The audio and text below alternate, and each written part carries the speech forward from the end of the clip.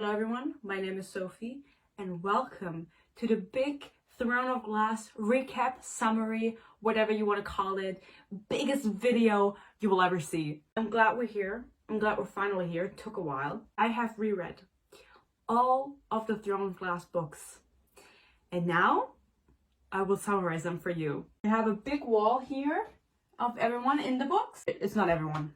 Don't call me out, I know. Put on my prom dress. You can't even see it, but you just have to trust me. And we have a sword to point. High budget video. I'm gonna talk a little bit about how this is gonna go, but if you just want to get straight into it, you can just skip forward. You'll see it on the timeline.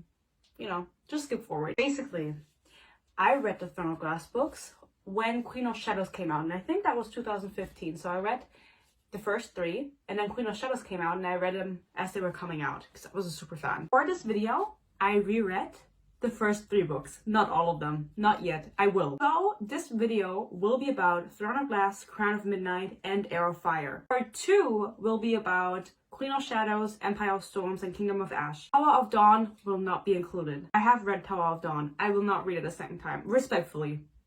Because it wasn't a bad book. I just won't do it. I'll touch on it, however. I'll mention it. I'll recap it quickly, but I won't go into depth about it. Just like I won't go into depth about the novellas. I will mention them, but I will not be explaining them in detail like I am with the other books. Also, a disclaimer, the lighting in this video will change a lot. Maybe even the setup, because I will have to take some time filming this. So don't be confused. It's, you know, it's a lot. This video will also contain opinions. I'm not going to just tell you what happened and then this happened. No, I will tell you what I thought about it. And it's not good. As I said, there's not everyone on this wall because I'm not rich. The most important characters are here. Everyone else who's not on here but plays a role, I will mention by name.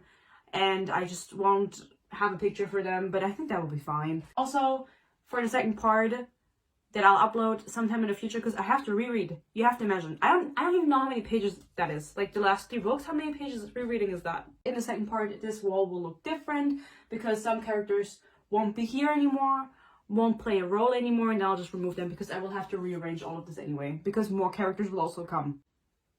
They will come. Because I didn't have the budget to get everyone a picture, and for some reason, like, I thought everyone had fan art, but they don't. You know, it's really weird. Some of them, I took my mom's in touch. She was really mad at me about this, by the way, because I didn't ask her. I took her magazine and I just cut out some pictures, you know, because, I mean, why not? Okay, I think I've said everything. How about we start with the first book, Throne of Glass? Of course, we meet our main character, the queen herself, Selena Sardarthian. Selena's in the middle, of course. She is the main character. She's it. She's the moment. She, you know, pop off queen. She actually is not doing that well. Basically what happened before we start with the first book were 2 different novellas. The Assassin and the Empire and the Assassin and the Underworld. Selena is a assassin. She's a trained assassin. She's Ardalan's assassin. Ardalan is the kingdom they're in. She's known. She's super known. Everyone knows it's her. No one knows what she looks like, who she is, how old she is. But they know she exists and they're scared. She kind of fucked up. Basically what happened before the book starts is she bought herself free from her master, her assassin master, Arabin. Because he was in debt to him because he did her training and everything. He was like, you're going to pay me back if you want to be free.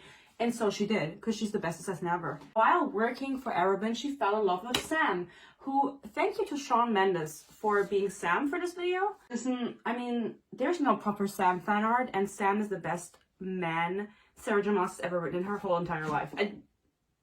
They fall in love, and Sam, we love him, but he doesn't have the money. He doesn't. He's not free, okay? And so they're like, okay, let's do one last job that will pay us enough so we can also pay off your debt to Arabin and just move to another continent and like get the fuck out. You know, they're like 17, they're like, let's run. But they take on this job and they get tricked. Sam is dead. He is mutilated on a fucking table. Selena finds him dead. She goes freak mode. Someone tells her who it was. She goes after them. It was a trap. We don't know who laid this trap.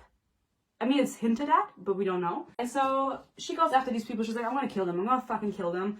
And she gets caught for the first time ever, and she gets shipped off to the salt mines in Endovia. The salt mines in Endovia, it's a slave camp, basically, where they put all of the slaves, I mean, obviously, they put all of the rebels and everything to just work in the salt mine. And that is where we start our book. Miss Selena is in these salt mines for an entire year before the book starts. She gets shipped off there, she stays there for a year, and then we start the book, Throne of Glass. And she finds herself confused. She is in a castle, I think. It's like right by the salt mine, so I actually don't know like how big the fucking place is she is, but I think it's like, you know, it's like properly big. And she's being escorted by someone who's like kind of ugly, I think. She describes him as like kind of ugly. It's this guy over here. This is K.O. Westfall, the captain of the guard. He's escorting Selena because she doesn't know, but she's super smart. She's like looking around and she's noting that they're trying to confuse her by leading her down different corridors and like in circles, but she knows this. She's an assassin. She's the best assassin in the fucking kingdom. She's making note of this. She knows where she's at, you know what I mean? She has this sentence that she always says, and when you read the novellas, it has a little bit more weight. She's talking about her time in Endovia, and she goes, when she awoke every morning, she repeated the same words, I will not be afraid. For a year, these words had meant the difference between breaking and bending. They had kept her from shattering in the darkness of the mines. Not that she'd let the captain know any of that. I will not be afraid. That's something she got from Sam. We miss him, we love him, he's fucking dead, and he's not coming back. Selena is following K.O. I mean, she's in chains, she doesn't really have a choice. And in her head, she's like, fuck, am I actually gonna die now? Like, they kept me in the mines for all this time, but like, are they gonna just execute me now? They are not. K.O., the captain of the guard, is also besties with our lovely prince of... Ignore that he has like something in it, don't look at that. Well, not yet. He is besties with Dorian Havilyard. Dorian Havilyard, the crown prince. The fucking crown prince of Ardalan. Selena is escorted by K.O. to Dorian. And, oh my god, she's not going to die, obviously. The book is just fucking starting. Like, imagine they just fucking behead her. I think I would be down for that. In this room is not just Dorian, but also Duke Parrington. Duke Parrington is important. I don't have any fan art of him. So he's right here, actually. That's him. You can't see, but this is actually Jamie Spears. I think it's fitting. He was almost as large as her overseer, clothed in reds and oranges that matched his thinning hair. So he's a ginger. Need I say more? His obsidian eyes glittered as his grip tightened on her neck. If she could move her right arm just a few inches, she could throw him off balance and grab his sword. Whatever. Doesn't matter. Is also there, and he's like really, like, he's fat and ugly, and he's really weird, and we don't like him, and he's like really rude also. Fuck him. Fuck the Duke. Nothing I have to say about this book, just like writing wise, is really bad. If you are like, oh my god, I'm gonna read Throne of Glass, I've heard so much about it, honestly, I mean, do it, but the first book is so bad. I feel like Heir of Fire is when it starts to feel like a Sarah J Maas book. Comparing Heir of Fire to Throne of Glass is like crazy. The first two books are so bad. Throne of Glass and Crown of Midnight could have been summarized into one book very, very easily. The writing is really, really fucking bad. Sarah J Maas, and I don't know why her editors told her this, she uses an insane amount of exclamations. Princes are not supposed to be handsome. They're sniffling, stupid, repulsive creatures. This one, oh yeah, he's beautiful. Dorian is beautiful. Selena thinks he's so gorge. He is. Love Dorian. Yeah, we do. She's like, oh my god, he's so handsome. Kale, kinda ugly. He looks kinda ugly. Dorian finally speaks to her, and this also shows how bad the writing is, because this sounds like something I would have written 12-year-old writing fanfiction. I don't believe that we've ever had the pleasure of an introduction, but as you probably know, I'm Dorian Havilyard, Crown Prince of Ardalan, perhaps now Crown Prince of most of Erylia. That's the whole continent. Ardalan is a kingdom, Erylia is the whole continent. And you're Selena Shadothian, Ardalan's greatest assassin. Perhaps the greatest assassin in all of Erylia. Dorian feels really off in this book. I don't know. In my memory, he's the Dorian from the last 3 books, so that's very different. And if you want to know how, you should watch part 2 when I make it. But you have to wait, because I'm busy. Selena gives us the courtesy of telling us about a little story that happened while she was at the mines. A little really important story. One time when she was in the mines, she was there for a whole year. One day, she just kind of snapped. And what happened was she kind of went berserk and took her axe that she had to, in the salt mines to mine salt and just threw it into a guard. And then she killed a bunch of them and almost made it to the wall that is around the slave camp so they don't get out. And no one's ever fucking done that. Dorian's kind of like, what about it? I could do that. No, he doesn't say that, but like, it's the vibe. Captain Westfall, how far do slaves make it from the mines when they try to escape? 3 feet, he muttered. Endovia's sentries usually shoot a man down before he moved 3 feet. You knew it was suicide, he said at last. Yes, she said. But they didn't kill you. Your father ordered that I was to be kept alive for as long as possible, to endure the misery that Endovia gives in abundance. I never intended to escape. So Selena went berserk, knowing that she would probably not make it out, that the consequences would be grave. It was a suicide mission on her part, but they didn't kill her, and she's here. She's ready. She's ready to save the world. After we get this little story time from Selena and a little bit like back and forth, the plot of the first book is revealed to us by Dorian, and in my humble opinion, it's really bad. Basically, the king... By the way, this is like official art because there's a Throne of Glass board game. I thought the king looked like the dude from Lord of the Rings. He doesn't. He's really handsome. I forgive him for all his crimes. The king is looking for a champion and he's kind of having a competition. Basically, these councilmen and shit, they get to pick a champion and get to send that champion to this competition that he's holding, and whoever wins will be the king's champion officially and do his dirty work, killing people and shit. I think he could have just hired someone to do that, honestly. I don't think there was a need for this competition, and like, I mean, it's a really bad plot if you look at it objectively, I think, because it's like, what the fuck? Dorian has decided that Selena would be the perfect candidate as a champion, and so he decides to send in a champion, Selena. He makes a proposition to her. He's like, if you do this and if you win, you have to work for my dad for 3 years and then you're free to go. You don't have to go to Endovia. You don't have to, like, you can just leave. And she's like, I'm not sure.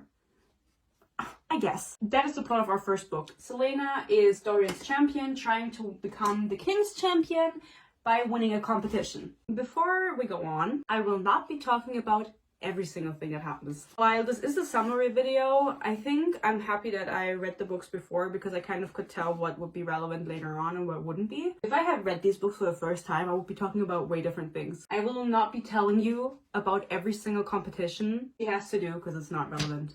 You don't care. Just disclaimer, okay? You can, like, if I say something wrong, you can, of course, correct me in the comments, but don't tell me, oh my god, you missed a fucking archery competition, because I don't care. She'd wasted away to nothing. Beneath her nightgown, her ribs reached out from inside of her, showing bones where flesh and meat should have been. And her breasts! Exclamation mark! Once well formed, they were now no larger than they'd been in the midst of puberty. She almost starts to cry because she has small titties now. Funny enough, on page 25 of Throne of Glass, we get our first mention of witches. And I'm not saying that witches exist. I'm not saying that. Why would you think that I was saying that? Legends were still told of the strange and deadly people who dwelt there, the cruel and bloodthirsty descendants of the fallen witch kingdom. I don't know what she's talking about. It just made me like go, huh? Witches? Because like I didn't remember. Witches don't become relevant until Heir of Fire, so I was like, okay, it's interesting that they're, oh no, actually Crown of Midnight, but whatever. Okay? It was cool. It was cool that she laid the foundation there. Selena talks to Kale because they're like on their way from Endovia to the capital. Rifthold is what it's called, because she obviously has to go to the capital to compete in this competition, and so we get some information. Selena is 18 years old in this book and Kale is 22. It only took him 2 years to become captain of the guard, which is very impressive. She's very impressed by this also, so it must mean something. Also, we find out that Kale would be a lord technically, but he gave up his title. He would be Lord Kale Westfall of... And I forgot. He gave up his title. He is no lord, okay? He doesn't care about being a lord either, and his dad is really mean. And I don't care about Kale, okay guys? I'm sorry. Like, he's not a bad person or anything. He didn't do anything wrong. Like, he kind of did. He's kind of sexist, honestly, but like, disregarding that, in his book, he redeemed himself. He has a beautiful wife. I bet they have beautiful children. He's our king, Lord and Savior Kale Westfall, but I don't give a single fuck about him. This trip to the capital, again, gives us a lot of backstory because they're just, like, busy in their minds because they don't have anything else to do besides ride on their fucking horses. She'd only been 8 when Arobin Hamel, her mentor and the king of the assassins, found her half submerged on the banks of a frozen river and brought her to his keep on the border between Ardalan and Terrasen. Terrasen is the kingdom she's from. Ardalan, the kingdom from Dorian, the king of Ardalan. While training her to be his finest and most loyal assassin, Arobin had never allowed her to return home to Terrasen. But she still remembered the beauty of the world before the king of Ardalan had ordered so much of it burned. No, there was nothing left for her there, nor would there ever be. Arobin had never said it out loud, but if she'd refused his offer to train her, he would have handed her to those who would have killed her, or worse. She had been newly orphaned, and even at 8, she knew that life with Arobin, with a new name that no one would recognize, but someday everyone would fear, was a chance to start over. New name? What do you mean? People wanted to kill her? At 8 years old? I wonder if she's like an important person and we don't really know everything about her. There's also no magic in this kingdom, by the way. The king had banned magic. Most knew the truth. Within a month of his proclamation, magic had completely and utterly disappeared of its own accord. The king of Ardalan banned magic in the kingdom, and he proclaimed this, and then like a week later, like, all magic was gone. There was no magic fucking left any fucking where. And you don't find that suspicious? You don't find that weird? So while this kingdom was thriving with fays, with witches, with other people who could bear magic, they kind of all disappeared because magic was banned. Magic was made illegal. Even if you wanted to practice magic, you wouldn't be able to because for some reason it just wasn't possible anymore. From one day to the next, the magic disappeared. Magic users disappeared because they couldn't practice anymore. Some of them died. Bit traumatic. Little outfit change. I'm sorry, I can't do it anymore. I don't want to wear a bra.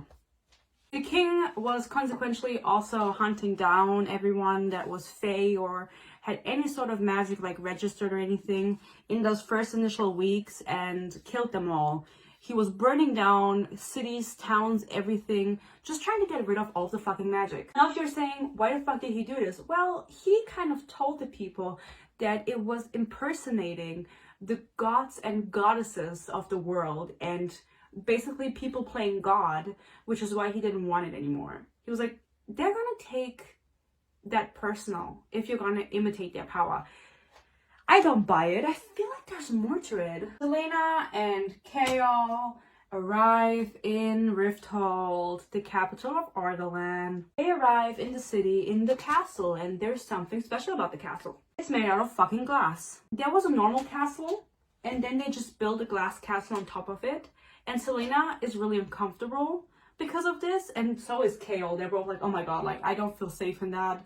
Everyone can see me. Anything can happen. I feel like such a target.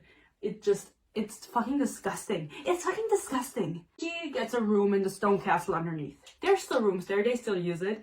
Just not as much, as far as I know. So she meets Dorian in the castle, because he's there. He lives there. He's a fucking prince. He sees her for the first time and he goes, you fattened up a bit.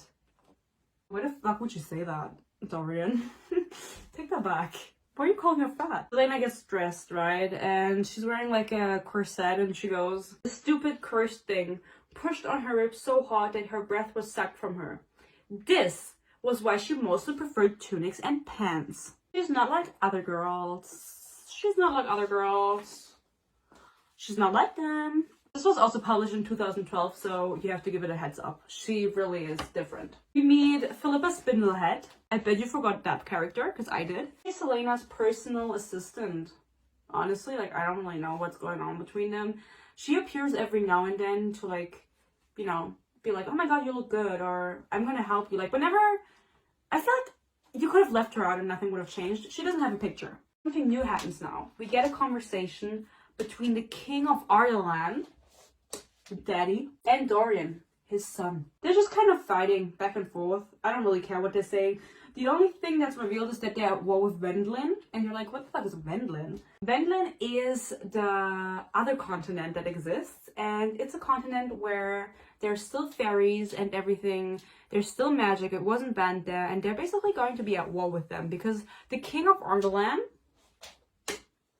wants everything. And he's kind of like arguing with Dorian. They don't really get along. I mean, the king is super, super evil. There's a queen. Her name is Georgina, I think. I don't care. She doesn't have a picture. Because she's a little bitch. No, she has like 2 appearances in the book. I don't really know. Like, just say she's dead. Whatever. And there's also a brother. Dorian has a little brother called Holland. He's 12 years old and he's an absolute pain in the fucking ass. He's like super evil. And it's really weird because Dorian is like normal. And Holland is like, he was born after magic was banned. And he's like, he turned out kind of weird and like brutal. And no one really likes him. He's off at boarding school though. He comes, like, he doesn't have a picture either.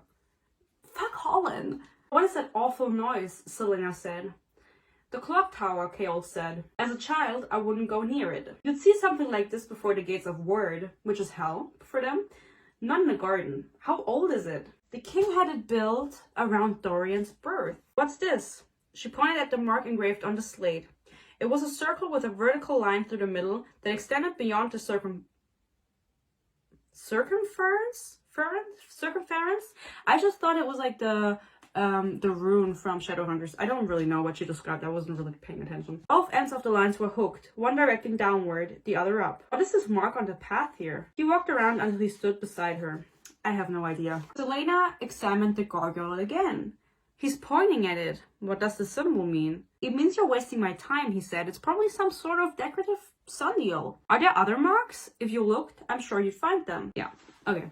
I read that really nice. Kaol and Selena are outside in the garden. There's a sussy clock tower that's making really, like, terrible noises. Selena finds out the king of Ardalan had this built. And there's weird marks on the floor around it.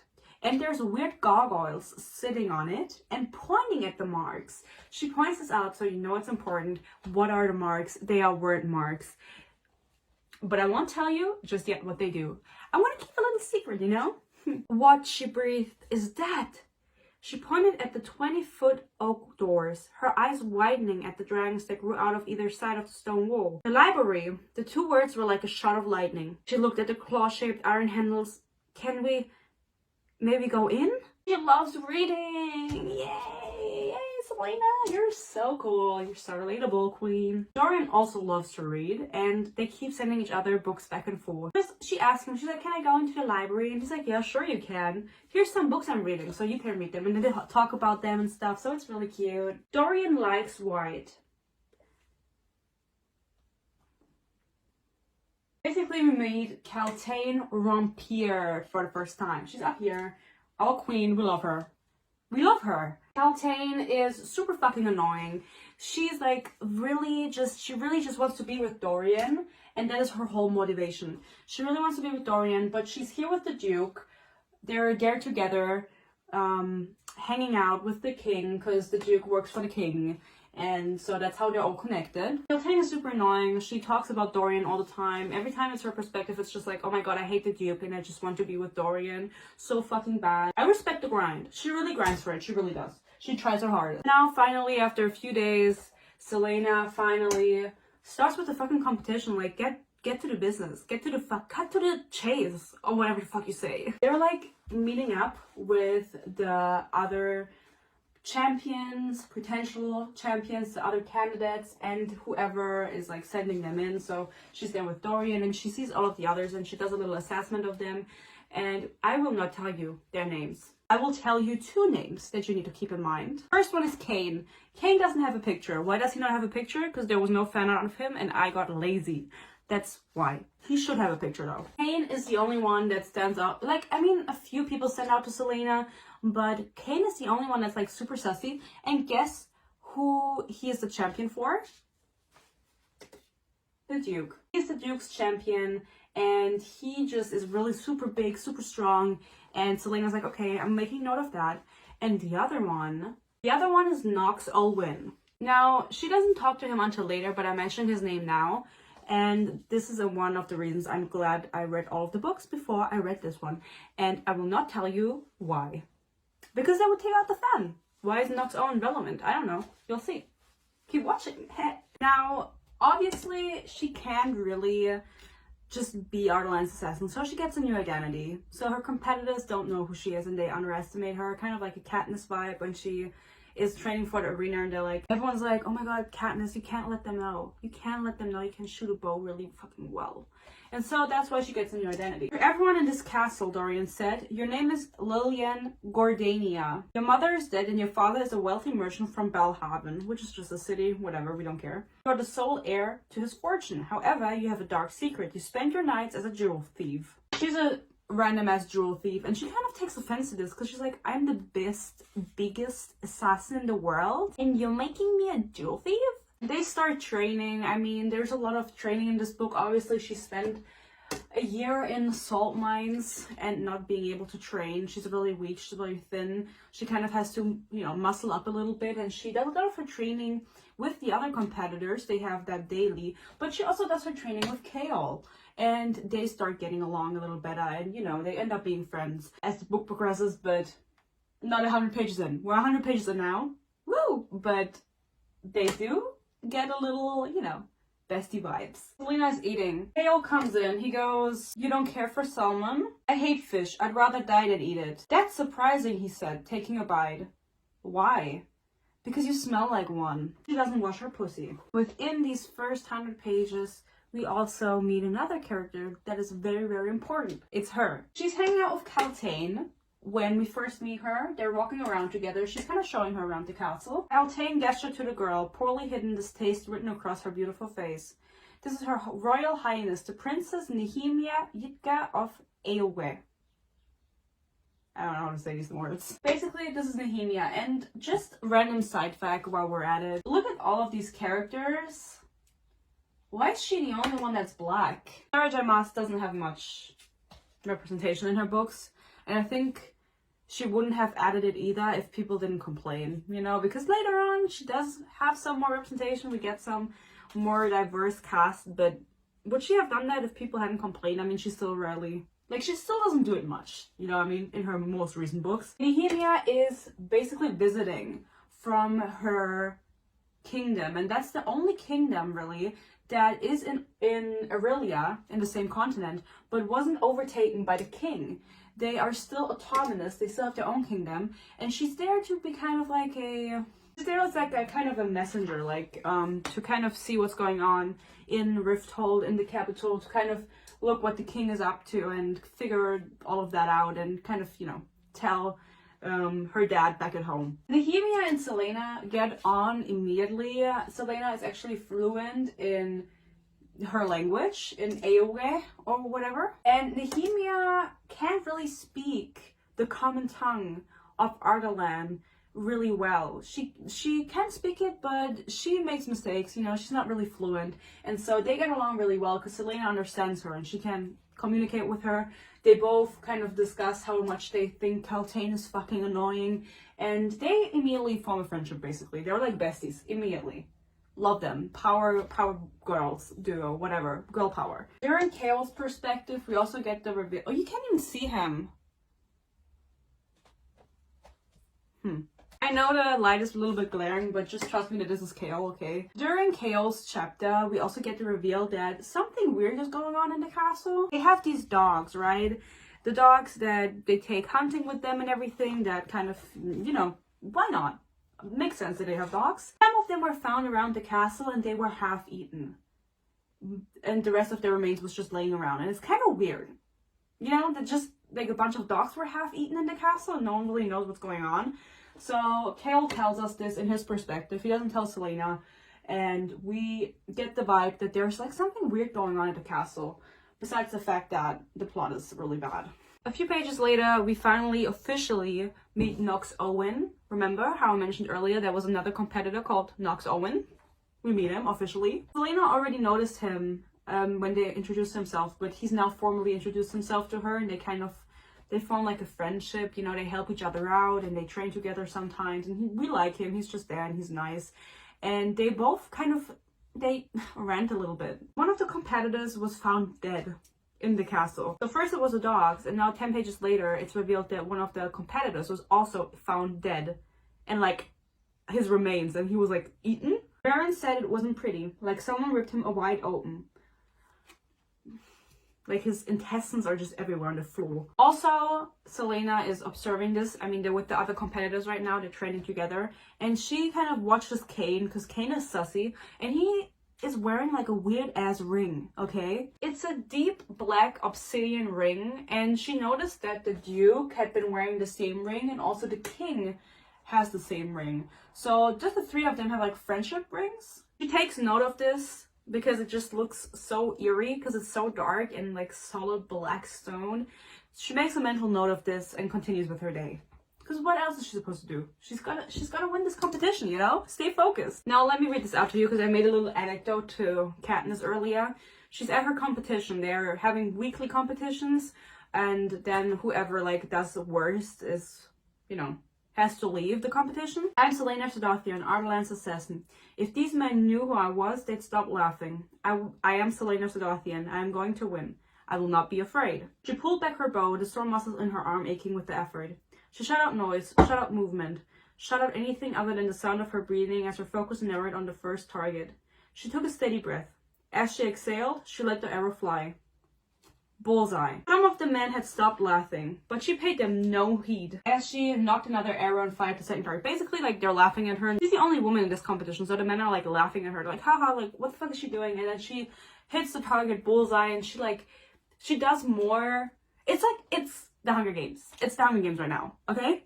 Imagine the Hunger Games. That's what's happening. Selena and Nehemia are besties, and they were caught by Dorian while Selena was teaching her how to fence. And then Dorian was like, you shouldn't do that. You shouldn't teach a princess how to hold a sword or whatever. And Selena's like, fuck off, you fucking sexist pig. Selena smiled as she watched the Crown Prince of Ardalan lead the Princess of Awa through the basic steps of fencing. He was charming, she supposed, in an arrogant sort of way, but someone with this title could have been far, far worse. It made her uneasy how he'd make her blush. In fact, he was so attractive that she had difficulty not thinking about how attractive he was, and again wondered why he wasn't married. She sort of wanted to kiss him. Selena is crushing on Dorian, like, really hard. Like, he's so charming, and Dorian is nothing but nice to her, like, with the books and everything.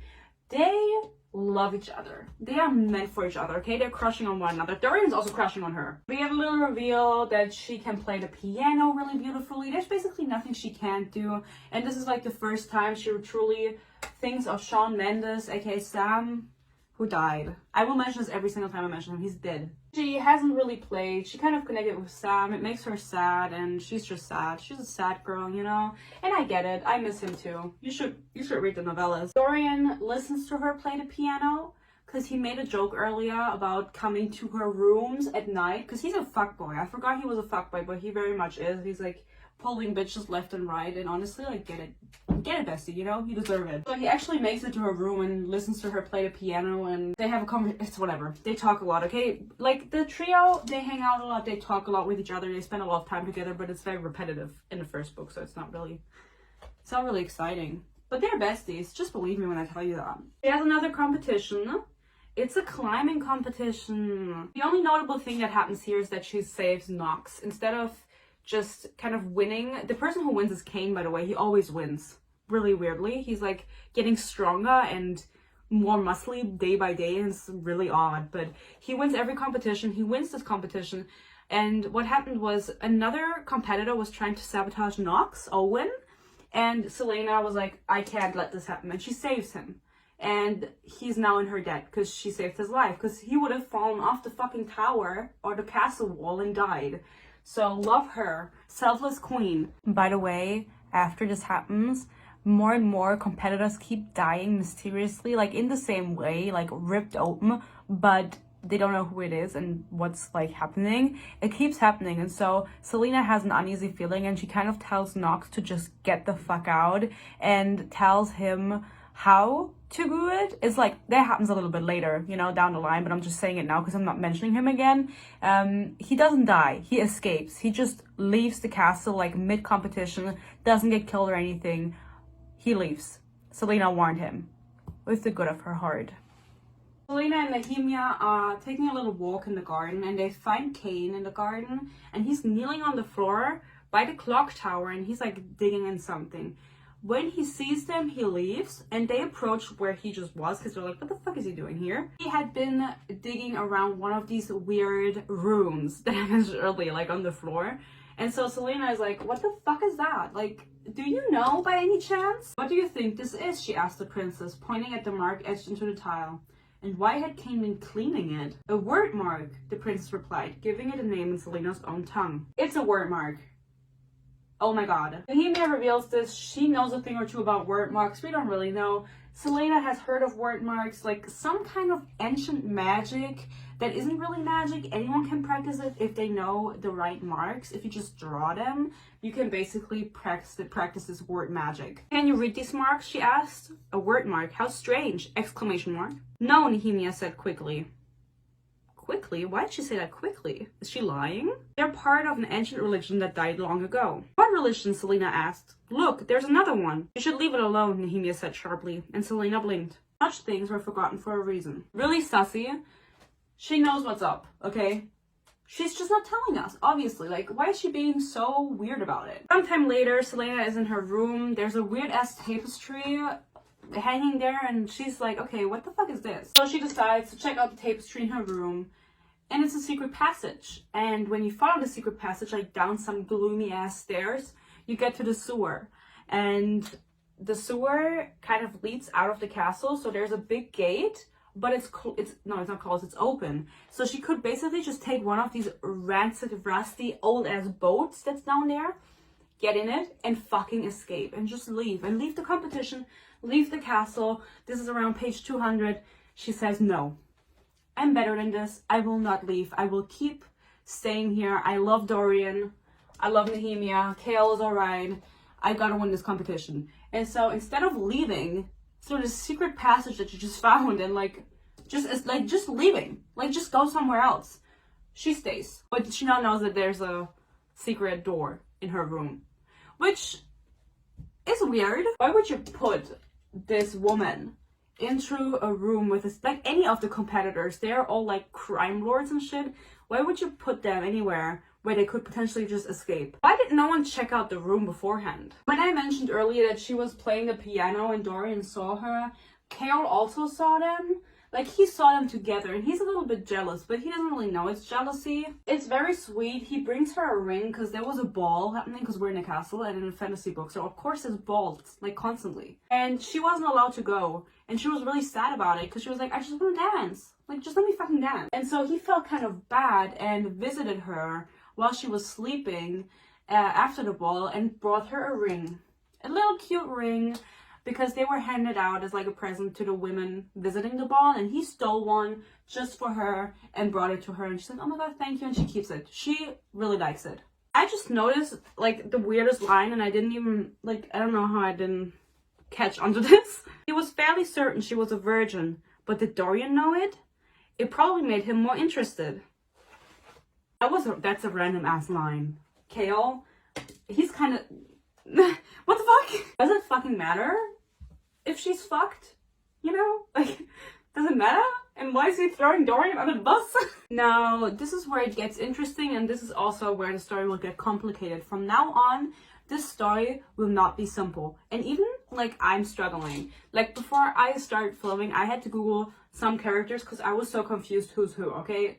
Bear with me. Selena is dreaming. And she's dreaming of this secret passageway that she found. But instead of walking down the stairs to the sewer, she kind of takes a turn, because it's a little bit more complicated in there, and she goes to a grave. It's like a tomb downstairs. Like, in these stone walls is a tomb when she takes a turn. And she enters the tomb, and there's two sarcophaguses. I don't know how to say it. She's like, what the fuck is this? Like, no fucking way. Am I seeing this correctly? One of the sarcophaguses is Elena's. Elena! Now, who is Elena? Elena, her full name is Elena Delphinius Haviljard. I know.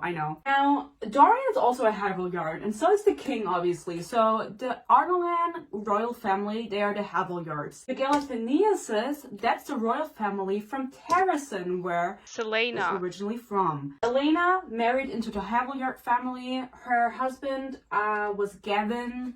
I'm not sure if we learn all of that right now, but I'm just telling you right now so you have a little bit of context. Elena is dead. She died like hundreds of years ago. I mean, she's been dead for a while, and this is her grave. Elena is the daughter of Brannon Galathinius and Mala. Who's Mala? I will tell you later. Dorian's like a descendant of her, okay? And so is someone else on this wall. I almost... No, I can't say that yet. We're in the first book. Elena randomly dreams of her because she's dreaming of she's not in this tomb. Maybe she is. We don't really know. She's dreaming of it. She's sleeping. It's right after she got the ring from Kale. And Elena appears. And that's also why she's a ghost like on this picture. Because she's fucking dead. In this room, there are the sarcophaguses of Elena and her husband, and also a sword. The sword is called the Maris, and it's an ancient sword. Selena knows this. She points it out to us. She knows the name of the sword. She sees it. She's like, oh my god, I know the sword. All of a sudden, Elena appears. Like, her ghost appears. Are you a ghost? Not quite, said Queen Elena, helping Selena rise from the chest. Her hand was cold, but solid. I'm not alive, but my spirit doesn't haunt this place. I've risked much coming here tonight. What? I cannot stay here long, and neither can you. They are distracted for now, but Elena looked at her husband's sarcophagus. Who needs distracting? The 8 guardians. You know of whom I speak. Selena stared blankly, but then understood. The gargoyles on the clock tower? The gargoyles that point at the word marks on the floor? They are alive? What's going on? You must listen to what I tell you. Nothing is a coincidence. Everything has a purpose. You were meant to come into this castle, just as you were meant to be an assassin, to learn the skills necessary for survival. Something evil dwells in this castle, something wicked enough to make the stars quake. Its malice echoes into the worlds. You must stop it. Forget your friendships, forget your debts and oaths. Destroy it before it's too late, before a portal is ripped open so wide that there cannot be any undoing of it. You must win this competition and become the king's champion. You understand the people's plight? Blith? I don't know what that means. Aurelia needs you as the king's champion. So Elena is like, nothing is a coincidence. You are meant to be here. This is your destiny. You have to destroy whatever evil is like erupting in this castle, and you are the only one that can destroy it. This is your destiny. And that's why I'm saying this is where it gets complicated. She wakes up in her room and she feels something in her hand. In her dream, which we don't know what was going on. Like, was it a dream? Was it not? She woke up in her bed and everything. Elena gave Selena an amulet, and this amulet has Elena's eye on it. So it's like, it's just an eye on an amulet with like a stone. It's cute, you know, whatever. And she's like, it will protect you. This will protect you where it at all costs. It will protect you from evil. And Selena's like, what the fuck? Let me go back to sleep. And honestly, same. Let me go back to sleep. Like, I can't deal with this right now. A few pages later, she's training. She's fighting against Cain, actually. And he basically reveals that he knows that she is not Lillian, which, you know, is her alias in the competition. He makes reference to Endovia and everything. So he reveals that he knows that she is not Lillian, but actually Selena, which is what she was trying to keep on the down low so they wouldn't know. But he's like, well, punch her in the fucking face, show me what Endovia fucking taught you, bitch. Respectfully, no. Since he's the Duke's champion, and the Duke obviously was there when they picked her up from Endovia, and he's one of the closest people to the king, he most definitely told Cain that he doesn't have to go easy on her or anything, or not to underestimate her, because she is actually Arlan's assassin, Selena Sodothian, and not Lillian fucking Gordania, whatever the fuck her name was. The dream that Selena had of Elena is not really letting go of her. She kind of keeps thinking about it the whole time. She's like, what the fuck happened, and what the fuck are word marks and everything. Like, she's really intrigued by this whole thing, because it's just so weird. Like, with the gargoyles, they're pointing at the marks. Cain was digging at it. Nehemiah seems to know something, is not telling it. So she's like, I'm gonna go to the library and do my own research. She's not really promising herself much because, as I mentioned 50 million minutes ago, magic is banned and word marks are magic. And so she's like, okay, all books that contained anything, any information about magic were also burned. Like anything related to magic was just destroyed.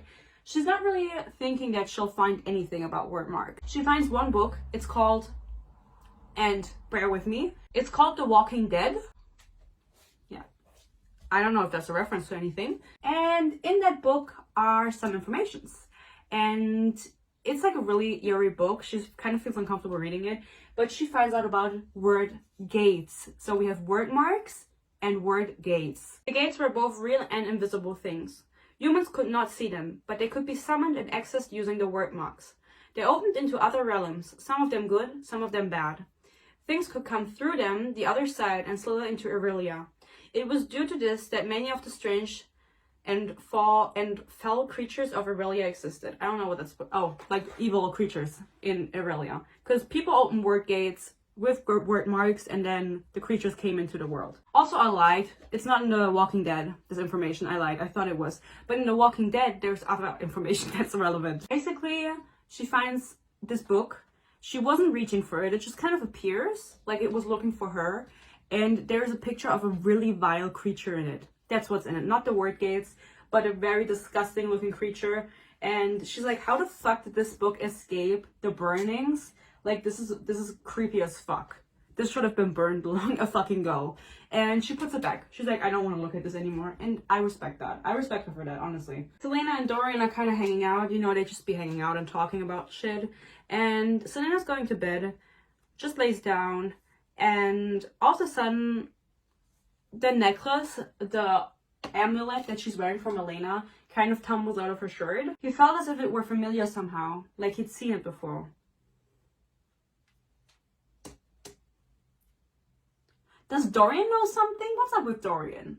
Selena and Dorian are talking again and she asks him why he isn't married yet. I'm not married, he said softly, because I can't stomach the idea of marrying a woman inferior to me in mind and spirit. It would mean the death of my soul. Dorian hates stupid people confirmed. I read a book recently called This Woven Kingdom by Taharu Mafi, and the main character, I mean, don't read it, it was a really bad book, but the main character in that also was like a prince, and he was like, I'm not gonna marry under my class because women are stupid and I can't marry anyone that's fucking dumb. What is it with these princes? Harrington's eyes fell upon the black ring on his left hand and darkened as if his pupils had expanded to encompass all of each eye. Then it was gone. His eyes returned to normal. Carol looked to Caltaine. Had she noticed the odd change? Carol is now also noticing that the Duke has this weird-ass ring that Cain and the King also have, and he sees his eyes turn black. And he's like, Caltaine, she's just there. You know, she's just there. Fuck her. No, we love her. I take it back. Love Caltaine. Now something really like remarkable and life-changing and life-altering happens. Selena has her period. I mean, this is a happy moment for us because it means she's finally healthy again. She's getting back her weight from Endovia. She's like, you know, she's thriving. She got her period back. Which is why it makes sense that it's mentioned. However, this just shows that Kale is I hate Kale. No, I don't. I'm sorry. I take it back. Careful now, Philippa chuckled. I didn't know assassins could be so clumsy. If you need anything, send word. I've had my fair share of monthly pains. That's because you're a grown-ass woman, Philippa. Like, what the fuck kind of thing is that to say? She's in a bunch of pain, okay, because she's on her period. And so Kale comes visit her. Are you sick? I'm indisposed. Because of what happened to those rebels? No, I'm truly feeling unwell. It makes me sick too, Kale murmured, glaring at the floor.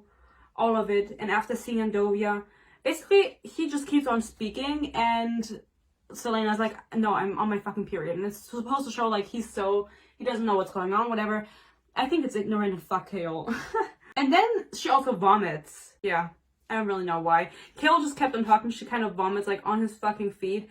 And he's like, oh my god, why? And he goes, and she's like embarrassed to say she's on her period, which I don't understand, but whatever. She goes, my monthly circles finally came back. And Carol goes, if then I'll take my leave. Also, what he was talking about is the fact that there were a few rebels, 500 rebels from Awe, and they were captured by the king.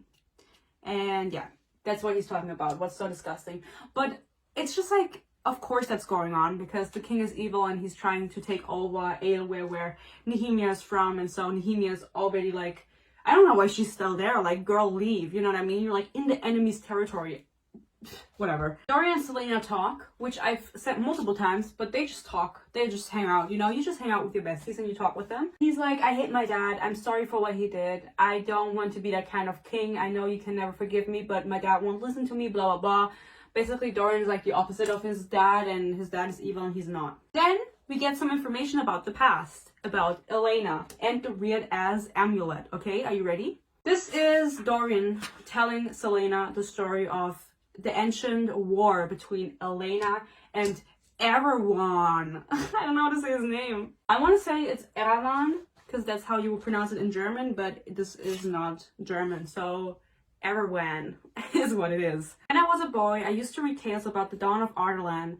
Gavin was my hero, which was Elena's husband. I must have read every legend regarding the war with Erawan. Elena, first queen, not Sam, Elena, first queen of Ardalan, had a magical amulet. In the battle with the Dark Lord, Gavin and Elena found themselves defenseless against him. He was about to kill the princess when a spirit appeared and gave her the necklace. And when she put it on, Erawan couldn't harm her. She saw the Dark Lord for what he was and called him by his true name. It surprised him so much that he became distracted and Gavin slew him. They called her necklace the Eye of Elena. It's been lost for centuries. That's the story. Elena gave the necklace, she got the necklace from a spirit, and then she came back and gave it to Celaena, and she was fighting Erawan. Later that night, Dorian has left, Celaena is reading, and her book falls under her bed. Everything inside of her turned to ice. Word marks. Dozens of word marks had been drawn onto the floor with chalk. They formed a giant spiral with a large mark in its center. Celaena stumbled back, slamming into her dresser. There's word marks under her fucking bed and she doesn't know where they come from. She's super scared of them because so far we only know that they do evil. They open gates, let in evil creatures. They're in the courtyard of the evil fucking king and his fucking gargoyles. Nehemia said, stay away. She's like, what the fuck is this I'm doing under my fucking bed? Gets water, chucks him away. She's like, not today. Not fucking today. And that's like really smart. Like, I would have done that, queen. Pop off. Okay, so Celaena can't really sleep. She goes to the library and she finds Nehemia there and she's like, what the fuck? What the fuck are you doing here? Especially because you're reading in the library. And I thought that you couldn't speak our language very well. Celaena had been giving Nehemia lessons in the common tongue of Ardalan. That's like how they're hanging out and ranting about Keltane and shit. And so she knew at what reading level Nehemia was at because she was spending so much time with her. And the reading level was not matching up. She finds her in the library at midnight and she's reading books that are like far too advanced. I thought you couldn't read at that level yet. Nehemia tucked the book into the crook of her arm. Then you're like every other arrogant fool in this castle, Lillian, she said with a perfect pronunciation in the common tongue. And she leaves. That was her pop-off moment, you know, like, you're so fucking stupid. Of course I can. I've been pretending. I've been fucking pretending. Actually, on the same page, Celaena finds a little piece of paper. It just kind of like falls down or something, like between the bookshelves, and it has a word mark on it. And she's like, what the fuck is going on? Like, Nehemia is like being sussy, word marks under my bed, fucking amulet around my throat. I'm scared. A while ago, Celaena and Dorian went to the stables where the dogs are also being held. There was a new litter and the dogs are not purebred, they are mutts. This means that they have no use for the dogs, and I think Dorian is like, oh, we're just gonna kill them. And Celaena's like, no. We have a Christmas holiday in this book, even though this is a fantasy book, because we need a holiday that's in winter with presents, and in this book it's called Julmas. So for Julmas, Dorian actually gives Celaena a puppy because she was advocating for them, and so he was like, you know what, I just felt like you should get a puppy, and so she did, and she gets a little doggy and she calls him or her, them, because I don't remember, Fleetfoot. Fleetfoot doesn't get a picture because Fleetfoot is irrelevant. As much as I love the idea, Selena has no time to care for a puppy, and so it spends time with Dorian, with Kale, with Nehemia, with everyone basically, and barely any with Selena because she's fucking busy. So appreciate the thought, but do better. Don't give animals as presents. Her and Kale are at like this church. There's a Jewel Mess Christmas event at the church, you know, basically. There's like a tradition where little children dressed as goddesses and gods of the world are walking around blindfolded and are giving little trinkets to whoever they stop in front. So they can't see who they're stopping in front of. Diana, goddess of the hunt and maidens, approached. Selena shifted from one foot to the other, wishing she hadn't demanded for Kale to give her the ale seed. Sorry. To her dread and dismay, the girl stopped before her and removed the blindfold. May Diana, the huntress and protector of the young, bless and keep you this year. I bestow upon you this golden arrow as a symbol of her power and good graces. She gets an arrow. She's visibly uncomfortable that it is Diana, but we don't really know why. Why is she uncomfortable by Diana? Who is she? Gods are just, you know, do they exist? We don't know. This also proves that fucking Sarah J. Maas can't come up with her own shit. Diana, goddess of the hunt. Then there's a Jewel Mess ball, and Selena sneaks to this ball because she's not allowed to be there, but she just goes anyway. She's not really allowed at these festives because she's an assassin and everything, so she just she's like, you know what, I'm just gonna come. Dorian approached her slowly, halting only a hand's breadth away. You left the ball without saying goodbye, he said, and braced an arm against the wall beside her head. She raised her eyes, examining the black detail on the sleeve that fell just above her hair. He shook the hair out of his face. I'm not interested in court ladies, he said thickly, and kissed her. His mouth was warm and his lips were smooth, blah, blah, blah, blah, blah. Her and Dorian are dating now. They're making out, they are super horny. Basically, they've been kind of lusting after one another the whole time, even though, in my opinion, she got along way better with Kale the whole time. She spent much more time with him training and everything. And her and Dorian, they just they like each other, you know? They feel like, I don't know what they feel. He's handsome and smart, and she's witty and beautiful, and they get along really well. They have like a connection going on. So basically they make out and they're dating now. From now on, they kind of like hang out at each other's places, and they don't fuck, but they do kiss and make out and love each other, but not intimately. Cut to a few pages ahead, we have a conversation between Kaltain and the Duke. So she calls herself, Parrington murmured. That's not her name, Kaltain asked before she could think. You don't honestly believe that girl is a purebred lady? Parrington smiled and finally told her everything. When Parrington finished, Kaltain could only stare at him. An assassin. Lillian Gordania was Selena Sedothian, the world's most notorious assassin. Kaltain was kind of like jealous because she saw what was going on between Dorian and Selena, and so she's like venting to the Duke, you know. She's like, oh my god, these bitches. And then he's like, yeah, you know what? She's not actually a lady, so don't worry, you can still marry him. The Duke knows that Kaltain wants Dorian more than anything, and so he proposes an idea to her. Basically, he says, this is like at this point, we're like at the end of the competition. Obviously, Selena, you know, I mean, people be dying left and right. Bodies are being found, half eaten and everything. That's just what's happening. So the Duke is like, how about you kill Selena yourself? And then Kaltain is like, yeah, I'll do that because then I have Dorian all for myself. And she's like, okay, tell me what to do. The Duke tells her that when they have the final battle, because Selena's obviously getting into the last round, Kaltain has to poison a goblet that they will drink from before her final battle starts, and so she will be weakened and therefore will be killed in the process of the last competition and will not be crowned the king's champion. And that's like the Duke's plan, and Kaltain is like, yeah, I'll do that. I can poison her. I can do that. No problem. Girl boss. At this point in the book, Selena believes that the one who has been killing the champions is Nehemia. If you remember, they had this interaction at the library where Nehemia revealed that she could just speak fluently, like the tongue and everything. She has been fooling Selena, and after that, they weren't on good terms. They weren't speaking at all, and so Selena just assumed that Nehemia had lied about everything and that she was the one killing the champions. She decides to go down to Elena's tomb and check out what the fuck is going on and kind of find answers. And she sees that there's like a light coming from down there, and so she goes there and she's like, I'm gonna check this shit out. Setting down her candle, Selena crept toward the landing and peered inside the room. The open door had been thrown open, a giant key turned in its rusting lock. And inside the small chamber, kneeling before a darkness so black that it seemed poised to devour the world, was Cain. Oh my god, Cain has been the one killing all the champions, not Nehemia, obviously. Cain, the person who'd gotten stronger and better as the competition went on. She thought it was his training, but it was because he'd been using the word marks and the beast they summoned to steal the dead champion's strength. Yeah, there's also a beast. There's like a creature running around. I forgot to mention that.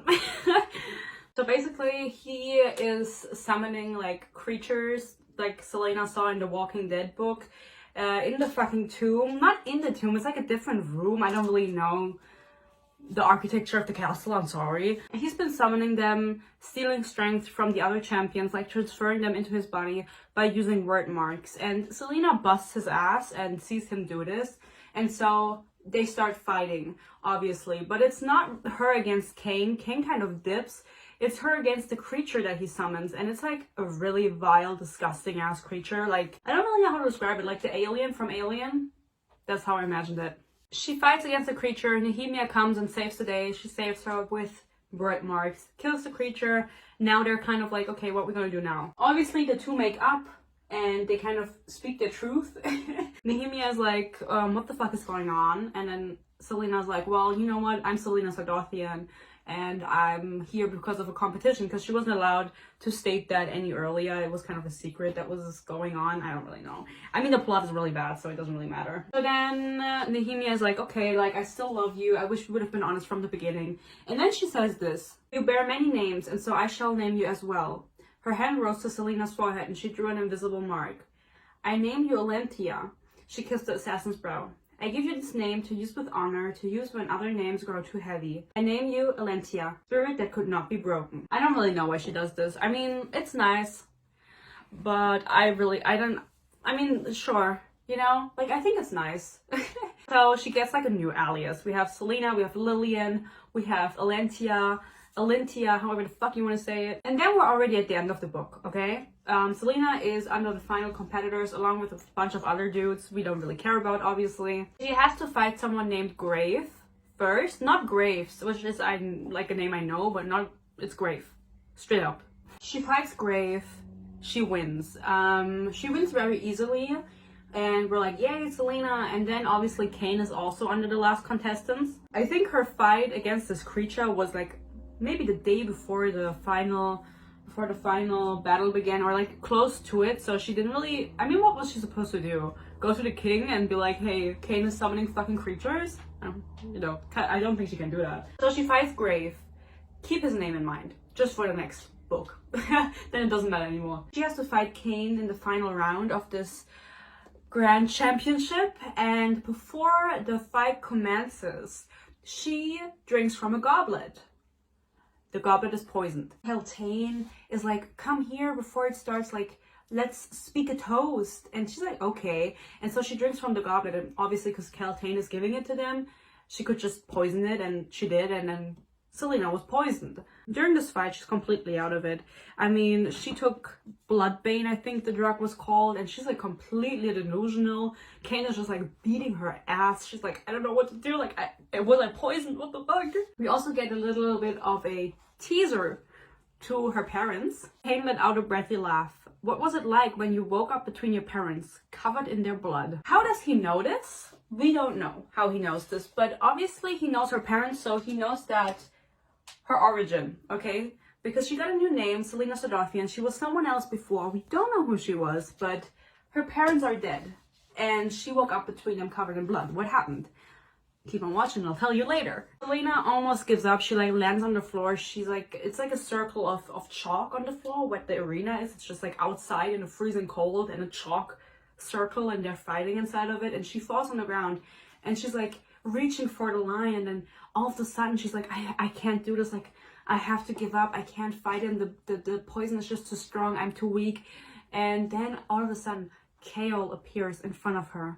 and he's like leaning down. He's like, get up, you have to get up. And it's like 3 pages, I think, him just being like, get up, Selena. And then she gets up and she's like, yeah, I'm gonna win this. And then all of a sudden there's like demons. The demons appear out of thin air. They are like flying. I was just thinking of bats, you know, flying around her. And it appears like no one can see them besides her and Kane, which is really weird. Like no one has a reaction to them besides her and this fucker. And then Elena comes.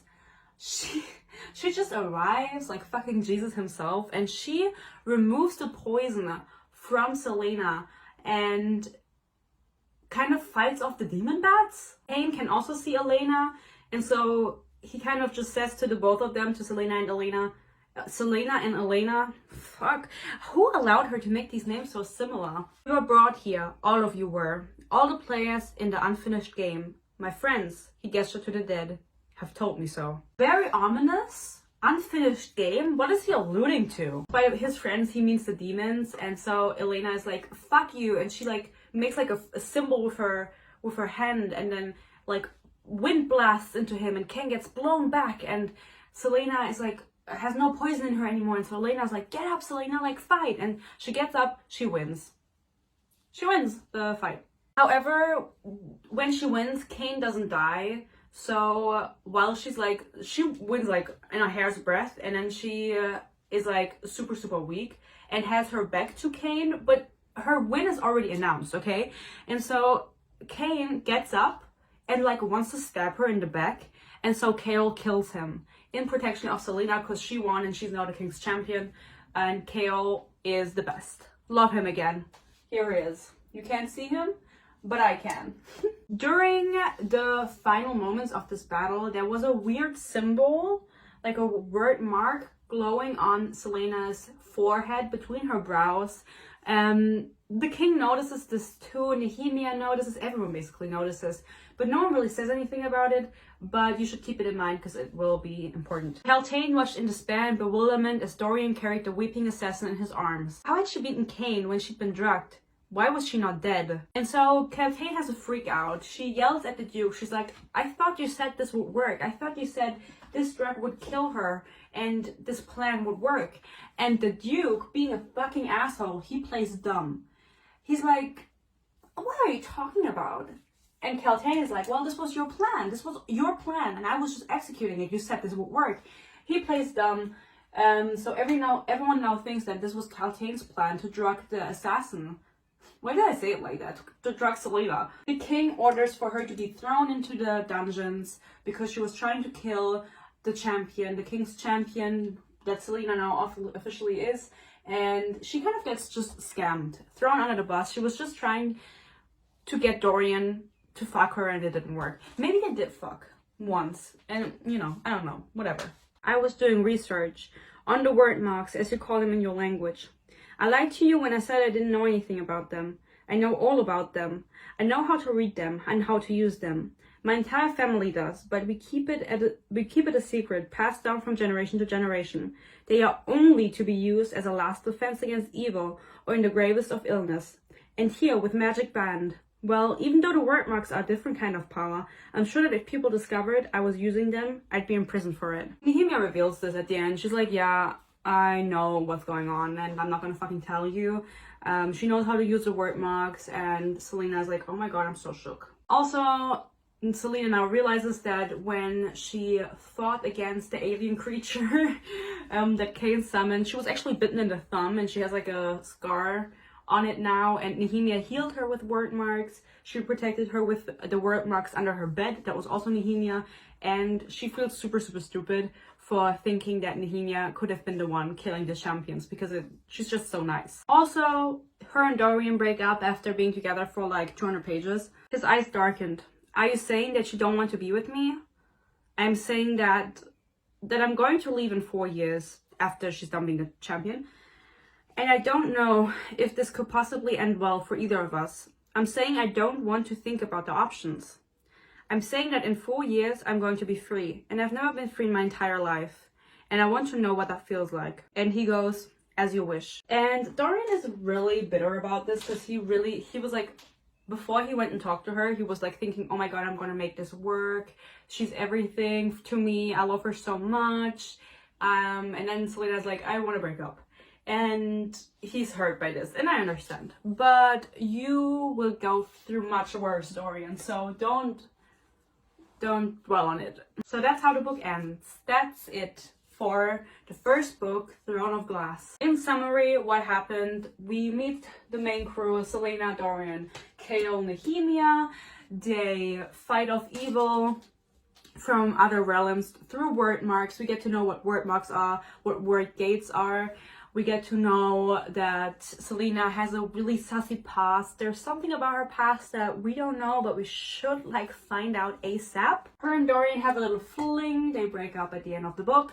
And now she's the king's champion. She made it. Of course she did. Like, who else was supposed to fucking be the king's champion? That being said, we can commence to the second book, Crown of Midnight. Crown of Midnight is also moderately bad. We are in Crown of Midnight still dealing with this crew. We get a little bit more backstory, but overall these characters don't come into play yet, and it's so annoying. We have a very small cast for the first two books, I would say. Without further ado, let's go. Let's talk about Crown of Midnight. Crown of Midnight starts 2 months after Selena has been crowned the king's assassin. We start... Oh!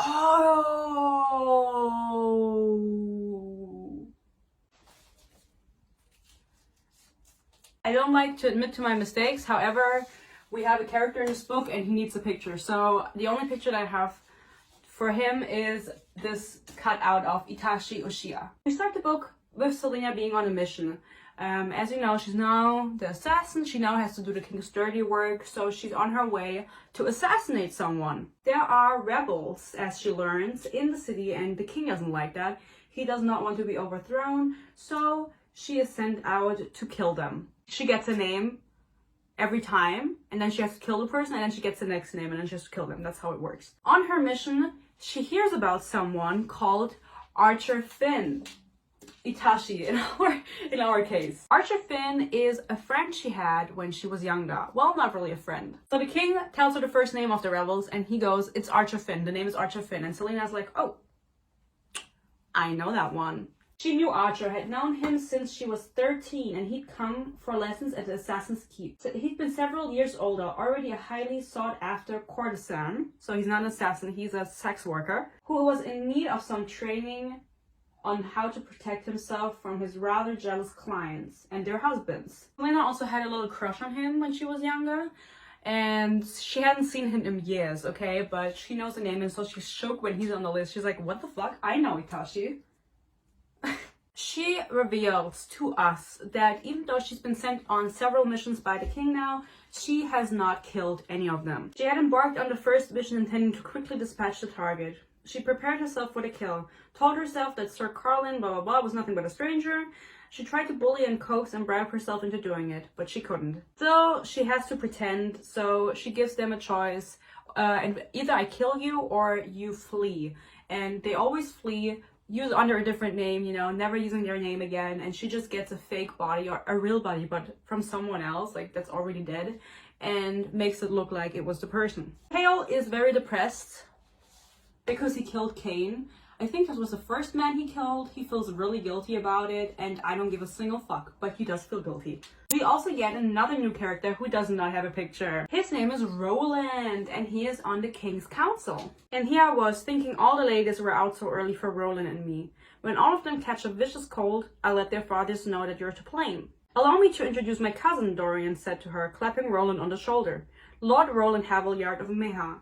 He extended a hand to Selena. Roland, this is Lillian. She works for my father. The only thing you really need to know about Roland, because I won't mention him much, is that he's blonde, first of all. Embarrassing for him. He's blonde, he's a little bit of a fuckboy, no one likes him, but he's trying to, like, be nice to Dorian, like, get into his good grace throughout the whole book, even though they never really got along. And he also has a weird obsidian ring, like the king, the duke, and no, Cultain doesn't have one. Not yet. Meha is actually a really or rather small part of the kingdom, so it's kind of sussy that Roland is there all of a sudden, and he's also on the council of the king. They don't really know why he's there, but everyone's kind of wary of him. There's many hints at this point that Celaena's capture for when she was sent to Endovia was sussy. She kind of keeps saying that it's a truth she doesn't want to face yet, that she thinks that maybe Arobynn, she doesn't say it, but it's very obvious that maybe Arobynn had something to do with Sam's death and therefore her being sent to Endovia, because if Sam hadn't died, she wouldn't have freaked out and been sent to Endovia, because she wouldn't have fallen into a trap, because there wouldn't have been a trap.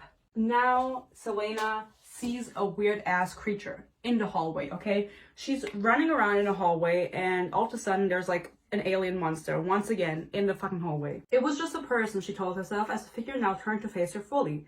A person wearing a cloak darker than night, a hood so heavy it concealed every feature of the face inside. It sniffed at her, a huffling animal sound. The way it moved, like smoke and shadow, a faint warmth bloomed against her chest, then a pulsing blue light. The eye of Elena was glowing. So the necklace starts glowing, blue light, at this creature, kind of activating apparently, and the creature slithers away. It hisses and it's like, and it goes away. That's exactly how it sounded actually. Celaena goes down to Elena's tomb. For the first time, this knocker, basically like a door knob that's speaking, like shaped like a face out of fucking whatever, bronze or what it's made, and it starts talking to Celaena. She's down in the tomb because the necklace started glowing and she's kind of like, what the fuck is going on? Like, I gotta speak to fucking Elena. This bronze skull is now talking to her. It's a fucking skull knocker, like it's speaking. Oh, don't be pathetic, the skull huffed, I mean, its eyes narrowing. I'm attached to this door. I cannot harm you, but she swallowed hard. Magic. Everything in this world is magic. Thank you ever so kindly for stating the obvious. He's kind of in touch with Elena somehow, and he's also very sarcastic and stuff, and so he makes it very obvious that he knows who Celaena is and that her destiny is to save the world. But at this point, we still don't know who Celaena is. We just know she's a little sussy. Like, there's something about her that's going to be revealed, and we don't know what it is. By the end of this book, we do know. Woo! Basically, he tells her that she has to find the evil in the king. Like, the king is evil, and she has to find what that evil is. She goes out with Chaol on a mission to find Archer. She has to kill him. She has a month to kill him, and she obviously doesn't want to do it. She wants to get to the bottom of this. Who are the rebels? What the fuck is going on? And so she takes Chaol on this mission, and she's like, you want to come with me as like on a date? She bumps into Archer on purpose, and he goes, Lena? She planned to smile anyway, but when she heard his old pet name for her, Archer! She felt Chaol stiffen slightly, but she didn't bother to glance at him. It was hard to look away from Archer, who had been, and still was, the most beautiful man she'd ever seen. Not handsome, beautiful. Basically, Archer is gorgeous. That's all you need to know about him. And that's like the most important quality about him also. This meeting with him was just kind of to reintroduce him into her life. She is like, oh my god, we haven't seen each other in forever. Let's hang out sometime for dinner. And he's like, yeah, let's do that. And they get dinner plans, okay? Celaena has not forgotten about Kaltain.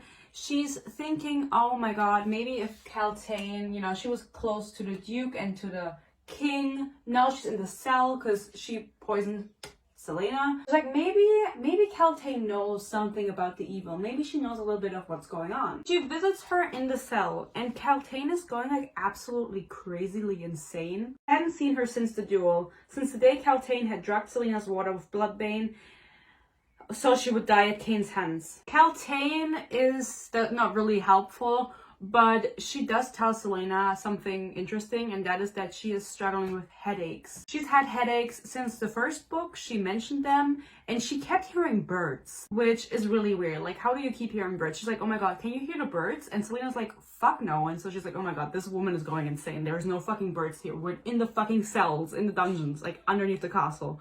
Also, Holland is back in Ardalan. Holland, if you don't remember, he doesn't have a picture, but he is Dorian's little brother, who is like a little bit weird and everyone hates him, and he's like really aggressive and stuff and mean and whatever. He was off at boarding school. He is now in Ardalan, and it makes absolutely zero sense. And now that there's this movement growing against your father, he wants Holland where he can keep an eye on him until he gets sorted out. Referring to the rebel movement. That's ass. Like, keep him in the fucking boarding school in the mountains, maybe? Where there's no rebels? Why do you want him in the city? But Holland doesn't matter in this book. I don't know how much he matters in the other books. I forgot about him, so probably not that much. So he's just there, just so you're aware. Archer and Selena meet up. Our two lovebirds, they're not. He's just really gorgeous. Archer says that he is not part of the rebel movement. He has heard of it, but he is not part of it. The king is targeting the wrong people. I don't know, he said quickly, but this group, this one, he probably want to know more about. It seems like they recently learned that the king might be planning some new horror for us all, and they want to try to stop him. I've only heard my clients whispering about it every now and then, but there's a group that's formed right here in Rifthold, and they want to put Aelin Galathynius back on Terrassen's throne. Her heart stopped beating. Aelin Galathynius, the lost heir of Terrassen. Aelin Galathynius is dead, she breathed. Archer shook his head. They don't think so. They say she's alive and that she's raising an army against the king. She's looking to re-establish her court, to find what's left of King Orlon's inner circle. King Orlon was the king of Terrassen. Really weird, but this is the first time we hear of Aelin Galathynius. Is she on this wall? She might be. Aelin, Galathynius, as I mentioned earlier, Elena was also Galathynius from her dad, Brandon. By the way, this is Jason Momoa and Selena Gomez. I wanted to put Selena Gomez and Chris Evans, but there wasn't a picture of him in touch. We are really skipping forward here. A Crown of Midnight, I think, was even it wasn't less interesting in Throne of Glass, but it was just less was happening, and it wasn't really less happening, but I really didn't care that much about Crown of Midnight because I really just wanted to get to Heir of Fire, so this is kind of short. Selena gets a name from Archer. I don't remember the name, it's not important, and Archer takes her to this ball with him to the house of the person. And so she goes into the office of this person, whose name I don't remember, and she looks for any information regarding the rebels. And she also looks for any information that she can find, and she finds a book full with word marks. And she's like, what the fuck is that doing here? The dude finds her in the office, he poisons her, giga random. She runs back to Chaol, because she's poisoned and she barely makes it out. She has to kill the dude and everything. Chaol starts worrying about her, and we can tell from this that they're starting to be a little closer. They were already close in the first book, but now, there was Dorian between them. She was with Dorian, but now Dorian is out of the picture because she broke up with him, which, by the way, he's really upset about still. He keeps thinking about her, being like, oh my god, I wish we could be together, blah, blah, blah. They're not together. They will not be together again.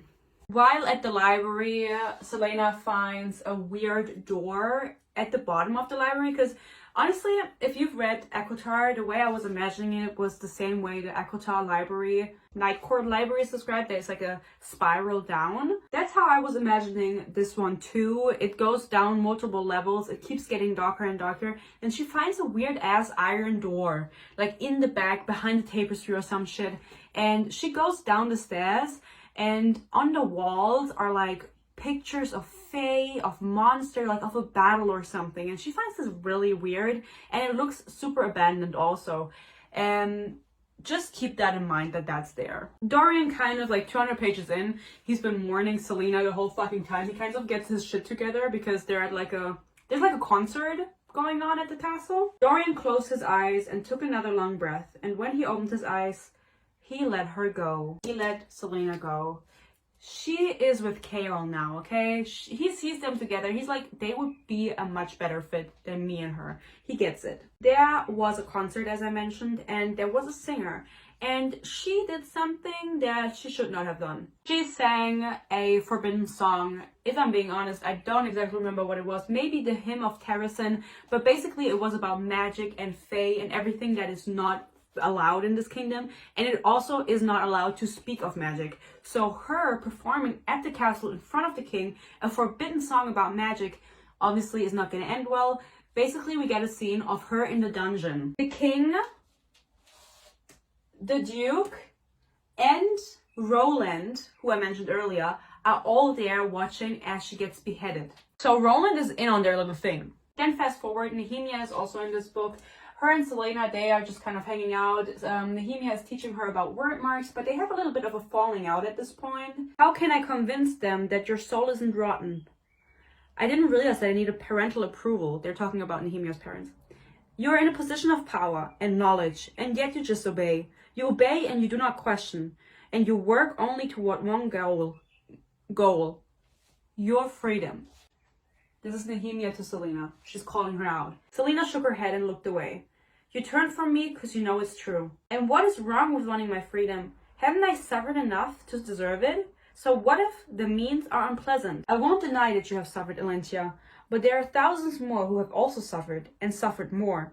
And they do not sell themselves to the king to get what they, too, deserve. With each person you kill, I am finding fewer and fewer excuses for remaining your friend. I honestly think she needs to shut the fuck up. I think what Nehemia is saying is obviously true, but I completely understand Selena. She's been through enough. Nehemia is calling her the fuck out. Like, you go do something. You know what I mean? Why is she the one who has to do something? You fucking do it. To kind of make up a little bit, Selena takes her into the tomb with her to the doorknob that can talk.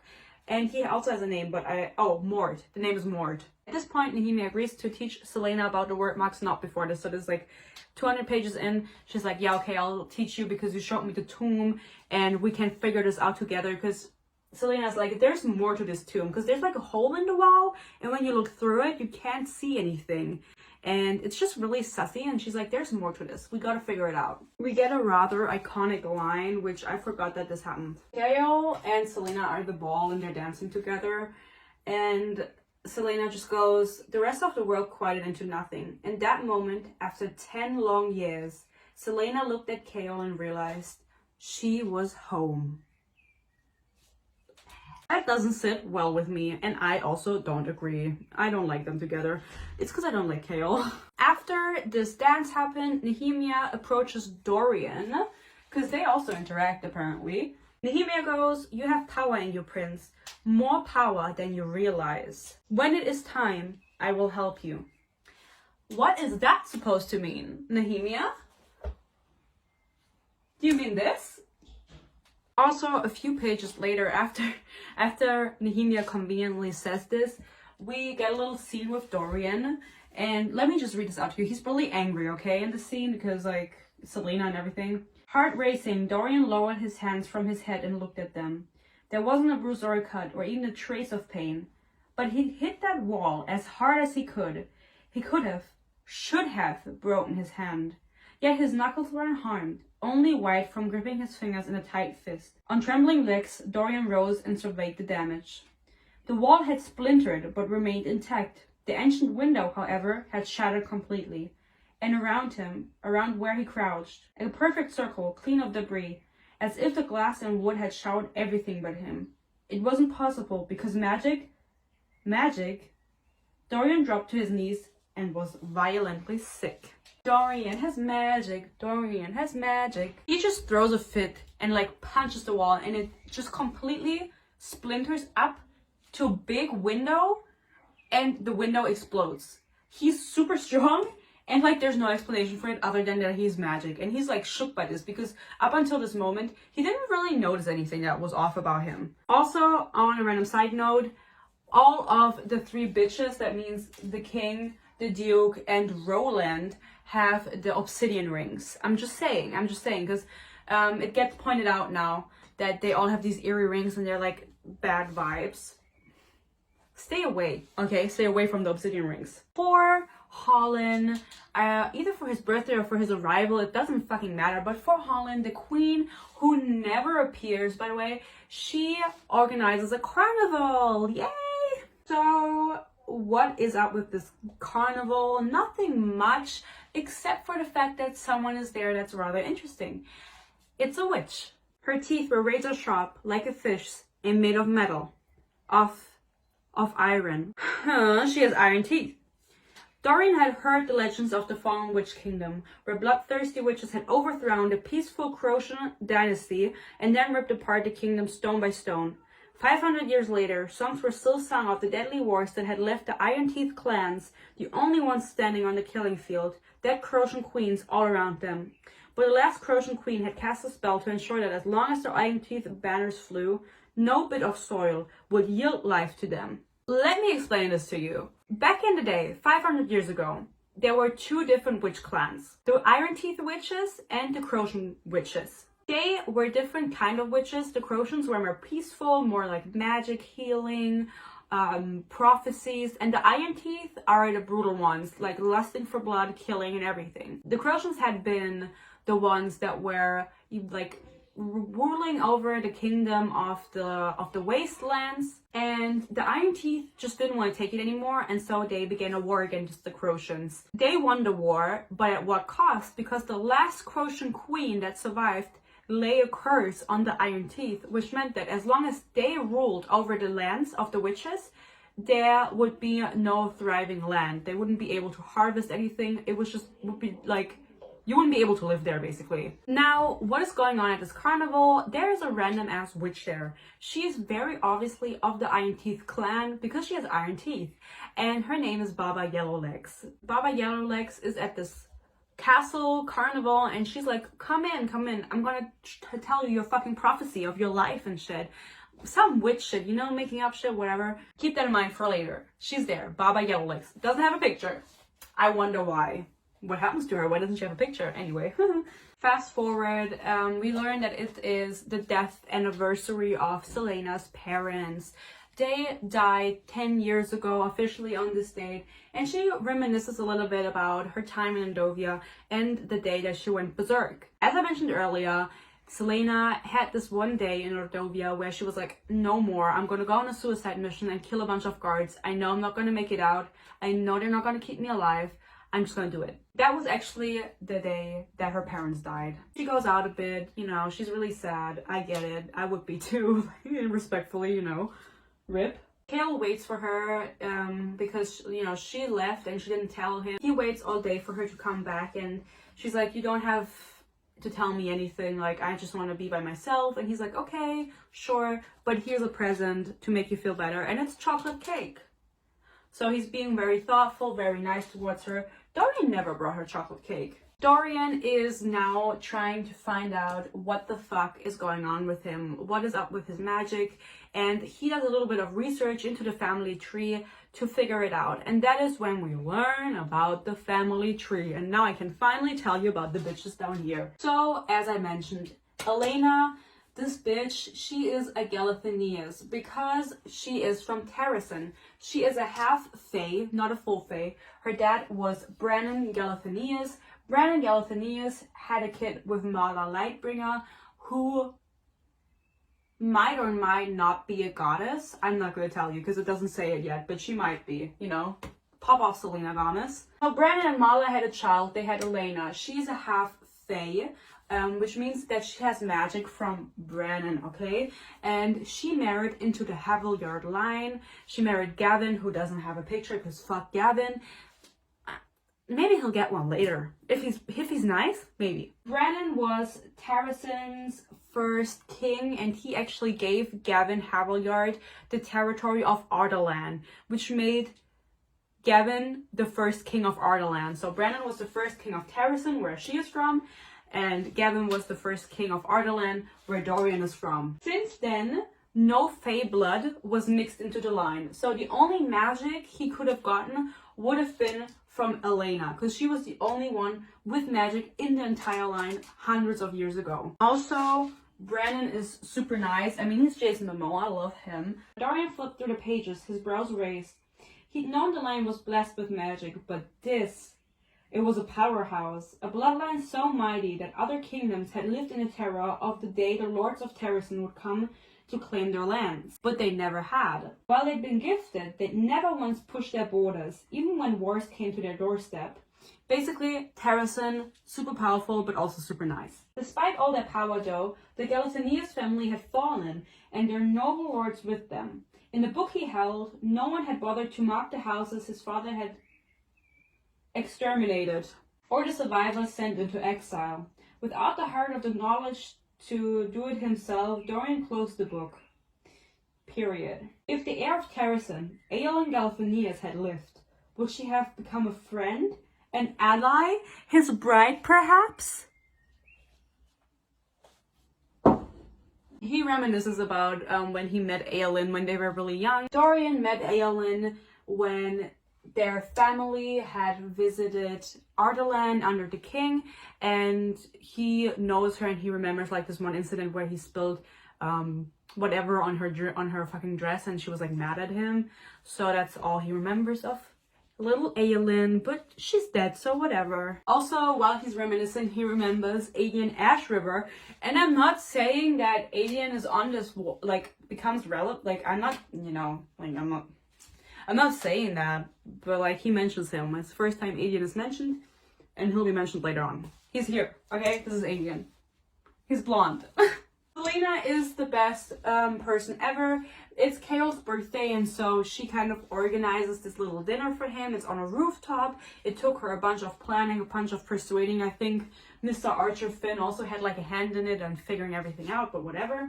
It's a gorgeous birthday dinner, and she thinks that this is the right moment to reveal to Chaol that she has not killed any of the people she was supposed to kill as the assassin for the king. She just faked their death. He must have heard her incorrectly, because there was no possible way that she could be that brash, that foolish and insane and idealistic and brave. Basically, Chaol gets super mad at this. It was not the right moment to tell him. He's mad because he's just scared that the king will find out and eventually have her killed. That is his concern. It's fine, however, because they make up in the same chapter and then they fuck. They have sex. Chaol and Selena have sex and they start dating, and it's her first time, as he predicted in the first book. He's like a empath. Now we get to the big part of this book, the big moment y'all have been waiting for, if you know what's gonna come. Selena and Nehemia get into a huge fight. It's about Selena not doing what she has to do to save the whole entire kingdom, and Nehemia just gets super worked up. She's like, you're not doing what you're supposed to do. You're a coward. She says this. She says, you are a fucking coward. Two unnamed people have a conversation.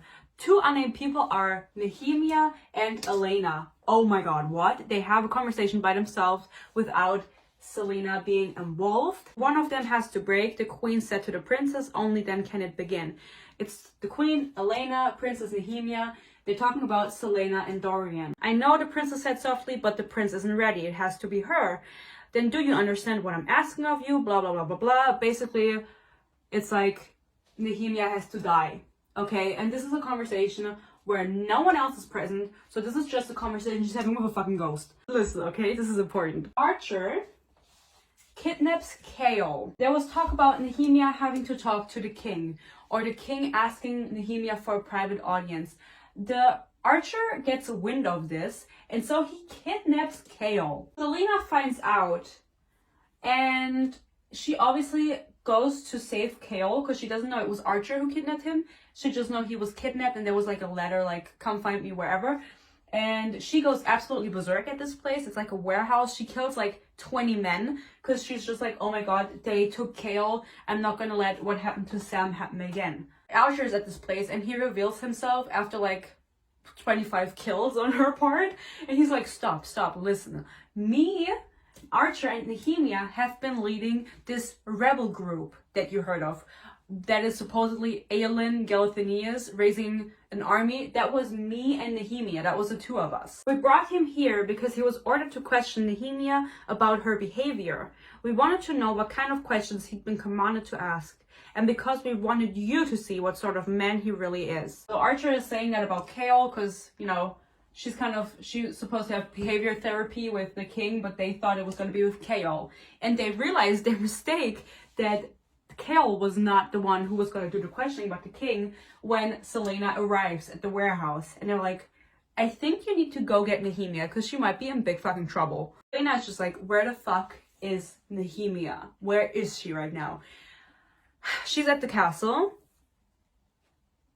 she's dead. She's dead. Nehemia is fucking dead. She is dead in her room. She was like brutally murdered, definitely by a human, so not by a creature, but brutally murdered in her chambers. She's there, dead, gutted. Selena was too late. The same thing that happened with Sam basically happened to Nehemia. She wanted to save Nehemia, she was too late. She wanted to save Sam, she was too late. She goes absolutely fucking feral. She blames Chaol for this in her mind because Chaol knew that the king had an eye on Nehemia, because he was told beforehand, and he did not disclose this information with Selena. If she had known earlier, she would have known to be more careful, and she would have probably, you know, figured something out, and Nehemia wouldn't have died if Chaol had just been communicating. But you know, that's just men. They don't talk. They don't communicate. Chaol had only enough time to release his sword as she lunged, swiping for his face with a hand. She slammed him into the wall, and stinging pain burst from the 4 lines she gawked across his cheek with her nails. She reached for the dagger at her waist, but he grasped her wrist. Blood slid down on his cheek. Selena is trying to kill Chaol in the chamber. They're all in the chamber where Nehemia is laying dead on the floor. She's going feral. She's trying to kill Chaol. He gets us. You can't see this because you're too far away, but he has like 2 scars from where she lunged at him and was like trying to kill him. And basically what happens is she gets free, wants to stab him in the heart. She goes, "You will never be my friend. You will always be my enemy." Iconic line.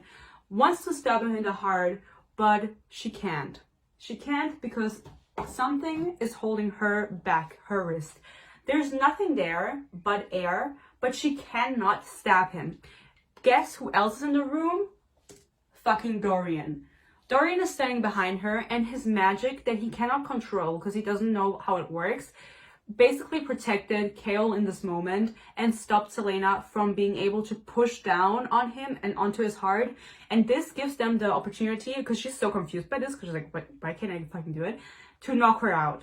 And she gets depressed after this, very obviously. I mean, who wouldn't be depressed after their best friend was fucking murdered and their boyfriend was at fault? You know what I mean? Like, it's understandable. She falls in her depression, as I said.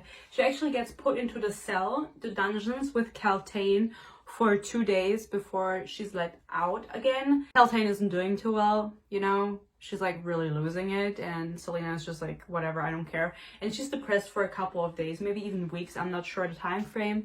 But eventually she realizes this can't go on. She's got to get herself out of bed. And she actually decides to find whoever killed her best friend Nehemia and kill him.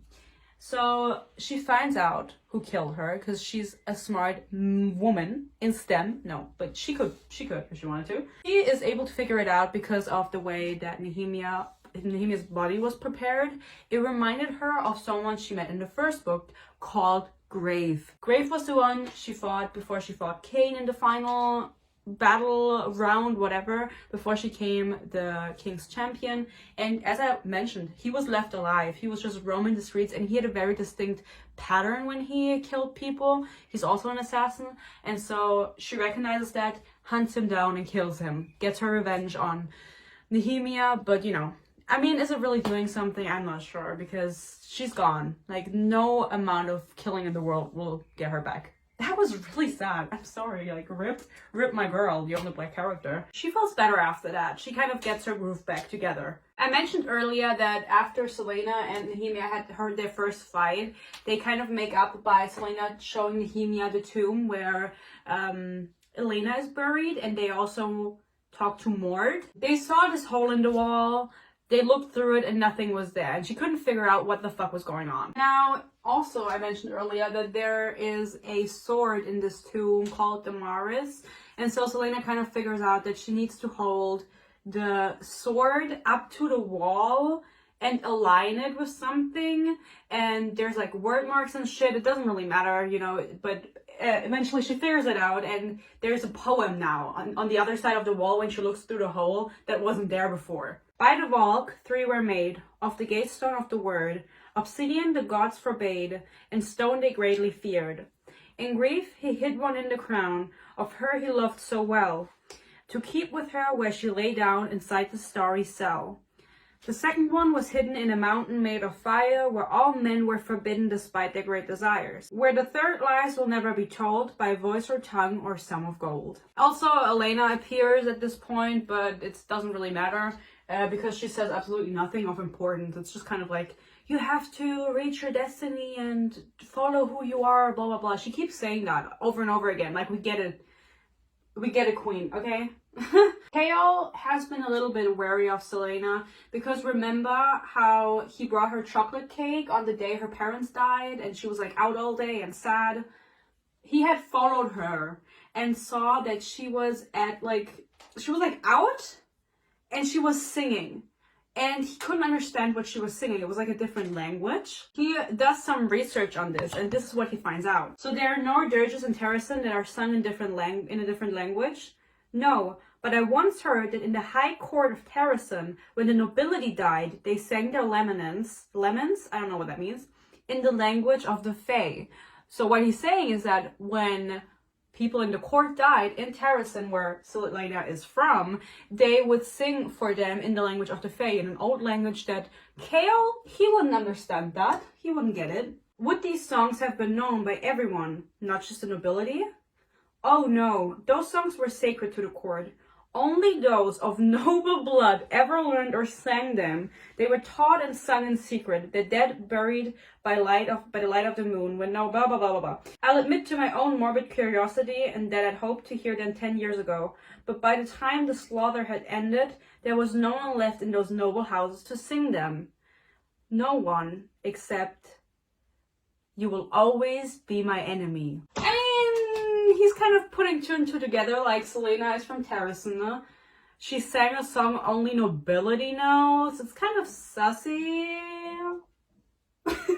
Now, Dorian and Selena, they're kind of getting along again. You know, they broke up. Dorian kind of got over himself. He's still a little bit jealous, but they're friendly again. When they hang out, it's kind of boring, but he does make a really interesting note of something. Don't you have people who dress you? I would have thought that Roland would be your devoted servant at least. Roland, the random dude that also has a ring and he came from like a random kingdom and he's the cousin of Dorian. Roland's tried. Thankfully, he's been suffering from awful headaches lately and has backed off. You know who else has weird headaches? Caltaine. And they're both kind of involved with the Duke and the King. I wonder if anything is a coincidence in this book.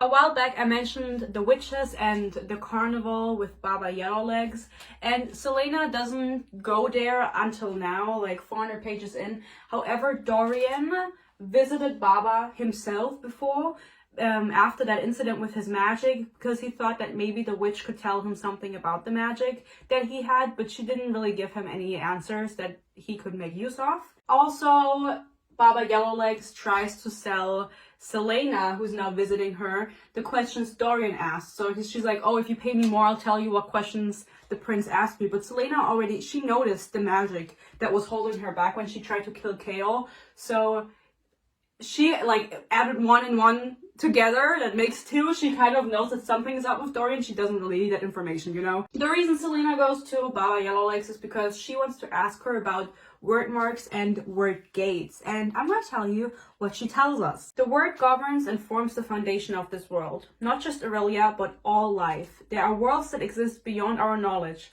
worlds that lie on top of each other and don't know it. Right now, you could be standing on the bottom of someone else's ocean.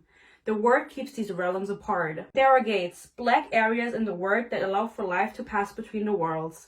There are word gates that lead to Aurelia. All sorts of beings have come through them over the eons.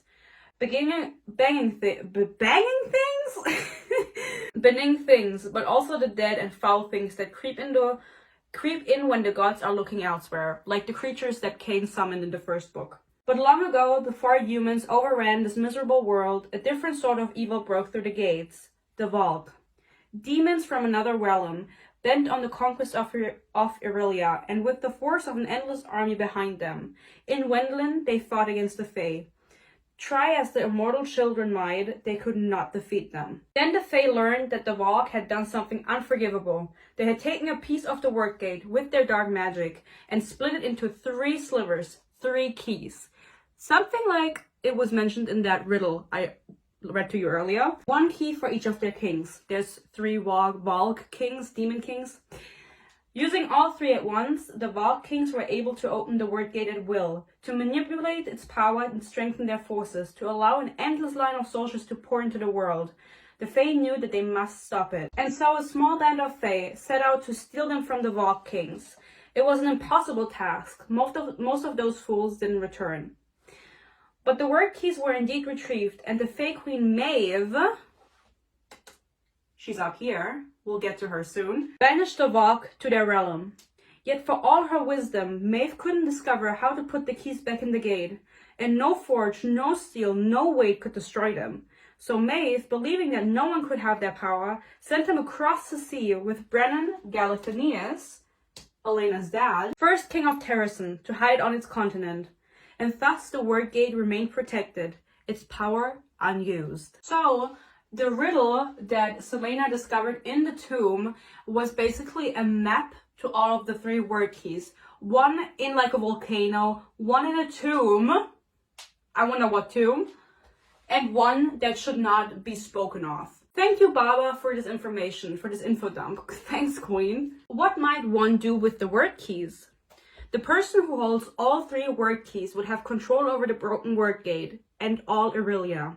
They would be able to open and close the gate at will. They could conquer new worlds or let in all sorts of life to bend their cause. But even one key could make someone immensely dangerous. Not enough power to open the gate, but enough to be a threat. You see, the keys themselves are pure power. Power to be shaped as the wielder wills. Tempting, isn't it? Consequently, Celaena is like, oh my god, what the fuck? That must mean that the king of Ardalan must have at least 1 word key, because why else would he be so powerful? Being able to conquer Terrasen and all of the kingdom, why is he able to do that? Like randomly out of nowhere. It must be that he has a word key. That's her thought process. To summarize what we just learned, there's a huge gate. There are 3 keys that were broken out of this gate hundreds of years ago. It's basically just like a piece of stone, okay? And if you have even just 1 piece of that stone, you get super powerful. It's just pure magic and you can control it. If you get all 3 keys, all 3 pieces of stones, you are able to open this portal as much as you want. If you only have 1 key, you're not able to open it. You're not able to control it. You just have magic. Valk are demon that are from another realm. They came to Aurelia to conquer it, and that's how all of that happened, how the stone was broken out and everything. And the king must have at least 1 key. He wouldn't be able to be so powerful and kill everyone and be like a baddie, you know what I mean? Celaena does the unthinkable. Our queen, she kills Baba Yellowlegs. After she gets all this information, she realizes she can't leave her alive, because she also has this information on Dorian that she was willing to sell to Celaena, and Celaena kind of does it as an act of protection towards Dorian, because she's scared of what will happen to him if anyone finds out that he actually has magic. And so she kills Baba. It's a tough fight, but she manages. She goes to Mord, the speaking door knocker, and he tells her a little bit more about the witches, because he can tell what happened. Baba Yellowlegs was a leader, a queen to her clan, Mord went on. When they destroyed the Croatian family, they joined with the Blackbeaks and the Blue Bloods in the Iron Teeth Alliance. They still honor these oaths. But I thought all the witches were gone, scattered to the winds. Gone? The Croatians and those who followed them have been in hiding for generations, but the clans in the Iron Teeth Alliance still travel about, as Baba did. Though many more of them live in the ruined and dark places of the world, content in their wickedness. But I suspect that when the Yellowlegs learn of their matron's death, they will muster the Blackbeaks and Blue Bloods and demand answers from the king. And you will be fortunate if they do not come on their brooms and drag you into it. What makes the witches so special is their iron teeth. The Iron Teeth Alliance, they are all witches with iron teeth. They also have iron nails. And so when Celaena was fighting Baba Yellowlegs, it was a tough fight, and she actually got like a, I think it was like, she was like choked or something, and with the iron nails, so she has like a ring of scars, and she's now marked by a witch. I'm not sure what that means. I think it's just like other witches recognize that she fought one and like beat one. Baba Yellowlegs was the matron of the Yellowlegs clan. You will understand this better when I get to Heir of Fire, but basically there's 3 different clans in the Iron Teeth Alliance. They all have iron teeth and iron nails, but they're still different like clans under this umbrella. There's the Yellowlegs, which Baba Yellowlegs was the leader of all of the Yellowlegs, and now she's fucking dead, which is like really bad for Selena. Then there is the Blue Bloods, and then there's also the Blackbeaks, and they just have like different leaders, and they kind of hate each other, but they are in an alliance, so they kind of have to get along. Another thing that happens is Kale actually goes to Selena's room. I don't remember why, but he kind of goes through her things. Oh, that's why. He was going through her things because he's sassy of her now that he's found out the whole thing with the song only being sung by nobles and she can sing it. He wants to go through her things and like look what the fuck is going on. And the only thing that he finds is a will. And it's dedicated to him. Selena sees him while he's going through her things, and while he finds that will where it's like, if I die, everything I own will go to Kale. And she's like, I'm not gonna change it. And they kind of make up, you know. They've been fighting up until this point, or avoiding each other. But now they're like, okay, like, let's get along. Kale does not reveal to anyone what he's been finding out about Selena. Not to her, not to Dorian, not to anyone. Remember how earlier I mentioned that Selena was hanging out in the library and she went down the spiral and she found a random ass iron door? But she didn't really proceed further. She was just kind of going down the stairs a little bit, and then she was like, never mind, I'm out. This is like for another day. Basically, the way this goes is Selena is down the stairs, goes through this random iron door, and as she keeps walking, more and more doors appear with like doors on the side. So she goes through a door, more doors on the side, like cells, but she can't see in, it's just iron doors. Proceeds forward, and it just keeps going and going and going. And then she reaches like the end, and all of a sudden it doesn't go further down or further straight, it goes up. Okay? It's the stairs start going up. Beyond the portal lay a spiral staircase that led upward, so high that she couldn't see the top. A straight ascent into darkness. Up and up she climbed, grateful for all her training. Her headache only grew worse, but when she reached the top, she forgot about fatigue, forgot about pain. She raised the torch. Shimmering obsidian walls surrounded her, reaching high, high, high. So high that she couldn't see the ceiling. She was inside some sort of chamber, at the bottom of a tower. Trailing through the strange stone walls, greenish veins glittered in the torchlight. She had seen this material before. Seen it. The king's ring, the ring on Peregrine's finger. And Kane's. She touched the stone, and a shock went through her, her head pounding so badly she gagged. The eye of Elena gave a pulse of blue light, but quickly died, as if the light itself had been sucked toward the stone and devoured. She staggered back toward the stairs. She's in the clock tower, okay? The sussy clock tower from the first book, with the word marks around it, that is where the staircase was leading. And touching it gives her a terrible headache. The material feels off, it feels weird. It's the same material of the rings from the king, from the duke, and also from Roland. And Kane, rip. Actually, no, we hate him. What happens next is quite epic. Selena is in this clock tower. Dorian also pulls up because he was in the library. I don't remember how or whatever. It doesn't really matter. He's also there now. He sees that the door is open and he just kind of follows the way that Selena had led. She had opened the doors. She had left them open. So Dorian is like, what the fuck is going on? And he kind of follows her, but he doesn't know that she's in there. He's just curious. All of a sudden, there's a creature. Imagine the alien from Alien. I don't know what they look like. It's a weird ass creature, and it starts hunting down Selena. She opened all of the fucking doors, you know, all of the iron doors that were trying to keep this monster in. She opened all of them going through the clock tower. She didn't know where she was going. She didn't know she was doing this. So benefit of the doubt, you know what I mean? But still, it's her fault. And it starts chasing her. And she's like, fuck. And then Dorian is coming towards her. And he's like, Selena? And she's like, just run. She screams. She's like, bitch, you gotta get the fuck out. Like, run, run, run. And so they run away together. And the way they're able to escape is by closing the iron door. And Dorian kind of uses his power. And then to keep the door shut, basically, he's like pushing magic against the iron door. Which usually magic doesn't work against iron, but whatever. And then Selena puts a word mark on the door. Because she's been opening the doors with word marks. Because word mark is not real magic. It's different magic. So it does work on iron. And so she's closing it with a word mark again to keep the creature in. And it's like really dramatic, honestly. Selena realizes now that she knows that the ring that the sussy people are wearing is made of the clock tower material, that something more is going on. There's some kind of connection. So she does some research on all of them, and she also does research on Caltaine, and she finds out that the Rompier family, her name is Caltaine Rompier, so you know, her family is a family with a history of magic wielders. So in the past, there was magic in her bloodline. She also finds out that the same goes for Roland because he is part of the Havillard family.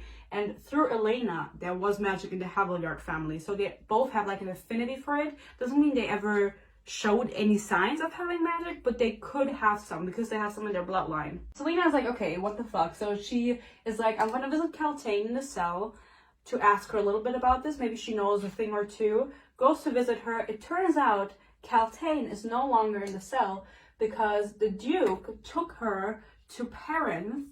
Paranth? Not sure. He took her away to get married to her, and Roland is also no longer at the castle. They also took him to Paranth.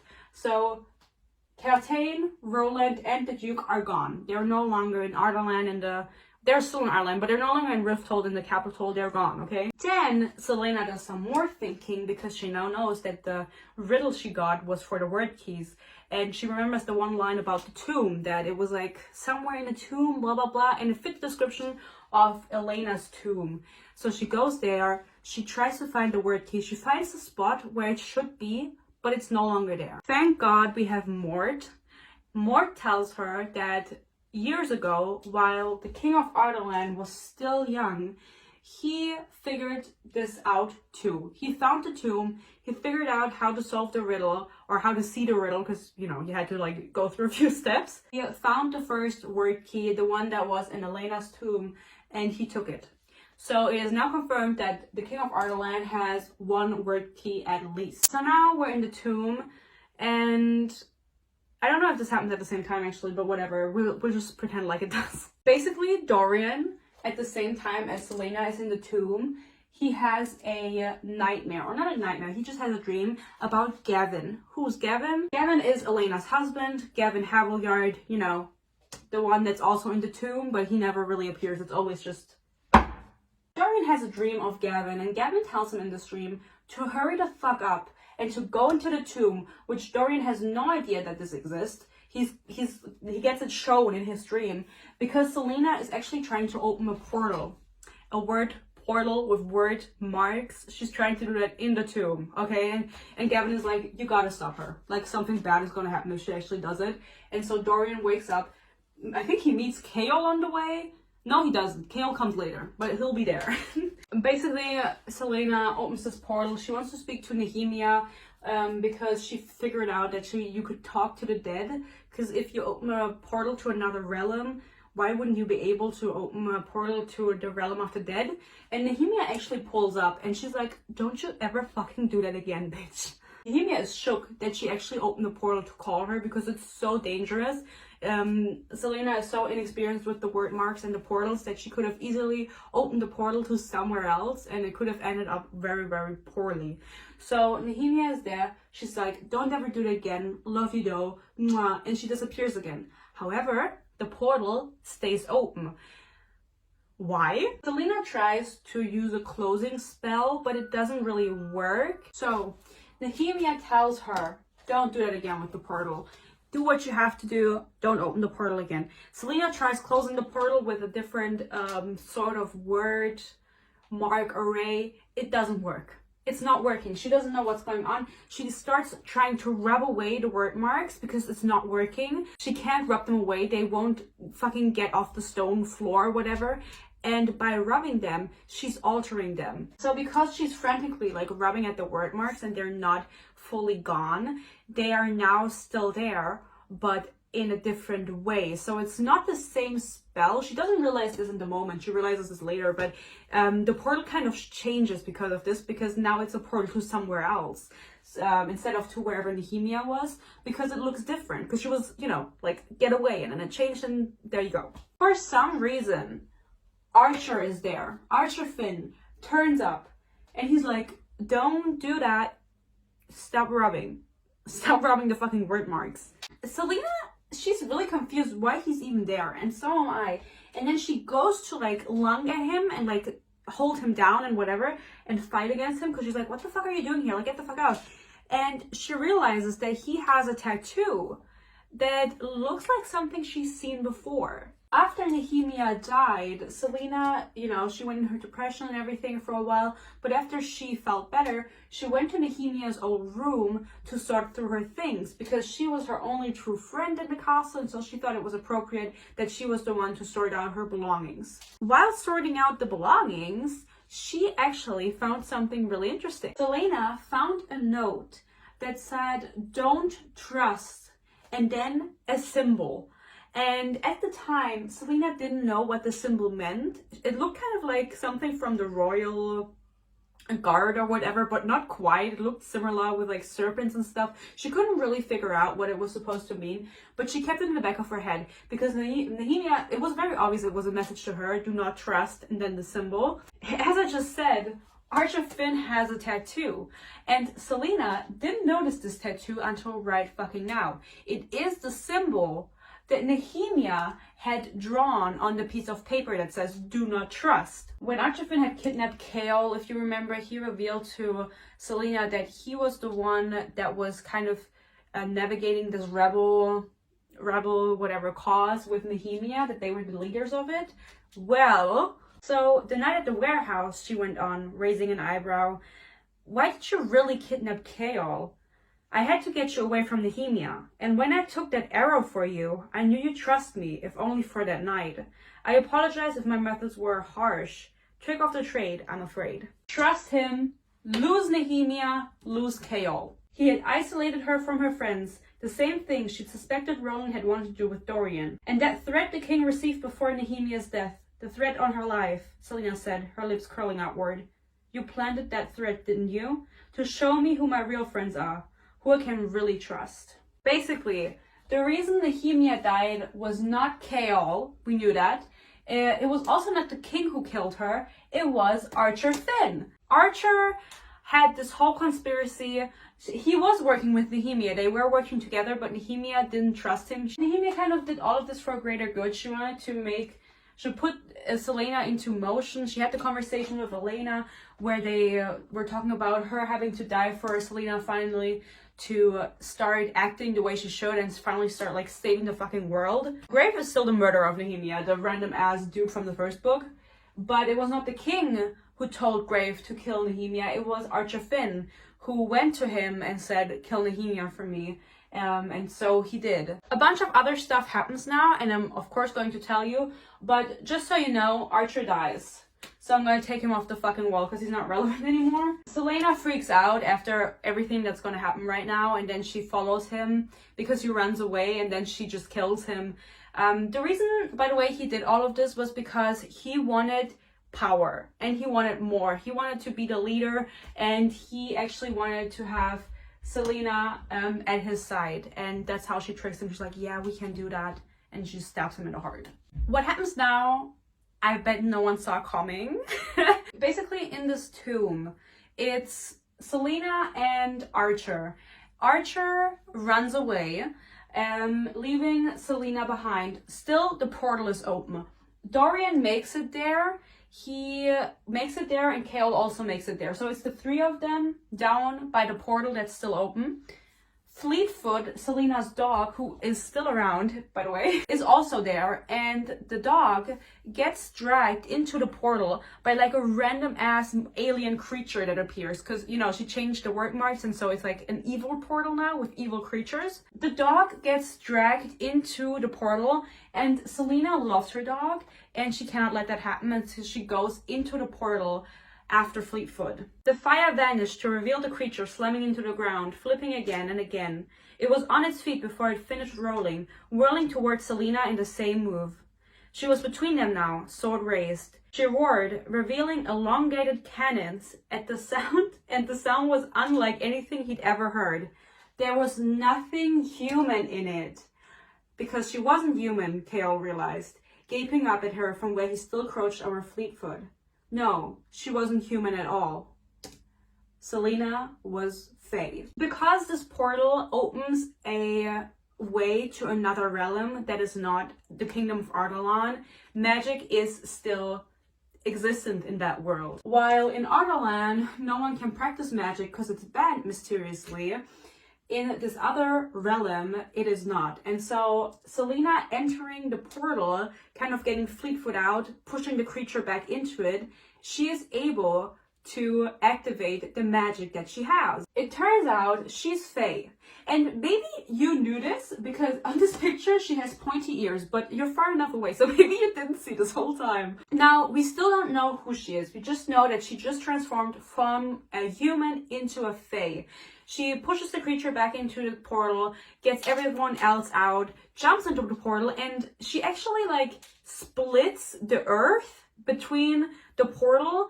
I'm just imagining it as like a plane, not a plane, but like plain, like there's nothing, like a desert, and there's like creatures running towards her, and Selena is standing like right in front of the portal where it spawned, like a door, and she kind of like, I don't know, pushes down on the earth and it separates, so there's like a canyon between them, and so the creatures cannot reach them anymore, and she's able to escape into Ardalan again, out of the portal, completely exhausted, has to shift back into her human form because magic again is not existent. It just gets banned again. Well, it's still banned, but it gets pushed out of her. Dorian, who's also there, as I said, then closes the portal with raw magic because she fucked up the word marks. He just kind of does it with his magic.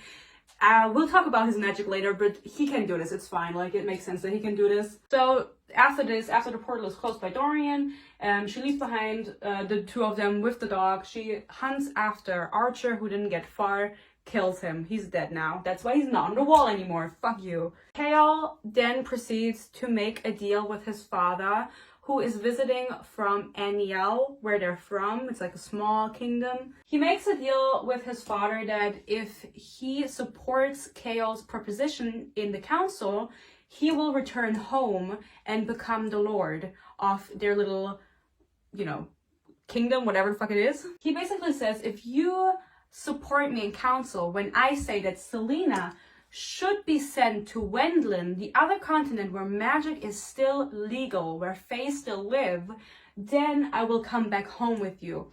If we offer this idea to the king and you're like, yeah, let's do that, I'm sure he'll agree, and then if you do that, I'm going to come back to Aniel with you and become lord. He's basically giving up his position to ship off Selena to Wendlin because he now knows that she has magic, and he believes that she's not safe here. She's not safe as a fae in Ardalan. She has to fucking leave. He's like giving his life away that he has to save her. The king agrees on this. So now for the next book, Heir of Fire, Selena is officially going to Wendlin. She will not be in the castle anymore, which also means that we will be expanding from our cast of like 5 people and talking about everyone else also, which is exciting. At the very end, we get a little chapter from the king's perspective, where he reveals that he has been breeding wyverns.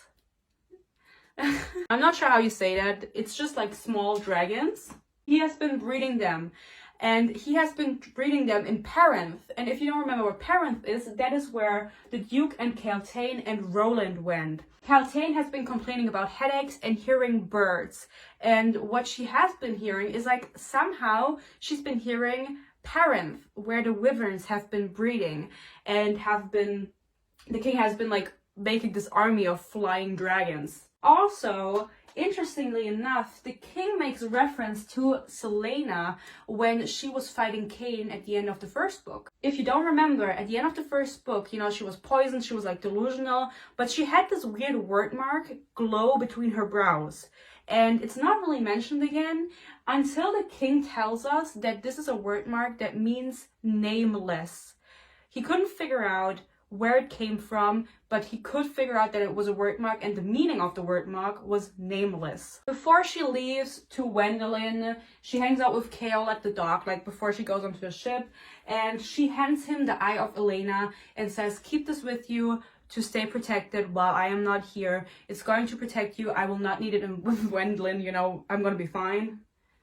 Chaol tells her, I love you. She's like, sure. Thanks, I guess.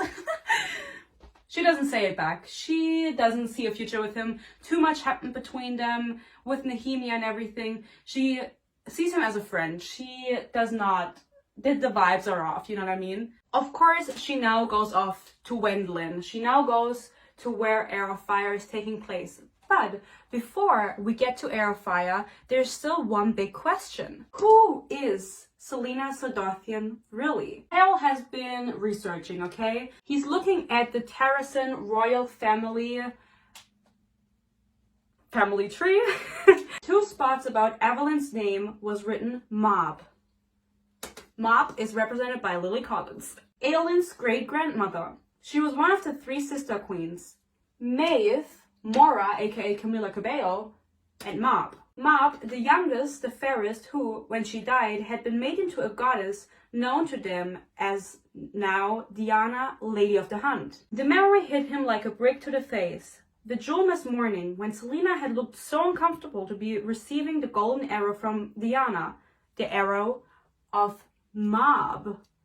You remember they had like a little church meeting and this little child stopped in front of her and gave her an arrow and she was like, okay, I'm a little uncomfortable. And Chaol counted down the family tree, one after one, until my great-grandmother was Fae. That was the explanation Celaena had given Chaol when he asked her about the Fae heritage, about the magic. Chaol had to brace a hand against the desk. No, it couldn't be. He turned back to the chronicle, still laying open, and turned to the next day. Aeon Galathinius, heir to the throne of Terrasen, died today, or sometime in the night. Before help could reach her deceased parents' estate, the assassin who had missed her the night before returned. Her body was still not found, though some believe it was thrown into the river behind her parents' house. She'd once said that Arobin had found her half dead and frozen, on a riverbank. He was just jumping to conclusions. Maybe she merely wanted him to know she still cared about Terrasen, or there was a poem scribbled at the top of the Ash River family tree, as though some student had dashed it down as a reminder while studying. Ash River eyes, the fairest eyes from legends old of brightest blue, ringed with gold. Bright blue eyes, ringed with gold. A strangled cry came out of him. How many times had he looked into those eyes? How many times had he seen her avert her gaze? That one bit of proof she couldn't hide from the king. Celaena Sardothien wasn't in league with Aelin Aethra Galathinius.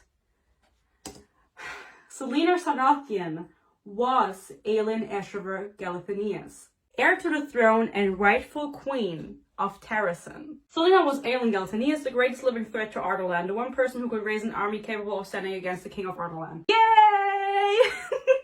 Finally, I've come to the point where I can talk about Aelin. Finally! Celaena is Aelin. She is the heir to the Terrasen throne. She is royal. That's how she knew the royal song. That's why she's been kind of like sassy. That's why she's a Fae. Because in her bloodline there is Fae.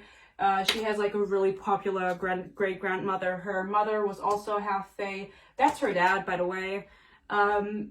Love them, honestly. There you go. If you watched this video up until this point and you've never read Throne of Glass, could you have told, by the way I was telling you, that she was actually Aelin? Like, was I hinting at it enough? Celaena Sardothien is Aelin Aethra Galathinius. Oh my god. And Chaol finds this out, and he's so smart for finding that out, for figuring that out, honestly. Like, putting the clues together, I respect him for that. So now, we have reached the end of Crown of Midnight. Who's ready for Heir of Fire? We start off with Aelin. She still calls herself Celaena throughout the whole book. However, I will not. Disrespectfully, actually. It's easier for me because from now on she's Aelin. We know she's Aelin. She knows she's Aelin. Everyone else knows she's Aelin. There is no point in me calling her Celaena, even though she does not accept her name until like later. But you know, just bear with me. Aelin arrives in Wendlin and she's doing really fucking bad. Basically, she is super depressed. She really wanted to go there on a proper mission because, you know, her task in Wendlin is to dispatch the royal family. She's supposed to kill the royal family, which is like a big threat to the king. So she's chilling in the capital of Wendlin, which I don't remember the name. She's chilling in the capital and she sees the prince, whose name I forgot because he's not really important. He is her cousin because he is from the Ash River family, and as you remember, her name is Aelin Ash River Galathinius. My little brother just made fun of me. He walked past the door and I heard him talk to himself, just going because it didn't sound like a name. So there you go. She saw her cousin on a horse. I don't remember his name. He's from the Ash River family. She really truly wanted to kill him, but she doesn't have the heart to do it. She saw how the people were cheering him on, how he was actually like loved by his people, and how he was so happy to be there. And so she was like, you know what? Fuck it, I'm not gonna do it. So for the past like 2 weeks, I think she's there for 2 weeks, she just hasn't been doing anything. She's just been like getting drunk on rooftops and shit. But she's there, she made it. And she also doesn't change into her Fae form. 25 pages in, we meet a new character. Aelin was being lazy. All of a sudden, she meets Rowan Whitethorn. The man, male, this is where she starts using the word male, down the alley was Fae. After 10 years, after all the executions and burnings, a Fae male was prowling toward her. Pure, solid Fae. There was no escaping him as he emerged from the shadows yards away. The vagrant in the clove and the others along the alley fell so quiet Selena could again hear those bells ringing in the distant mountains. Broad-shouldered, every inch of him seemingly corded with muscle, he was a male blooded with power. He paused in a dusty shaft of sunlight, his silver hair gleaming. As if his delicately pointed ears and slightly elongated canines weren't enough to scare the living shit out of everyone in that alley, including the now whimpering madwoman behind Selena, a wicked-looking tattoo was etched down the left side of his harsh face, the whirls of black ink struck against his sun-kissed skin. Yeah, he's there, and he's there, you know what I'm supposed to say about fucking Rowan. Rowan basically says, hey, I'm here to pick you up, because obviously he knows who she is. They all know who she is. First of all, she has the Ash River eyes, which apparently no one else in the world has these eyes, so there you go. But he also like relentlessly calls her Aelin. He never calls her Selena. He's like, that's not your name. And she's like, that is my name. And he goes, no, your name is Aelin. Shut the fuck up. He takes her to the ward, which we'll get to, but basically they go off and travel together, okay? He like doesn't talk much. He's really like broody and he's kind of not really nice. He's like so indifferent about her because he is Fae. He's like 400 years old. To him, she's just a child. And Aelin also thinks this in her mind, okay? It's not me making it weird. Who do we meet next? Another new character who has been mentioned before. But the boom of swords striking shields and salute echoed from the hallway. And Aedion Ash River, the king of Arderlands, infamous general of the north, and cousin to Aelin Galathinius, stalked into the great hall. Handsome was a light way of describing what Aedion was. Overwhelming was more like it. Towering and heavily muscled, Aedion was every inch the warrior rumor claimed him to be. Even though his clothes were mostly from function, Kael could tell that the leather of his light armor was fine-made and exquisitely detailed. He also looks a lot like Aelin, is something that Kael remarks. I don't think he looks like this. Honestly, all of the fan art, he was like tall and skinny and blonde, and he is tall and blonde, but he's not skinny. I thought he was like really buff, like Cassian, but just in blonde. So Daddy Aedion pulls up. I really liked him for the first couple books where he is. Later on, not so much. Just, you know, my general opinion. He works for the king.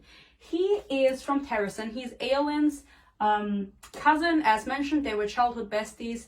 And still, it's really weird because he's from Terrasen and he's the king of Arderlands general. Why is he working for the fucking king? He must hate him. The king killed all of his family. Well, not really, not the one in Wendland, but you know, the one that lived on this continent. He killed Aelin, apparently, and everyone else, everything he loved. Why is he working for the king? Kind of weird. And he's also very, very sassy. And something else Kael makes note of is that Aedion is also wearing a black obsidian ring. Just like the Duke, just like the king, and just like Roland, okay? Now, I don't want to hype this up too much, but we get to my favorite part. Manon. We meet a new character, and her name is Manon Blackbeak. Because she was Manon Blackbeak, heir to the Blackbeak witch clan, and she had been here for weeks, pretending to be a Croatian, which in the hope that it would flush out the real ones. They were still out there, the self-righteous, insufferable Croatians, hiding in as healers and as wise women. Her first glorious kill had been a Croatian, no more than 16, the same age as Manon had been. She's now like over 100. The dark-haired girl had been wearing the blood-red cloak that all Croatians were gifted upon their first bleeding, and the only good it had done was mark her as a prey. Manon Blackbeak of the Iron Teeth Witch clan. We finally meet her, my queen. I was obsessed with Manon when I was reading Heir for the first time. She was my absolute favorite character. Later down the line, I thought she was not as cool anymore, but in this book, she slaps hard. So, who is Manon? Manon is the heir to the Blackbeak Witch clan. Now, the only witch that we've met before is Baba Yellowlegs. As her last name indicates, she was a Yellowleg witch. Manon is a Blackbeak witch. There are 3 different clans, the other ones are the Blue Bloods. So there's one person before her, the matriarch that Baba Yellowlegs was just for the Blackbeaks. She is the heir to that, and she kind of tells us a little bit about the witches. They have iron teeth, they have iron nails, however she can kind of like get them out at will, so they're not always out. She can snap them out, so they're like stored up here somewhere, and then whenever she wants she can put them down, and then she has iron teeth. They used to be able to fly brooms, and she hasn't flown in 10 years because magic was banned, and that also meant that the witches could not fly anymore. Also, witches do not drink blood because they need to, but more because they want to. It's kind of like wine for them. So their iron teeth obviously help them, and there are iron nails to rip open people, but they don't have to. They can, but there's no necessity for it. Also, Manon is on a mission, and the mission is to kill the Croatians because, as you remember, there's the Iron Teeth Alliance with the evil witches and then just the Croatians, which Manon told us she killed one, and now she wears her cloak, her red cloak, as a trophy. So Manon is the only Iron Teeth witch walking around with a red cloak because that's kind of an indicator for a Croatian witch.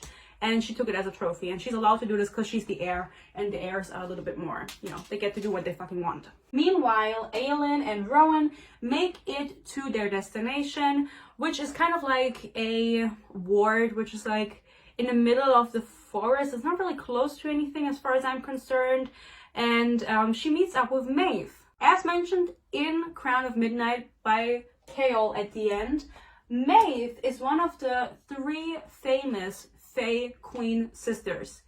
Along with her sister Mob and Mora, she was one of the most powerful Fae Queens.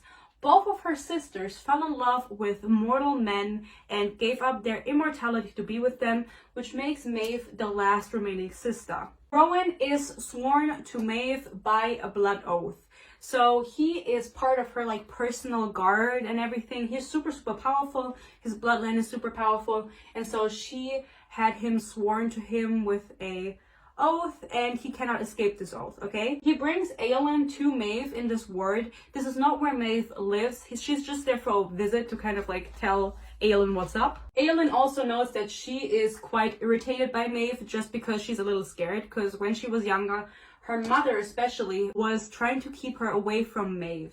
We find out more about this later, but just so you know, she doesn't like Maeve, and Maeve doesn't like her. Like, they're friendly, but just because they have to be. I'm afraid I must bear all of the blame for the pressing pace, Maeve said, though I suppose he could have bothered to at least find you a pool to bathe in along the way.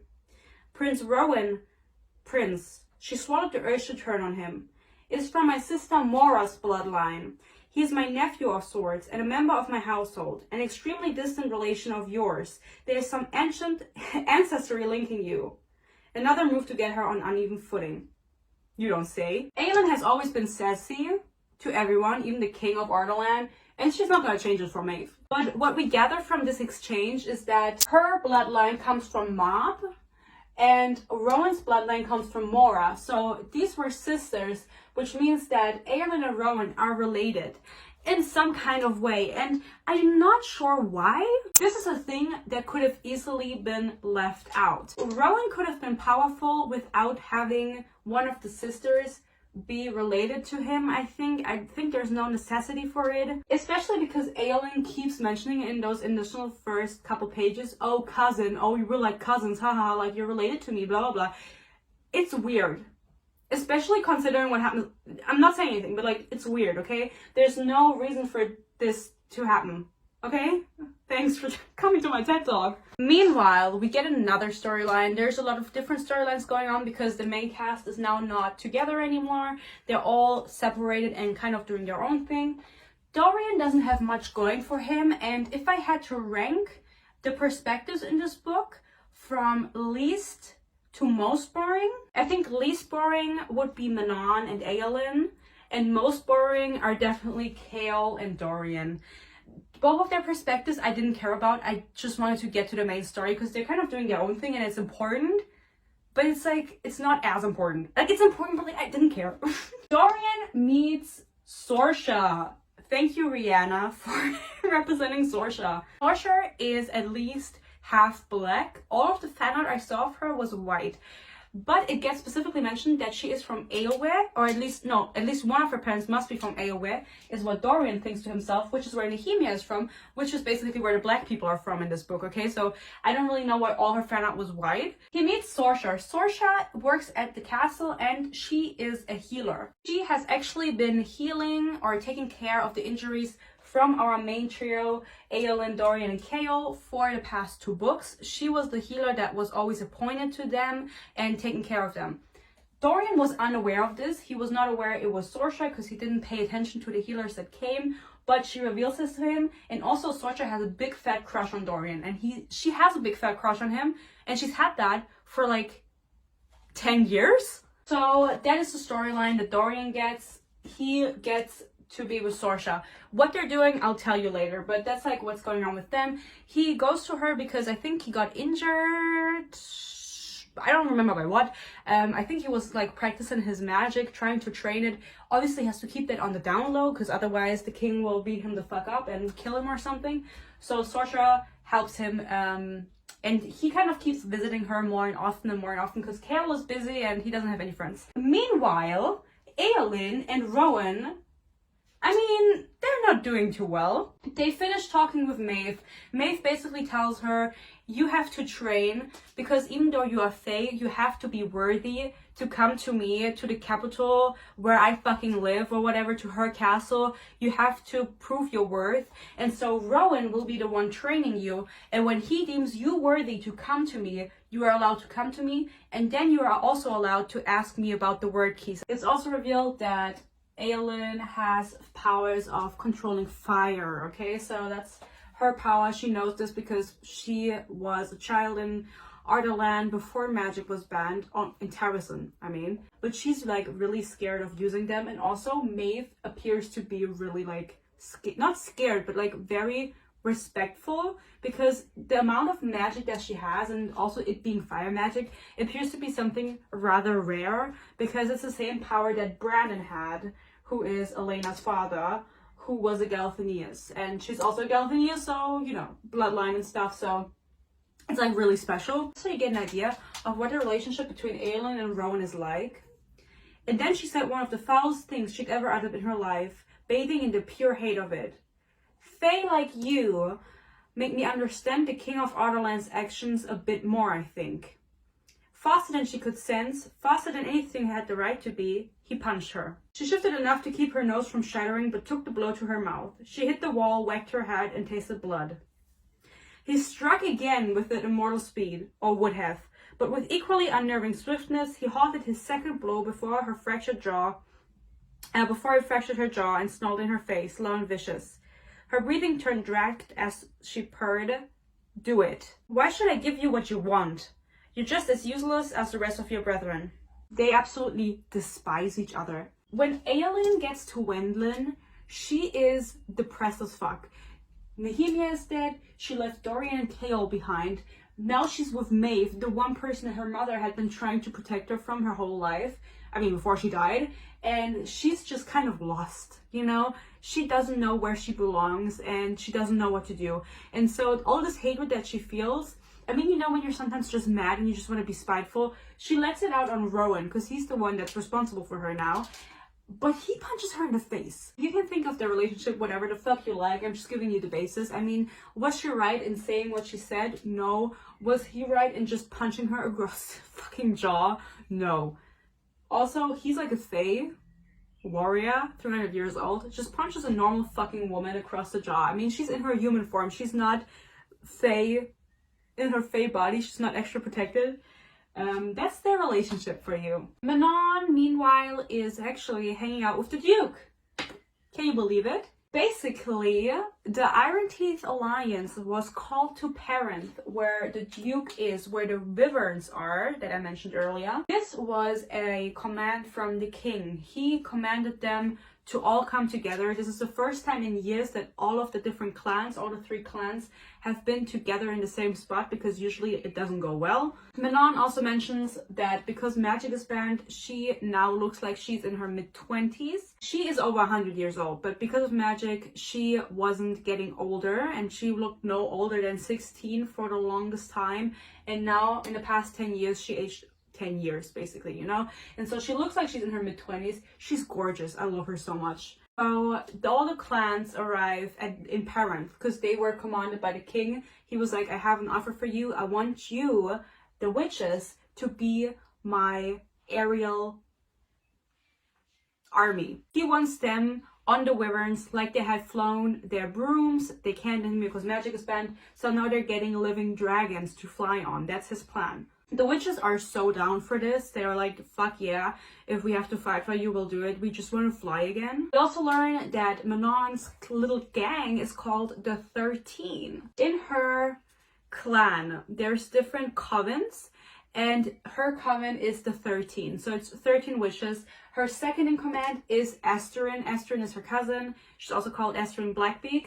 And her third in command is called Sorel. Sorel does not have a picture, and neither does the rest of the 13, because Asterin is the most relevant out of all of them. Also, Manon is gorgeous. It is said in the book that she's absolutely beautiful.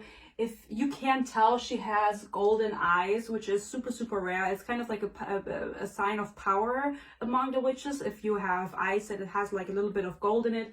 And Manon was born with 2 completely golden eyes, and she was like immediately declared the heir to the fucking Blackbeak coven and everything. So she really got everything going for herself. While in Parenth, when they arrive there, Manon feels like something is off, and we'll get to that later, but she also makes note of 2 people she sees there, which I think she refers to them as 2 prisoners, and those 2 people are, of course, Caltaine and Roland. So they are in Parenth. They don't really play a role in this book. I will not mention them again, but just know that they're there, and also Manon sees them and knows that they're there, and she's like, that's kind of weird. They're kind of acting weird. Aelin is now at Mistward, that is what it's called, in the forest, like this little camp or whatever, where she's supposed to train with Rowan until she is worthy. She meets the rest of the crew. Basically, there are a few people that live there, and none of them have a picture, and here's why. I don't care for them. I absolutely don't give a single fuck about them. And, you know, they're wholesome or whatever, but they don't have a picture, and I can't be bothered. Aelin has to do like a early morning kitchen duty before she goes off with Rowan for the rest of the day to train, just for like bonding experiments with the rest of the people there, and they kind of introduce themselves, and they ask her, what's your name? And she doesn't want to go by Selena, and she doesn't want to go by Aelin either, so she tells them that her name is Elentia, the name that Nehemia gave to her. We meet someone called Emrys. Emrys is gay. He works in the kitchen. He's super sweet. He's a storyteller, so he tells stories by the fire. As I said, he doesn't have a picture. He's gay, and he also has a mate. So this is the first gay character, and he has a mate, which is amazing. He has been at the Mistward since he was 15 years old.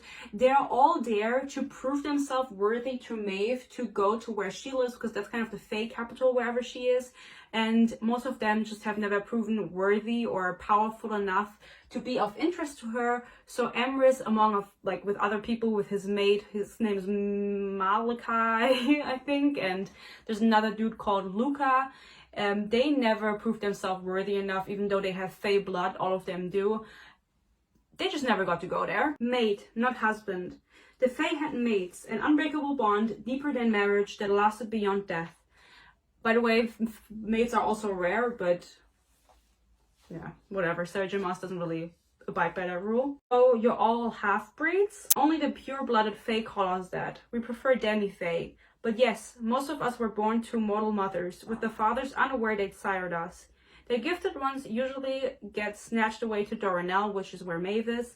But for us common offspring, the humans still aren't comfortable with us. So we go here, we come to Mistward, or to the other border outposts. Few enough get permission to go to Doranel, and most just come here to live among their own kind. Luca's eyes narrowed on her ears.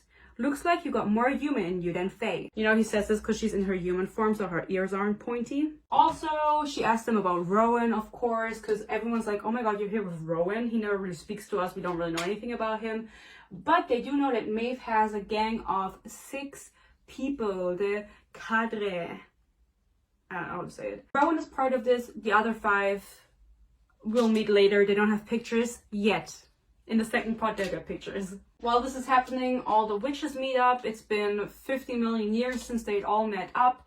They see the Wyverns for the first time, and they are super excited to get going. And they're gonna have like a little bit of a, not competition, but they're gonna like, well, it is a competition about who gets which Wyvern, but you know. Also interesting, they get to fly the Wyverns for the first time. Not their Wyverns, because that's like later when they pick one out for them. Just like test fly, basically. And the witches have a film that they can blink down. So it's like behind their eyelid. So that when they're flying, they can keep their eyes open and wind doesn't get in. Completely forgot about this detail. When I was reading it, I was like, oh my god, that's so cool. Like, I had never fucking read this book before. Aelin starts training with Rowan officially, and they don't get along at fucking all. Basically, his command to her before they seriously start training is that she has to shift into her Fae form, because there's no use in training her when she's in her human form, because that's not gonna get her anywhere. As a Fae, you're much stronger, you're much more enhanced and everything. It makes sense, okay? And she cannot do it. The reason she cannot do it is because she is afraid. She is so afraid of her Fae form. She was learned or taught as a child that she should fear it and not really embrace it, because, you know, with her fire and everything, she could never really control it. As a child, she did more damage than she did good with her fire, and so she has like a mental block that she cannot shift. She cannot figure it out, and she also doesn't want to. Rowan is not friendly to Aelin, so she absolutely has zero interest in revealing anything that has happened to her throughout her whole life, which was a lot, to him. And so they're having an argument back and forth, and he's really fucking vile and nasty to her, and he calls her a coward. Before Nehemia died, she had a fight with Aelin, in case you don't remember, where her last thing that she kind of told Aelin was, you are a coward. So this is kind of sending her into a spiral, but this makes her super depressed again, and she, you know, she's not doing well anyway. And so this, Rowan doesn't even know what he just said. He doesn't know the weight of it. So she's super depressed. So then he's like, okay, if you want to get away from here so fucking bad, if you want to earn your freedom, go onto that field. If you walk across the field and you make it to the other side where I'm standing, you're free to go. There's like something on this field that's like really complicated to fight. I'm not sure, it doesn't really matter, because there's a skinwalker on the field. And this was not something that Rowan knew. He thought there was a different monster there that was maybe like fightable, I don't know. But it doesn't appear. It's a skinwalker that appears. Literally, like scary as fuck. Skinwalkers are a thing in Wendlin, but I lied a little bit, because what she sees is not actually a skinwalker. That's like her first thought that it is. But it's actually just a random handsome man with a black obsidian collar. If you remember, the Duke, the King, Adian, they all have these black rings. This man is the same material, but it's a collar that he's wearing. And Aelin is super confused by this, because obviously she recognizes the ring, she recognizes the material. Before she can do anything, he dementors her, like dementors from Harry Potter, and starts showing her her worst memories, like her nightmares, her parents dead in the bed. He makes her relive these memories because he's feasting off of her fear and everything. She actually pisses herself. She straight up pees her fucking pants because she's so scared. I thought this was funny, by the way, that Sarah J. Maas included this. Like, she's so scared she pisses her pants. Like, it's kind of funny. Rowan obviously didn't think that anything like this was going to happen. He doesn't know who this collar dude is. He kind of gets her off, and then I don't know if he apologizes. I don't think he does, but he's like, sorry, I didn't know that was gonna happen. My bad. Like, thanks, it's not gonna get me anywhere. Super embarrassing. She's super embarrassed that she pissed herself. Little lesson on the witches while we're at it. As I said, Manon and Esterine are both black beaks.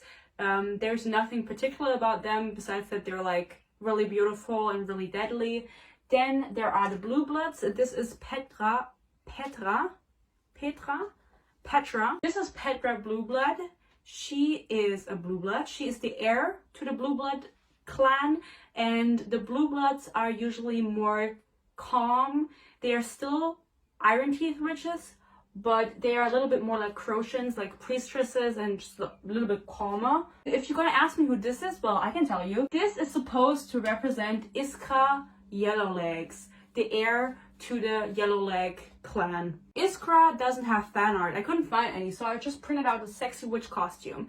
But the special thing about the Yellowlegs, as you know, Baba was also a Yellowleg. They are really nasty and like disgusting, and they have like a yellow band around their ankle, just on their skin. That's how you can recognize them. But they're just like really vile and really aggressive, and like they are ugly and shit. So not sexy, but for the purpose of this video, we're just gonna go with it. If you're wondering what Dorian is up to, Dorian reveals his power to Sorsha, aka Rihanna.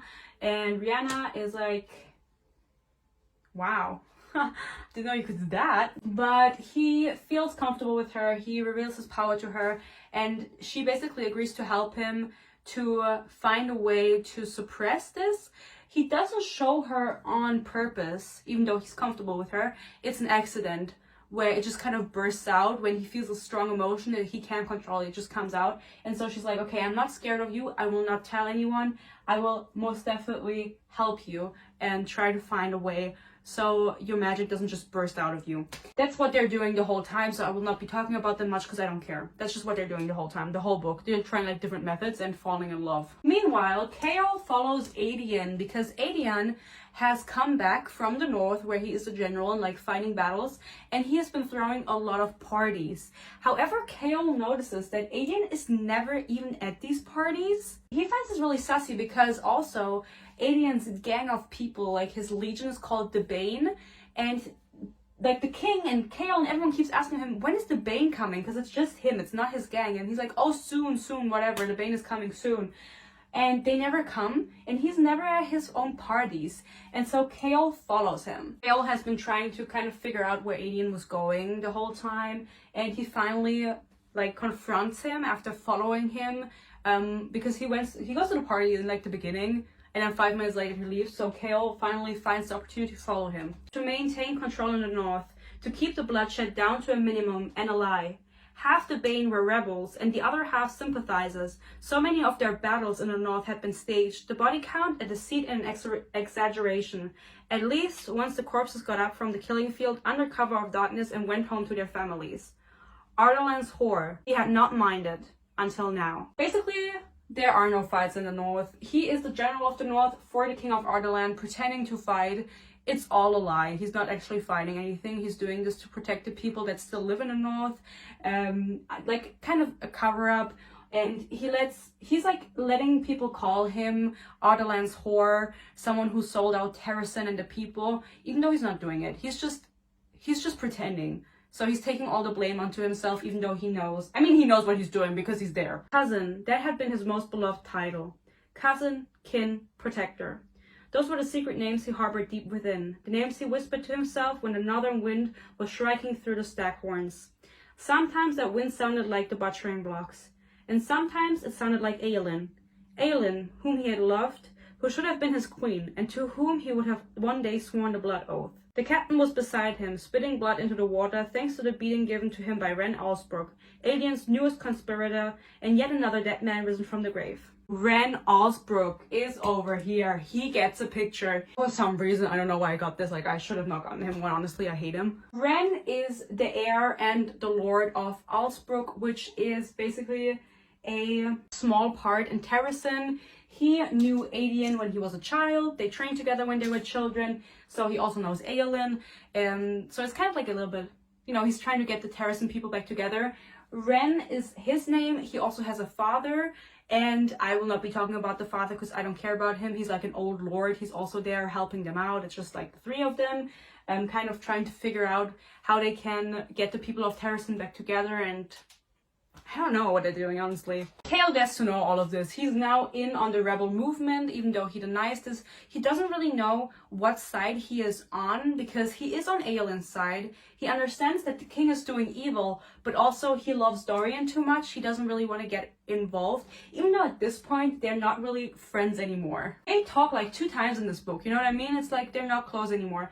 Also, he's like, I can't get involved because I'm going back to Eniel to become the Lord, because remember, he had to deal with his dad to send Aelin to Wendlin, so he still has to fulfill that, and he's trying to like just navigate what he wants. It's not going good for him. Aegon also tells Chaol that yes, he does indeed have an obsidian ring from the king. However, when he received this a few years ago, he immediately could tell that something was off about it. Aegon is also part Fae, not as much as Aelin is, but still enough to be like bigger, stronger, faster.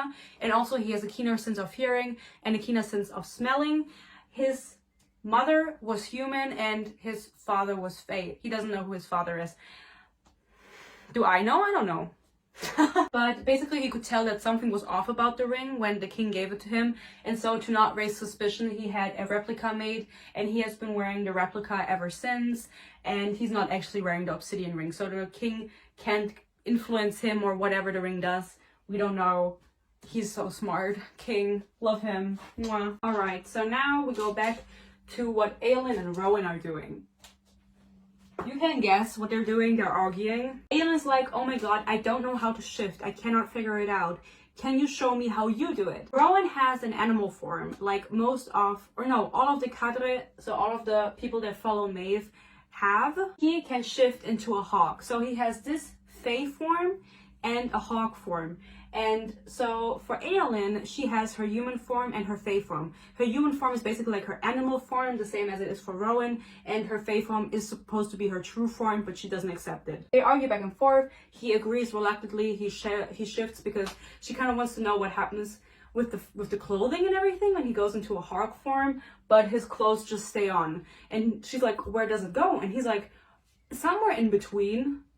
Whatever the fuck that means. Faster than lightning, his hand shot out and she gagged. Jolting as he grabbed her tongue between his fingers, she bit down hard, but he didn't let go.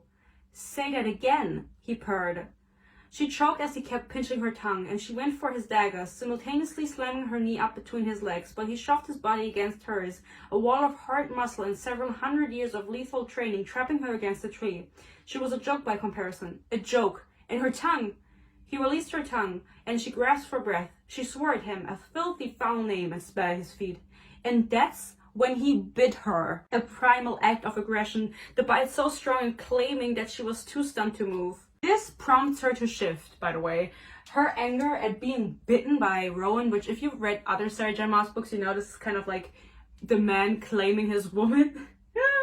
Now, having shifted, she tries to finally stand up to Rowan, because now, even though he has like way more training in his Fae body, she is more powerful. Instead of like actually fighting, he takes the breath out of her fucking lungs. She tries attacking him. He can shift into a hawk and also control ice and wind, which is perfect because she can control fire, so they're like opposites, you know. It's so cool. And then he says the worst thing anyone could say to her. Rowan paused his stalking. You're worthless. Tell me something I don't know. He went on. You would probably have been more useful to the world if you'd actually died 10 years ago. Yes, I love their relationship. They're so cute together. I ship them so hard. What the fuck, Rowan? What the fuck did you just fucking say? He just looked him in the eye and said, I'm leaving. Aelin dips. I mean, why the fuck? What the fuck? You know what I mean? Like, how do you come up with that? How? What the fuck? She leaves. She actually leaves. She's like, I'm out of here. She packs her bag and she goes to leave. She doesn't know where she is. She's somewhere in Wendlin. She feels absolutely empty inside. She feels nothing. She is depressed. Then Rowan also said this to her. She's so done with everything. She wants to leave. She just wants to be out of there. While she leaves, she actually finally runs into the skinwalkers. Rowan followed her in his hawk form, of course. She thought she wasn't being followed, but she was. And so there's like 3 skinwalkers and they're all trying to attack them. And in panic, Aelin shifts again, which again, the strong emotion is making it possible for her because otherwise she can't really figure out how to do it. And she is so scared of her fire magic. Rowan tells her, you have to burn them. I think the way it was she ran and then she jumps off a cliff and she like turns as she's falling off the cliff, like slow motion, you have to imagine this, and she like puts out her hands and just blasts fire at the skinwalkers and they burn to crisp, to nuggies. Rowan then has to put out the fire, the forest fire she just caused, because obviously she was shooting it without any precision or anything. She was just trying to get away and burn them. They both get back to with the Mist Ward and they kind of make up, which is weird to me because like if someone said that to me, I don't think I would make up with them like immediately, because he didn't even save her life. She kind of saved her own life, you know what I mean? Rowan then explains how magic works to her, because so far no one has been able to tell us, because we didn't know she had any and she doesn't know how it works either. The magic feels like a well. Have you felt the bottom of it? Is there a bottom? She prayed there was. All magic has a bottom, a breaking point. For those with weaker gifts, it's easily depleted and easily refilled. They can access most of it at once. But for ones with stronger gifts, it can take hours to hit the bottom, to summon their powers at full strength. How long does it take you? A full day. Before battle, we take the time, so that when we walk onto the killing field, we can be at our strongest. You can do other things that are at the same time, but some part of you is down in there, pulling up more and more until you reach the bottom. And then you can release it however you want, precisely in a big wave, however you want. And they basically kind of make up and she's like, okay, I'm gonna try. Because he also has like a scar that's similar to the one that Sam had when he died. Like she knows the scar because she recognizes it from Sam when he was on the deathbed, like mutilated. And so she's like, okay, I can see you've been through a lot. I forgive you. I don't know. I really don't care. Little side note, we get the first mention of a character called Alide. She is not on this wall yet. But she is mentioned here because Adrian is talking to Ren and his dad about everyone who survived the attack on Terrasen and how many people there are left from the inner circle, or how many lords are left. And they're basically like, it's like four lords that have been in hiding for the past 10 years. And also there's this one dude who has a daughter named Alide, and Elide's mother was actually Aelin's maid when she was younger, taking care of her. And so she knows Alide, he knows Alide, we all know Alide. And you know her too now. And you will get to know her more in the next book. Also, Kale leads Adrian into the tomb of Elena and tells him about the word keys and everything he found out about that. I'm not sure if he reveals that Aelin is alive. Whatever, but Dorian kind of I don't know why he's there, but he sneakily listens from the staircase from Kale and Adrian talking, and he's super mad that no one thought of confiding in him, especially Kale, his best friend. He went with Adrian, who they didn't really get along ever, instead of to Dorian to tell him about the word keys. And he obviously did this because he didn't want to get Dorian in trouble with the king, and he was scared for Dorian. He also knows about the word keys and what is going on. Meanwhile, the witches now get to decide which wyvern they want. They've been in Paranth for a while, and now it is time to decide on your final beast, I guess. And there's this one big ass wyvern. His name is Titus, and he's super strong. And for the whole time they were there, Manon had been like, I'm gonna get him. I'm gonna get Titus. He's the biggest, he's the strongest, he's super feral, he's the perfect wyvern for me, the heir to the Blackbeak clan. Iska has been kind of trying to get Estrin and Manon to fight her. She's really just like trying to steer the pot, okay? I'm not saying that because they're witches and they have like pots, but whatever. And they are standing like on top, and down there in the bottom is like an arena. I'm thinking it's like a canyon where they are, okay? And in the side there's like living space and stuff, and at the bottom there's the wyverns with their cages and the training field. They're watching the wyverns and they're being brought out one by one, and they kind of get to display how vicious they are by beating up another wyvern that's like locked up down there, that's weak and only has one wing or whatever, you know, just that's not suitable to be flown, is like smaller and weaker or whatever. They're watching on top as Titus is brought out, and then they're standing at the edge. Iskra pushes Manon down into the canyon, onto the field where Titus and the bait wyvern are, okay? So she's now down there in the ring with two wyverns, only one, you know, Titus being the aggressive one, and then the smaller one that looks kind of frail and has been getting beat up the whole time by the other wyverns. Titus doesn't care that it is Manon. Like, how should he care? He wants to eat her. He sees her, he tries to eat her. She keeps trying to get away. She hurts her ankle really bad, okay? She's basically like in her head, okay, I'm gonna die. This is it. Iska pushed me down, I'm gonna fucking die. And then something crazy happens. The bait wyvern, the small one, the frail one that has been getting his ass beat, is like, I'm not gonna let that happen today. And he starts fighting Titus. He is actually able, like, I'm imagining this wyvern is like half the size of Titus and also injured. He beats Titus up. He actually bites into his neck, I think, killing him, and therefore protecting Manon. And they have like eye contact, and Manon feels like the wyvern understands her. He understands what she's trying to communicate and what she's also saying, which she hadn't thought about before, that they were actually intelligent. She thought of them as just beasts, because she's trying to be very heartless and not really just care about people in like an objective manner, and just like, oh, they're my clan, so I have to care for them to a certain level, but I also have to give them beatings. And so she's so confused that also this beast is understanding her, and that she all of a sudden feels a certain connection to it. So Titus is dead, and of course Manon looks at this wyvern and she says, you are mine. And she claims the bait wyvern that is much, much smaller than all of the other wyverns, that's injured, that has never even flown, really. Or no, it has never flown. It was always just kept in the cage because it was just not suitable for anything. She names him Abraxas, and Abraxas is my favorite character. Period. It's just a fucking wyvern that behaves like a dog, you know, like a little puppy. So fucking cute, and the complete opposite of Manon. But Abraxas is the reason she starts kind of re-evaluating her life and being like, am I just taught to be cruel, or am I actually cruel? What is real and what is not? And so we love Abraxas and we love Manon. Rowan and Aelin, after their little encounter with the Skinwalkers, are a little bit more friendly towards one another now. They still hate each other, but they talk more. Aelin feels like the people at Mistward, especially the males, have been more friendly towards her, and she's super confused by this.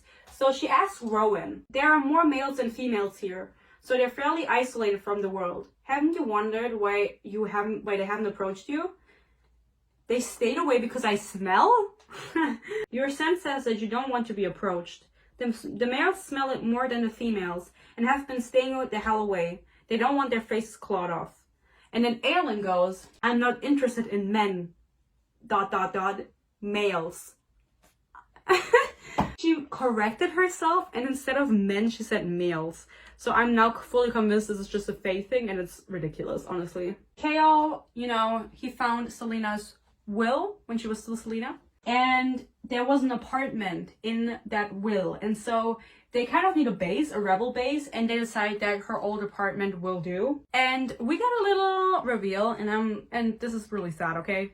We can cry together. He'd never asked Selena why. When she was appointed champion, her first priority wasn't hunting down her master and cutting him into pieces for what he'd done to her lover, Sam Cortland, who's dead.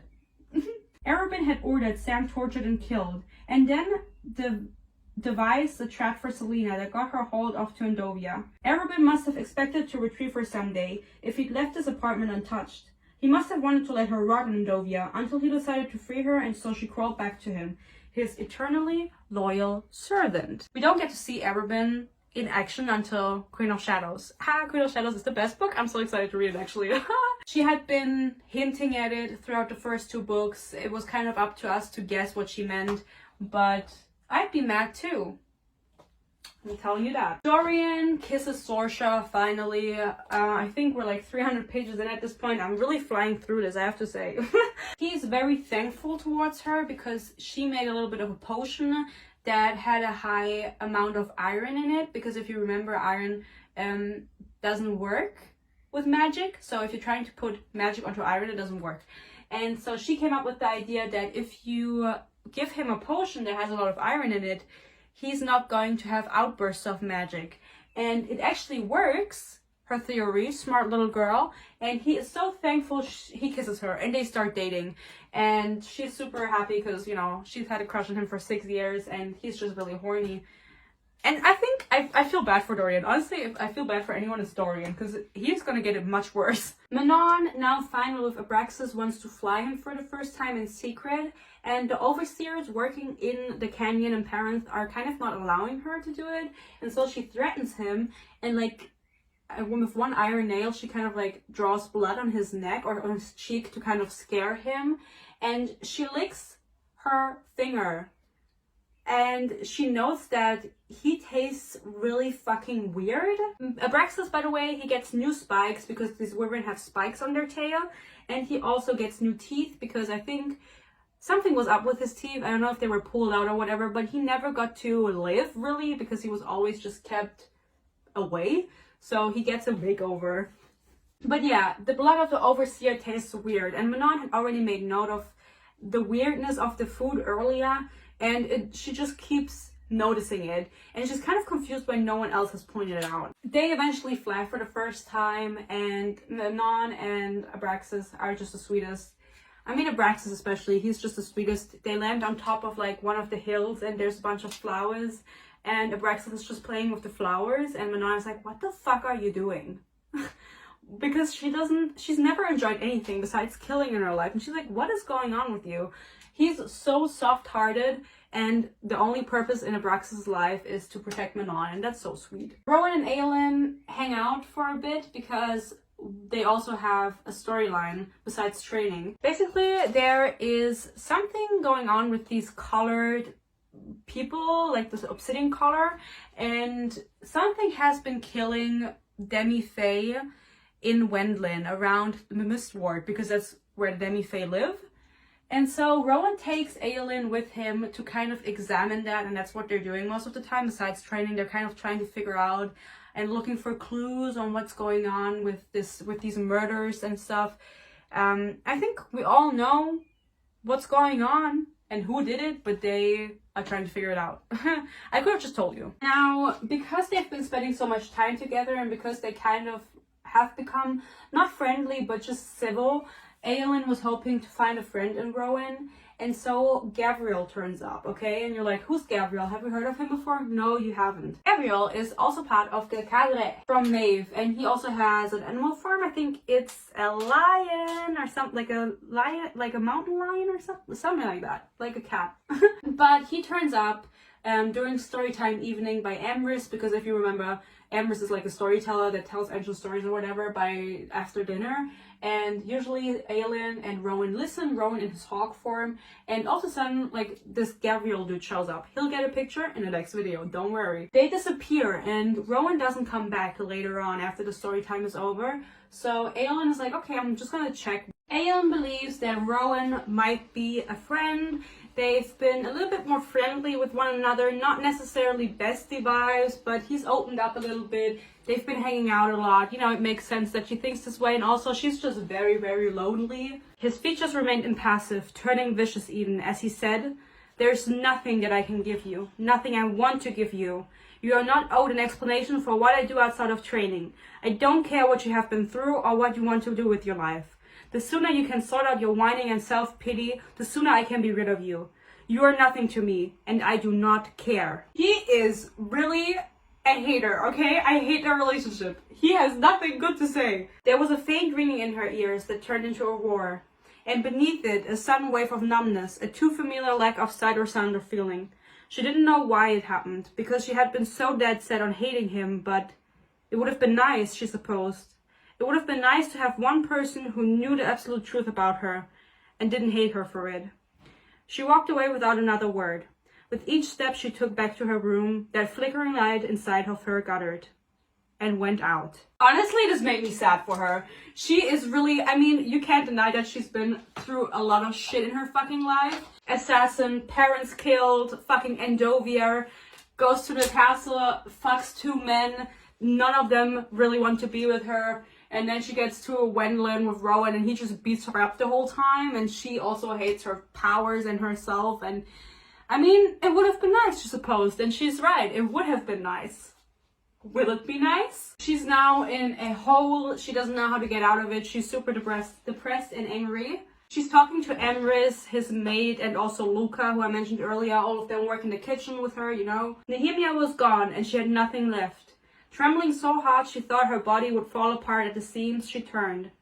I do not care about you, she hissed at Emrys and Malachi and Luca. I do not care about your knife. I do not care about your stories or your little kingdom. So leave me alone. Keep your goddamned lives to yourselves and leave me alone. She was shouting now, but she couldn't stop hearing the screaming, couldn't hone the anger into anything, couldn't tell which way was up or down. Only that Nehemia had lied about everything, and her friend once had sworn an oath not to.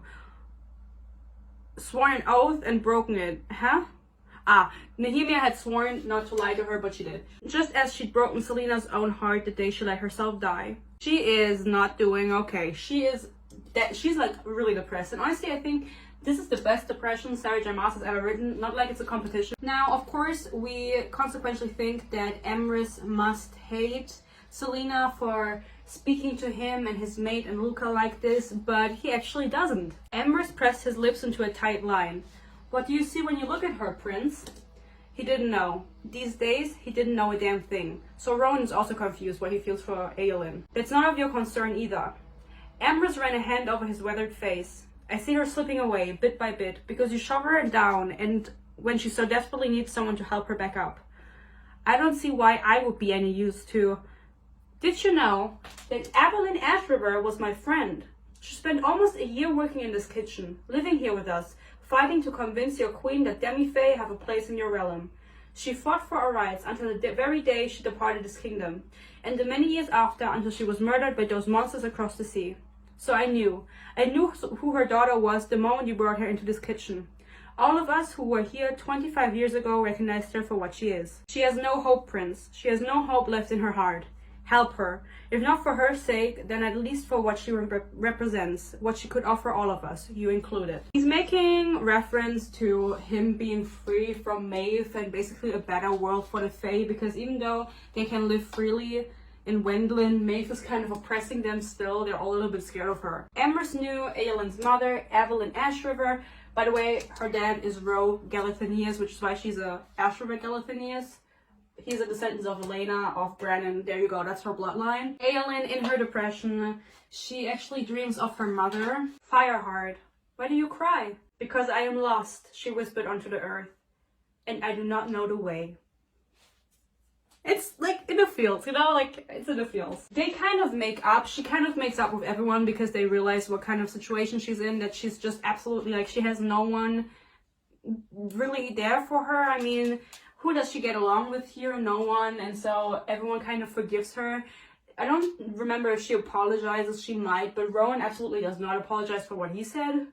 I'm just saying. They make up and he decides to be a little bit more gentle to her. He also takes a liking to her now after they've spent some time together. He makes up this weird ass mission for her because he wants her to use his fire. I don't really know what he wants her to do. He puts Luca, the dude from the kitchen, into chains and puts him onto a frozen lake inside of a cave. Then he says to Aelin, go save him. Go fucking save him. She manages to get Luca off of the ice, but Rowan, this bitch, didn't know there was a monster in the lake. I don't know how he missed that. There's like a huge ass sea creature trying to eat them because they're under ice. And the only reason the lake was frozen over is of course because of Rowan's ice power, so naturally the lake wouldn't be frozen. Rowan actually fishes out a random sword out of this lake because there's a lot of old weapons in there, probably from people going in there not realizing there's a monster. He throws it to Aelin so she can protect herself, blah blah blah, but there is a ring on this sword, and just remember that she finds a ring. Just remember that she has a ring now that she found in the lake, and it's very weird, but she has the feeling she should keep it because she feels like it might be important later. So they escape the monster. Aelin is understandably so upset because he put Luca in danger, and she's just fed up with everything. She like starts beating his chest and like screaming at him, screaming about how she doesn't know what to do, and he's like, well, what is your goal? What are you here for? And she says, well, I had a friend, Nehemia, and I made a promise to her because during Crown of Midnight, Aelin actually visited Nehemiah's grave, and before she went to Wendlin, she swore to Nehemiah that she would free her people and free the kingdom, and that she would keep trying for her. It was like she cut open her hand, and she has a little scar in her palm now, and she looks at it every time she like needs to be reminded of what she's doing. But at this point she's just mad about it, because she's like, why the fuck did I make this promise? Like, I have to keep going.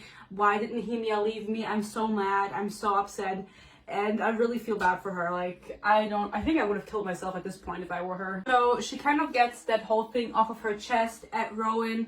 They all make up, her and the kitchen guys and also Rowan, and they have a little heart-to-heart conversation now that the tension is kind of eased off. Aelin reveals that she has firepower. We knew that, he already knows that, but she also reveals that from her Ash River bloodline, from her mom, she got a little bit of water power. This water power can heal. She has like very, very little of it, so she can't do a katara and control whole ass water, rivers, whatever, but it's enough to heal like wounds if she trains it. It's not much though. Rowan kind of exchanges this information for information about him. He tells Aelin about a little sad story that occurred to him 200 years ago, and he's still upset about it. Get over it. No, I'm kidding, but you know, he had a maid. Her name was Lyria, and she was pregnant, which he didn't know, but he knew after. But she was pregnant, and what happened was he had to go do a job or something, like go to a battle, and he left Lyria at home because she was a woman, and women don't fight. Basically, while he was gone, Lyria was murdered. She was murdered, and she was his mate. And so he's like super upset about it.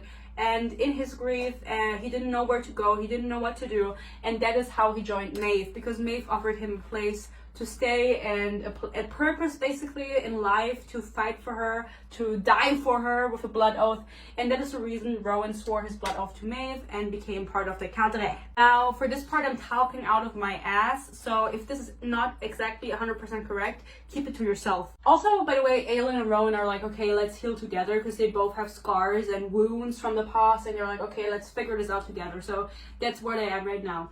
Then we switch over to Adian and Ren and Kaol. Also Dorian is there, but we don't care about him at the moment. Ren and Adian have a weird conversation about like, Aelin is still alive, so what would you do for her?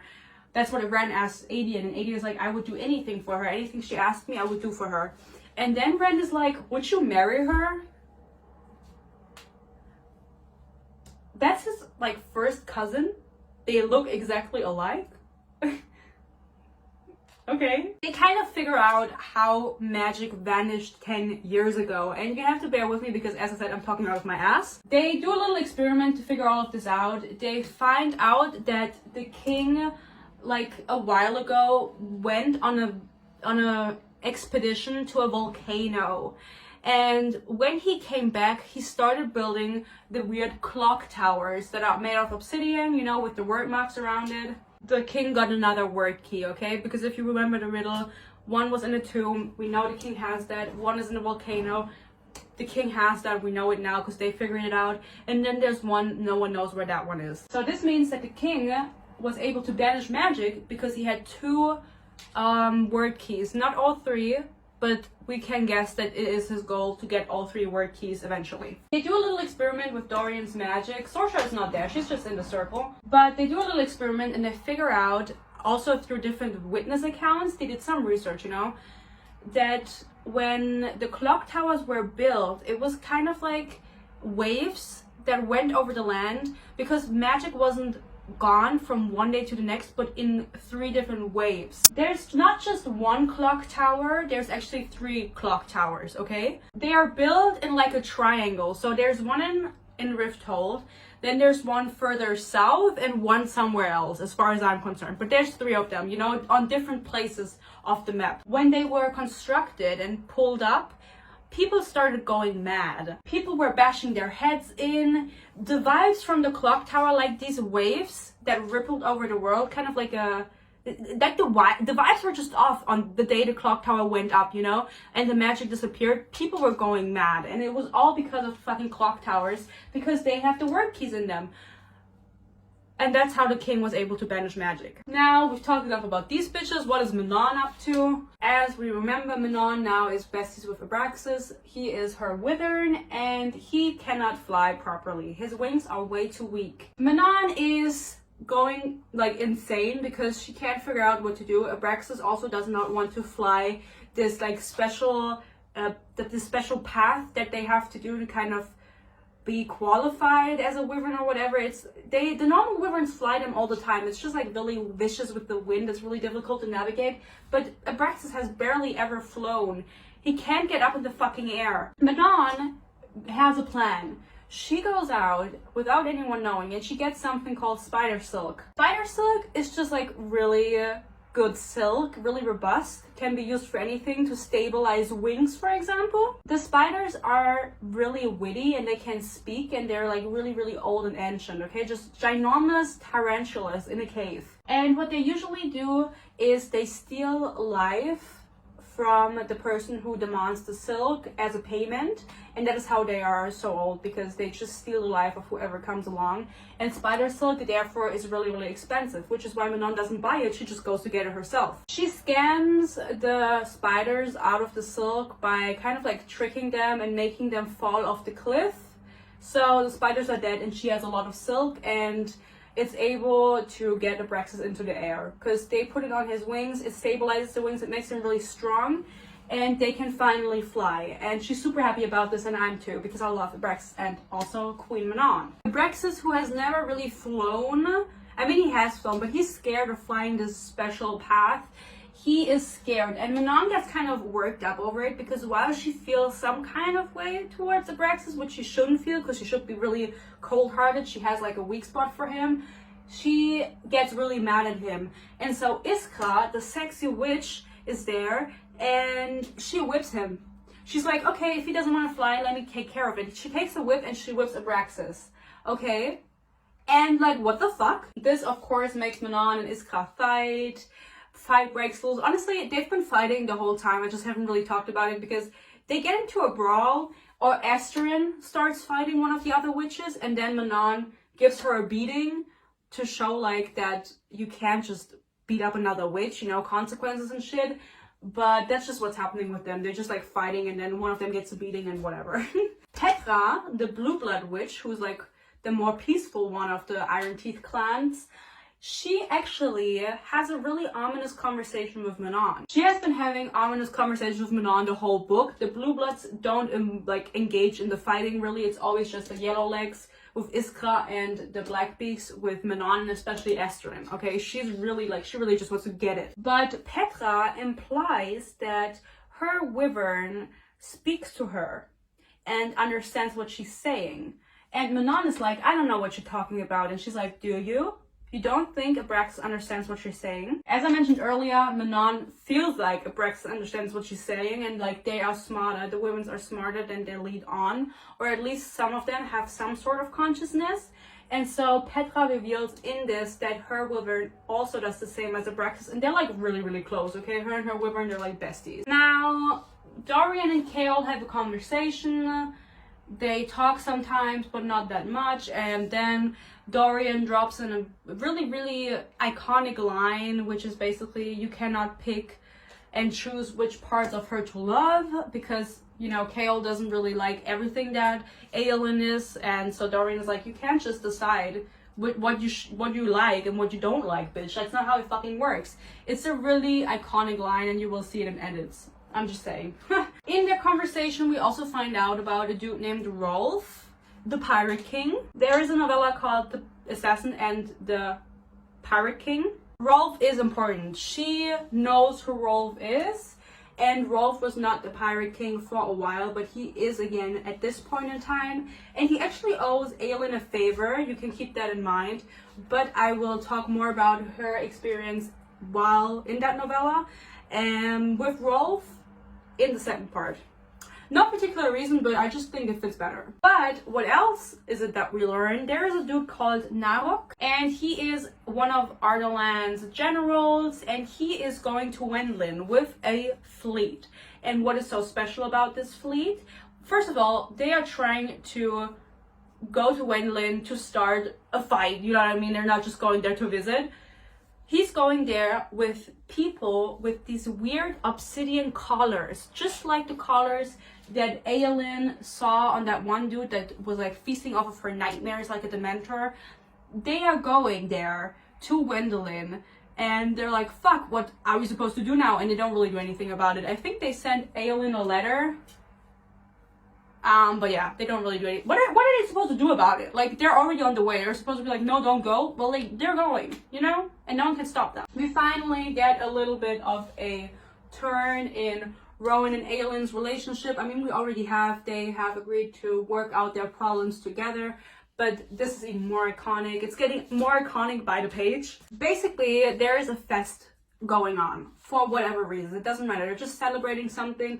And there's some fires outside, and Aelin is responsible for keeping the fires on and burning, and that's kind of her task. Rowan is with her the whole time, sitting next to her, but she just kind of has to concentrate her magic on this one spot or whatever, so she can practice how to use her magic more precisely, because so far she's only really used it as like AoE damage, you know what I mean? And she has to start doing trick shots. Was this the end of her magic then? A few hours of trending fires? Such a relief, such a blessed relief, if it were true. You are on the verge of roasting yourself from the inside out, Rowan snarled, like an inside out roll from your favorite sushi place. She blinked, and her eyes ached as if she had sand in them. Agony lashed down her spine, so hard she fell on the grass. Light flared, not from her or Rowan, but from the fire surging. People yelled, the music faltered. The grass hissed beneath her hands, smoking. She groaned, fumbling inside for three tethers to the fires. She's keeping up 3 fires at the same time. Okay, there we go. I was like thinking it's multiple. But she was a maze, a labyrinth, the strings all tangled, and I'm sorry, Rowan hissed, swearing again, and the air vanished. She tried to groan, to move, but she had no air. No air for that inner fire. Blackness swept in. Oblivion. Basically what's happening is Aelin is losing control. There is a bottom of how much magic you can use, and she is still not able to control it 100%, so she might reach that bottom faster than she would if she had actually trained it properly. But you know, it took her a while to even get to the point where she felt comfortable enough to use her fire, because you know, as a child, why do I keep saying you know? As a child, her mom especially, you know, I have to stop saying that. What the fuck? Her mom especially was a little bit of the reason that she felt so uncomfortable, because one time she overheard a conversation between her parents where her dad was like, maybe we should ship her off to school somewhere else because she doesn't really have any friends her age, and she is so scared of her magic. And her mom was so afraid that Maeve would get her hands on her that she was like, no, we can't do that, she's too dangerous, blah blah blah. And it really scarred her in her adult life. She doesn't know how to deal with her magic. Basically, she's burning out. She doesn't realize it because she's never had this happen to her. Rowan is like, fuck, what can we do? He takes her air away so she can't breathe, and so she can't use her magic because she can't even breathe. She's got to breathe first. She kind of has like a blackout, and Rowan picks her up, and he absolutely burns his skin picking her up because she's hot as heck. Her whole body is heating up and heating over, whatever. And so Rowan picks her up, burning his skin. They bring her into a tub that is freezing cold, and she's just like steaming, okay? Also, she realizes before this happens that she might have a little crush on Rowan, okay? She's just like, oh my god, I kind of like him. He's so hot and strong and big. So she's like feeling something towards Rowan, okay? It's not explored much yet, but they have a connection. When she is put into the tub, Rowan sees her scars for the first time. It's funny because I actually think I haven't mentioned them until now. It's my bad. She has 3 long scars on her back from Endovia where she was whipped, okay? I mean, being whipped in a fantasy book is kind of the standard, and so that also happened to Aelin. They are really deep and really big because they couldn't heal properly in Endovia. And Rowan sees this for the first time. He hasn't seen the scars before, and she didn't show him. And he feels super bad. He's super angry. He changed into his hawk form, and he just flies away. That's how angry he is. He does fly away, but he does come back. And then he apologizes to her because in the beginning, when they first met, they were arguing the whole time and being foul to one another and insulting each other, but he had actually said, if you don't change, I will whip you. And now he sees that she has scars on her back from being whipped, because he didn't know that she had been in Indovia. She never told him. And how is he supposed to know? And so he feels super guilty, and when she wakes up and she feels a little better, she tells him everything that has happened to her in her life, like her whole life story. And this is like the turning point for them, because he now knows everything about her. He knows about her past, he knows about her present, and he knows about her future. Now that they're besties, Aelin is actually sleeping in Rowan's room at this point, because he's so afraid that she might not get better after her incident. She almost fucking died, okay? That's how bad it was. So when the magic runs out, she said, that's it. Either you stop or you burn out. Well, there's the Karanam. The old language word was beautiful on his tongue, that if she'd had a death wish, she might have begged him to speak only in the ancient language, just to savor the exquisite sounds. It's a bit dramatic. It's hard to explain, Rowan went on. I've only ever seen it used a handful of times on killing fields. When you're drained, your Karanam, so basically your bestie babe, can yield their power to you, as long as you're compatible and actively sharing a blood connection. If we were Karanam and I gave you my power, would you still be using wind and ice, not my fire? He nodded gravely. How do you know if you're compatible with someone? There's no way of telling until you try, and the bond is so rare that the majority of the Fae never meet someone who is compatible or whom they trust enough to test it out.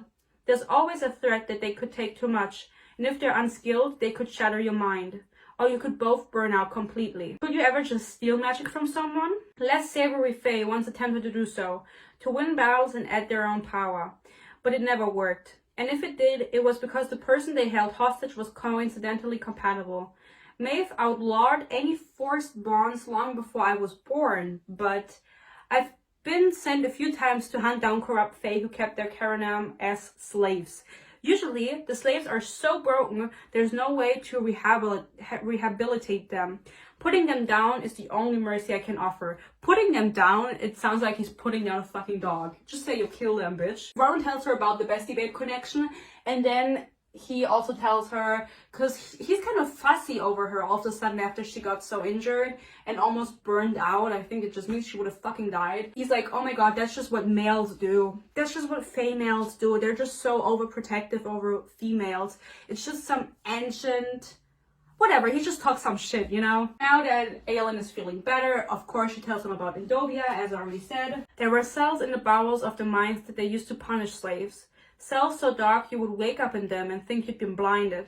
They locked me in there sometimes, once for 3 weeks straight. And the only thing that got me through it was reminding myself of my name, over and over and over. I am Selena Sadathian. When they would let me out, so much of my mind had shut down in the darkness that the only thing I could remember was that my name was Selena. Selena Sadathian, arrogant and brave and skilled. Selena who did not know fear or despair. Selena who was a weapon honed by death. I don't usually let myself think of that part of Indovia. After I got out, there were nights when I would wake up and think I was back in those cells, and I would have to light every candle in my room to prove I wasn't. They don't just kill you in the mines, they break you. She's not doing good. She's not doing good. She's never done good. Honestly, she's always had a shitty life, if you look at it. You know, she's never been at peace and never had ease of mind. Remember when she said earlier, it would be nice, she supposed, if there was a person who knew everything about her and didn't hate her for it. Finally, she has that person in Rowan, because now he knows everything that happened about her. I'm pretty sure. Maybe he doesn't, but I'm pretty sure. I think he's seen her tits at this point. Also, he's seen her piss herself, so it doesn't get much closer than that, if you know what I mean. While in Wendelin, Aelin turns 19. Yes, she is 19 years old, and she actually gets a present from Rowan, which is some chocolates. For this, of course, she's very thankful, so he actually gets a little peck on the cheek, and it makes him a little, like, uncomfortable, but this is their first kiss. Not officially, but the first peck. At this point, they also kind of start talking telepathically. Sorry. This is a concept that I do not understand, and I think there's no logic behind it. They just look at each other, and then they're like, you idiot. No. And it's not like just looks where you're like, oh my god, look at that person, like you understand it with your bestie. It's like full on conversations in their minds, okay? So it's not It's something special, and I don't know how it works. Aelin also learns how to make fire shields. She learns how to concentrate her magic, and I'm just imagining it's like an invisible shield, kind of made out of fire, okay? She's making a lot of progress at this point in her fire magic because she's come to accept herself, love herself, and be herself. Manon, meanwhile, is still trying to convince Abraxas to finally fly this difficult path, and her grandmother, the matriarch, so the leader of the Blackbeaks, threatens her, and she's like, if you don't do this, I'm gonna fucking kill you. And Manon is like, okay, she means that, like, she's gonna kill me. And then she makes it's called the crossing, the special path. She makes the crossing with Abraxas, and everyone's super happy for her, and so am I. It's very warm, okay?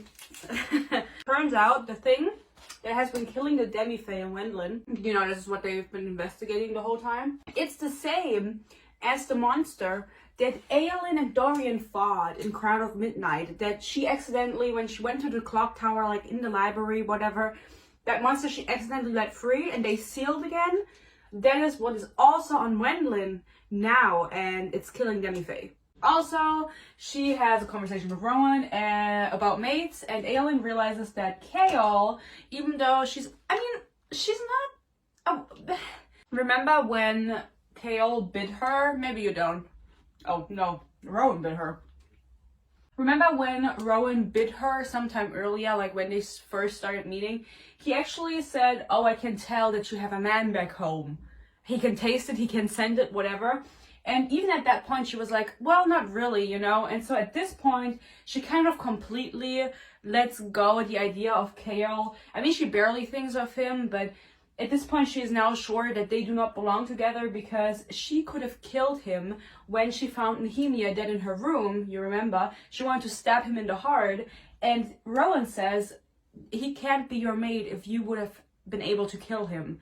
She would have been able to kill him, so they're not mates. And she's like, well, what's the fucking point now? They investigate further because they now know that this weird creature is killing the Demi-Fae.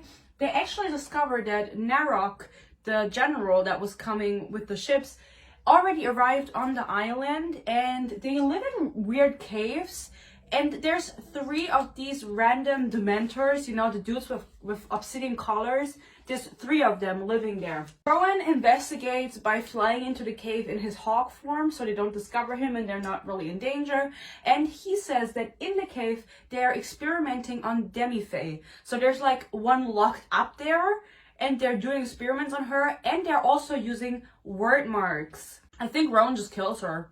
He's like, I'm gonna take you out of your misery, and he just... So they go back to the fort.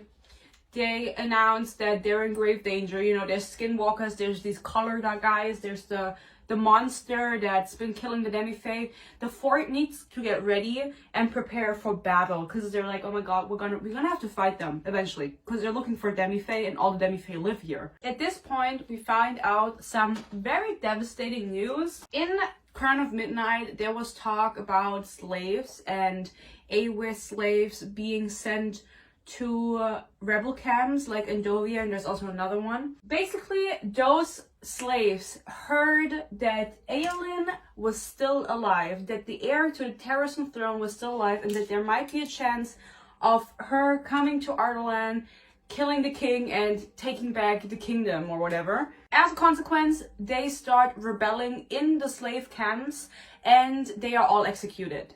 All of the slaves, also they're from the ones from Awer, where Nehemia is from, all of them dead. Every single slave. And Aelin is like...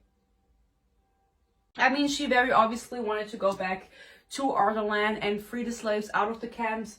She's a bit too late for that, and she kind of blames herself, and I understand that she does, but get over it, girl. I mean, there's nothing you can do now. Dorian wants Saoirse to get the fuck out. He kind of wants to run away with her, but primarily he wants her to run away by herself because he is scared for her. Now that the rebels were killed by the king, he is scared that Saoirse is not safe anymore, and that the king, like, maybe has racial motivations. Maybe, you know, he's just going after the blacks. Now, meanwhile, at Mistward, they are like, let's fucking go because the monsters are coming to the war to fight. And Rowan and Aelin have a really lovely conversation where he calls her Fireheart, which was the nickname that her mother had given her when she was a child. You remember when she was like, Fireheart, why do you cry? I'm lost, blah, blah, blah. He calls her that, and she says to him, to whatever end. And that's kind of their thing, you know, in Harry Potter, it's always, and for them it's to whatever end, and in The Fault of Our Stars, it's okay. Remember earlier when Rowan had her tested with Luca on this lake with the monster in it, she found a sword and a ring. Now, it turns out the ring is important, but also the sword is important because it's a legendary sword and it used to belong to Brannon. She just finds it in the lake. It's a legendary mythical sword that belonged to Brannon. She found it. It's called Goldrin. And she uses it to fight all of the monsters that are turning out now to the ward. Also, she has a conversation, I think, with the weird obsidian dudes, obsidian color dudes. And it turns out that the people wearing these collars are actually Vogue princes, okay? So demon princes. And the collar, basically they put a collar on a human and then that human gets infested by a demon. And because they are Vogue princes, they have collars because they need more to be contained, and lesser Vogue, just common demons, they could also potentially be contained in something else, like a ring. And now we're really getting into it. They are fighting these Vogue princes. I mean, they're really strong. They are princes of the demons. And they're also fighting the skinwalkers and the weird alien monsters that have been summoned. And they're kind of like, fuck, can we do this? Because we're only a bunch of demi-fae. Most of them don't really have any fighting experience. They're just living there. And then it's just the two of us. What are we gonna do? Luckily, Rowan called out to the cadre, so to his besties, the 5 other dudes under Maeve's command, sworn to her by a blood oath. He didn't really think they would come, but they actually pull up. I did not remember that they actually turn up in Heir of Fire. I thought we got to know them later, but they're already here. They all turn up in their magical forms. It's a bird, 2 wolves, and a cat. Like a mountain cat. The cadre consists of Rowan and Gabriel, who we already met, Lorcan, Fenris, and I forgot who the 5th one is. Oh, okay, so we have so in the cadre there's Rowan, Lorcan, Gabriel, who we already met earlier, Fenris, Conal, Rowan. I have no idea. So it's a bunch of dudes in the cadre, okay? I don't think all of them are there at this point. And it's not important right now. You just have to know they come to help, even though they are blood sworn to Maeve and they weren't sure if they could come because obviously they have to kind of get permission for everything they do from her.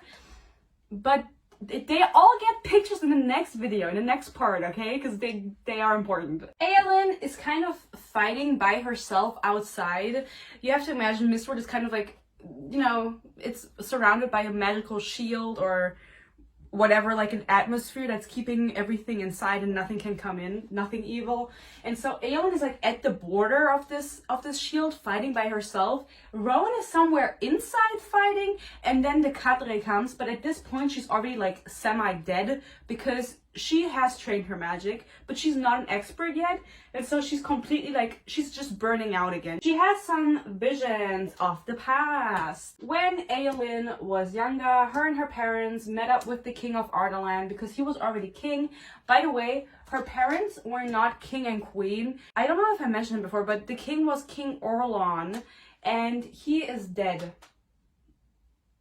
Obviously. Orlon never had children of his own, but his sister or brother did, and that is what Ro is. So basically, Orlon is his uncle, and so Aelin is also related to Orlon, but he was next in line for the throne. He was just not the king, and so Aelin is also obviously heir. We've talked about it. So she has a memory of her and her parents hanging out with Dorian and the king because they were just hanging out. Why not? And then Aedion was also there, but it doesn't matter. So she remembers that at this point, magic was not banned yet because her parents were also still alive.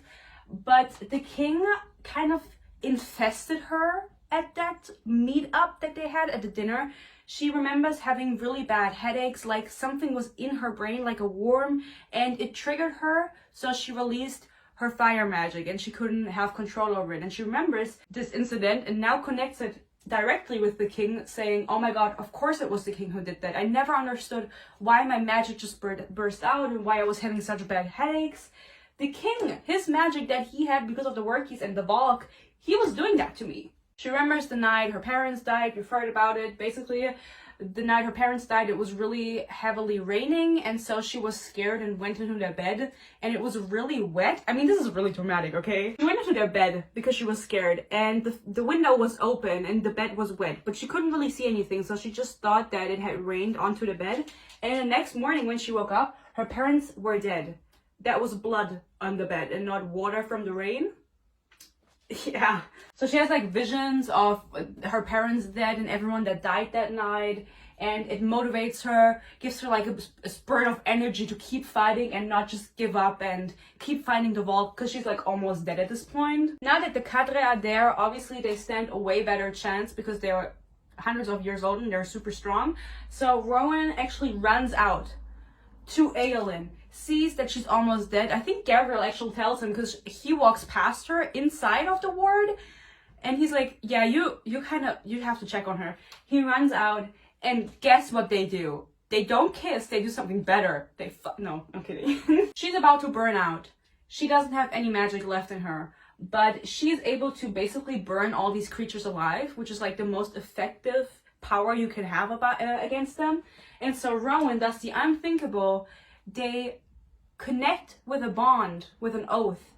They are Karanam, bestie babes. They're bestie babes. They do the connection thing. That they talked about earlier, sharing their magic when one is burning out and kind of lending your magic to someone else. So he supplies her with more energy from his data bank.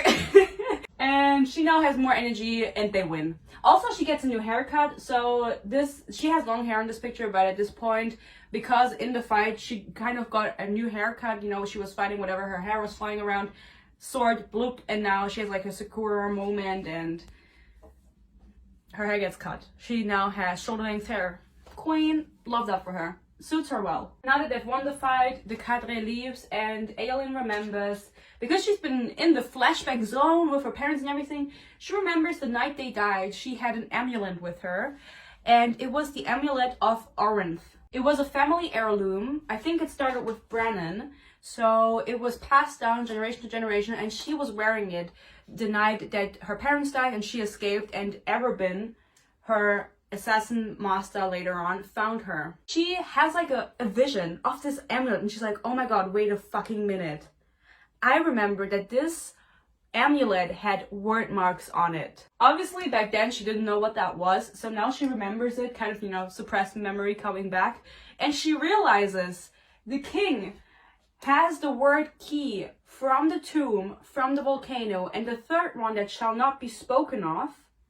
It must be the amulet of Orinth, because it had word marks on it. Now, where is the amulet of Orinth? Well, let me tell you, Erebin has it. Erebin took it from her the night he found her, and he's kept it as a trophy or whatever ever since. She knows this for a fact. And so we will get to see Erebin in the next book. This is not something that can happen in secret. You know, they fought against 3 Valk princes, against skinwalkers, against monsters, and they won. Word spreads all the way to Ardalan, to the king, of what has happened, and he goes absolutely berserk. Okay, he is not in a good mood. He already killed all of the slaves in every slave camp. Well, it's only getting worse from here. Now finally she is worthy to go to Doranel, where Maeve is. Rowan's like, okay, I'm gonna take you. I think he kind of didn't want to take her at all. He was very reluctant about it because he knows her and Maeve not gonna end well. He kind of also wants to keep her safe from Maeve, but at the end of the day, he has to follow orders because he is sworn with a blood oath. And also, she, of course, wants to find out a thing or two about the word keys because Maeve was there and has held them in her hands. So she's like, she's a good source. She's a witness, you know what I mean? Aelin asks her a few things, and the only thing Maeve really tells her, I mean, nothing new necessarily, but Maeve tells her that the word keys cannot be destroyed by any means, by any amount of magic. They can only be put back into the word gate. So they have to be put back.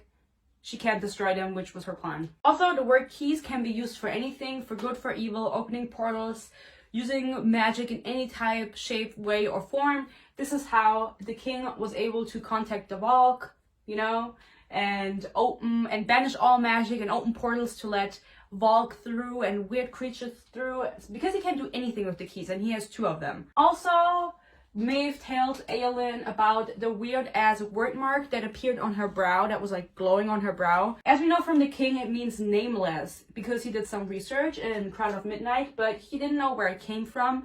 Maeve, however, she does know where it came from. She reveals that this is the mark of Brannon Galathinius, because he was a bastard, and so he gave it to all his children, kind of like a birthmark. That's all she says. Right now it's not relevant, but it is from Brannon, and it shows that she is like a direct offspring from Brannon, basically, with his power. I mean, she's like Brannon reincarnated, basically. She has the same power, and that's all. That's all she has, and she has the same symbol, but that's enough for me. Now, interestingly enough, of course, Aelin does not want to tell Maeve anything about the Amulet of Orinth, the 3rd word key, and she refuses to say anything. She's like, I don't know anything.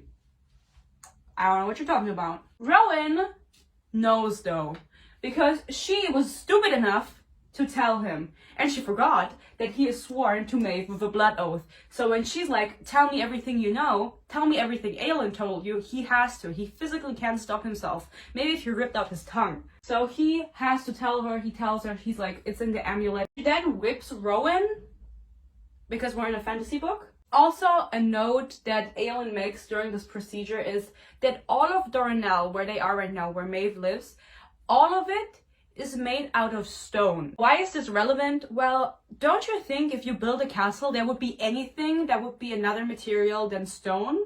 Why the fuck would you make everything all stone? It's hella uncomfortable. Of course it is, because Maeve is fucking scared of Aelin. She is scared of the amount of power this woman holds. She could just crisp her, burn her alive. So this bitch had her castle built completely out of stone. No other things, just stone. Just because she was afraid Aelin would ever come there and just unleash her power. I mean, that's some respect. This is what she wanted, wasn't it? Not for me to master my magic, but for you to learn just how powerful I am. Not how much of your sister's blood flows in my veins.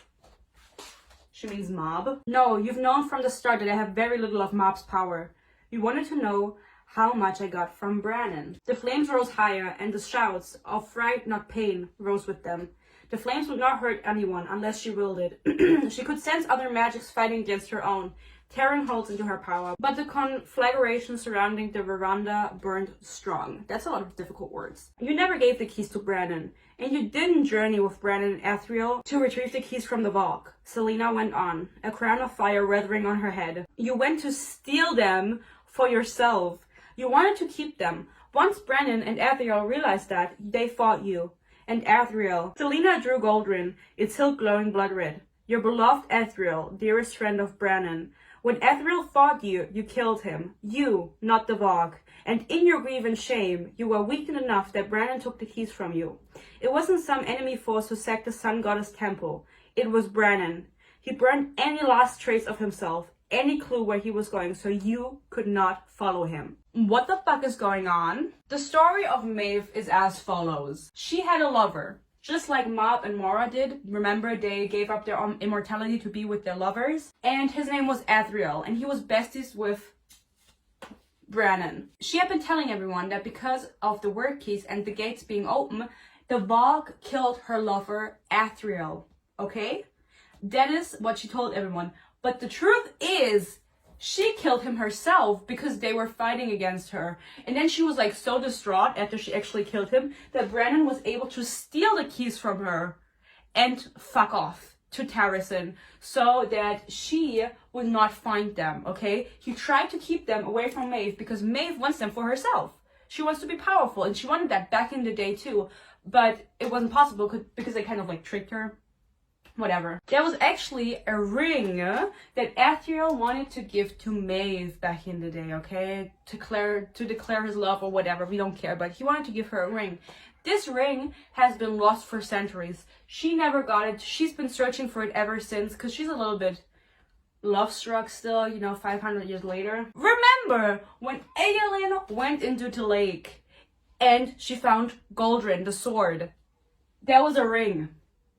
It is the ring that was supposed to go to Maeve, okay? Because it was on Brennan's sword and Brennan and Ethriel were besties. He hit the ring with the sword. Aelin gets the sword. She gets the ring. But why does she just give her the ring? Aelin makes a little deal with her. She says, you want the ring, don't you? And she's like, maybe I do. What about it? Aelin offers the ring to Maeve in exchange for Rowan. So they're making like a human trade. Maeve frees Rowan from the Blood Oath. He is free to do as he wills and do whatever the fuck he wants. And in exchange, Aelin gives her the ring. That's how important this ring is to her. Rowan, on the spot, like, swears his life to Aelin. He gets the Blood Oath revoked, and then he just like crawls over to Aelin. That's how I imagine it. And he's like, cuts his hand off, and he's like, here you go. Like, I'm gonna swear my life to you now. Instead of just being free and like chilling his life for a bit, you know? So Rowan is the first official court member of her new court, of the Terrasen court that she's gonna start building up again, you know, as Queen of Terrasen, rightful Queen of Terrasen. And he swears his blood oath from Maeve to Aelin. Now it's a little bonding activity, you know, they're now officially besties, you know, there's a blood oath between them. They don't make out or anything, but they're both crushing on each other. I mean, I can't say as much. Aelin gets tatted up.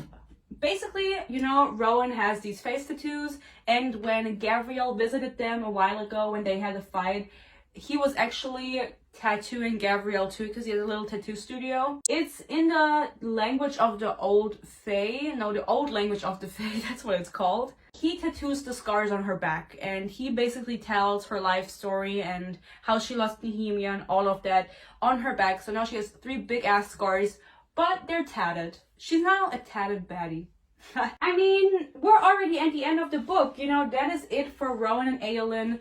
They are like, okay, let's go back to fucking Ardalan. I have some business to do, but Rowan says that he is gonna stay back and he's gonna follow. Aelin is like, I have some business to do, but, you know, for Queen of Shadows, I'm sorry, they are gonna go back to Ardalan, meet up with the rest, and that is why it's the best book in the series. I'm so excited to read that. Now, meanwhile, we have to, you know, sum up all of the other storylines that are going on, and for Manon, that is the War Games.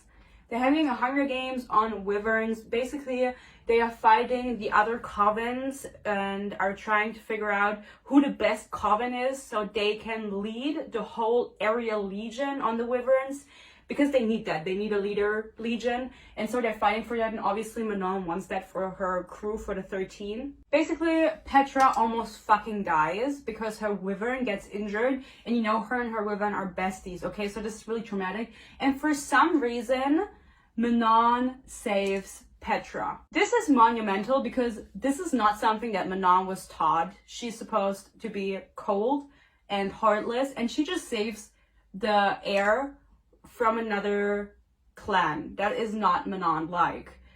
She saves Petra, but her wyvern actually dies. Not Abraxas, but Petra's wyvern, and Manon feels really bad because she knows how much they bonded, and she can understand it because she's so bonded with Abraxas at this point. As a prize for winning, because of course Manon and the 13 win, they are now officially the wing leaders. I think that's the name they have, but they're just like leading the whole legion, you know, every single clan, all of them have to listen to her in the air. She has a prize, and the prize is killing a Crocian, okay? And she hesitates. If you remember, everything she did before the whole Wyvern arc began was kill Crocians, hunt them down, kill them, because they have a blood feud. Crocian just talks to her, and she's like, I feel bad for you.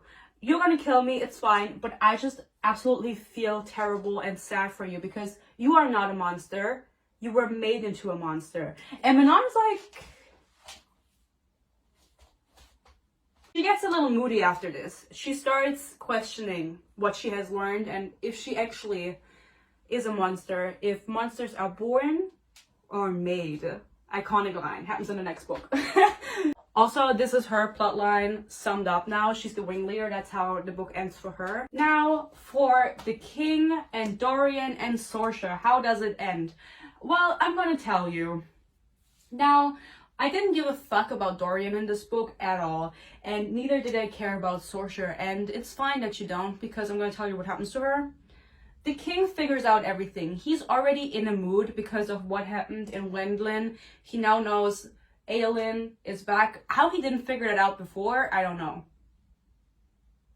Basically, he has an audience with Dorian there and also with Sorsha there. He figures out that him and Sorsha wanted to run away together, as I said before. Also, Sorsha has an alliance, or not an alliance, but she has a little something going on that Dorian didn't know about, which is that she had been sending letters to Ren, I'm pretty sure, just to rebels, basically, about the king. So no information about Dorian and his magic. She never spoke a word of it. I mean, they already know, but she was feeding the rebels information from inside of the palace. And that's kind of like revealed, and Dorian is like, no fucking way. And she's like, yeah, but I still love you. But it doesn't matter because the king beheads her. Rip Rihanna. Okay, so I rearranged it a little bit. You are now able to see Carol again, but you can't see Aedion. I mean, you know.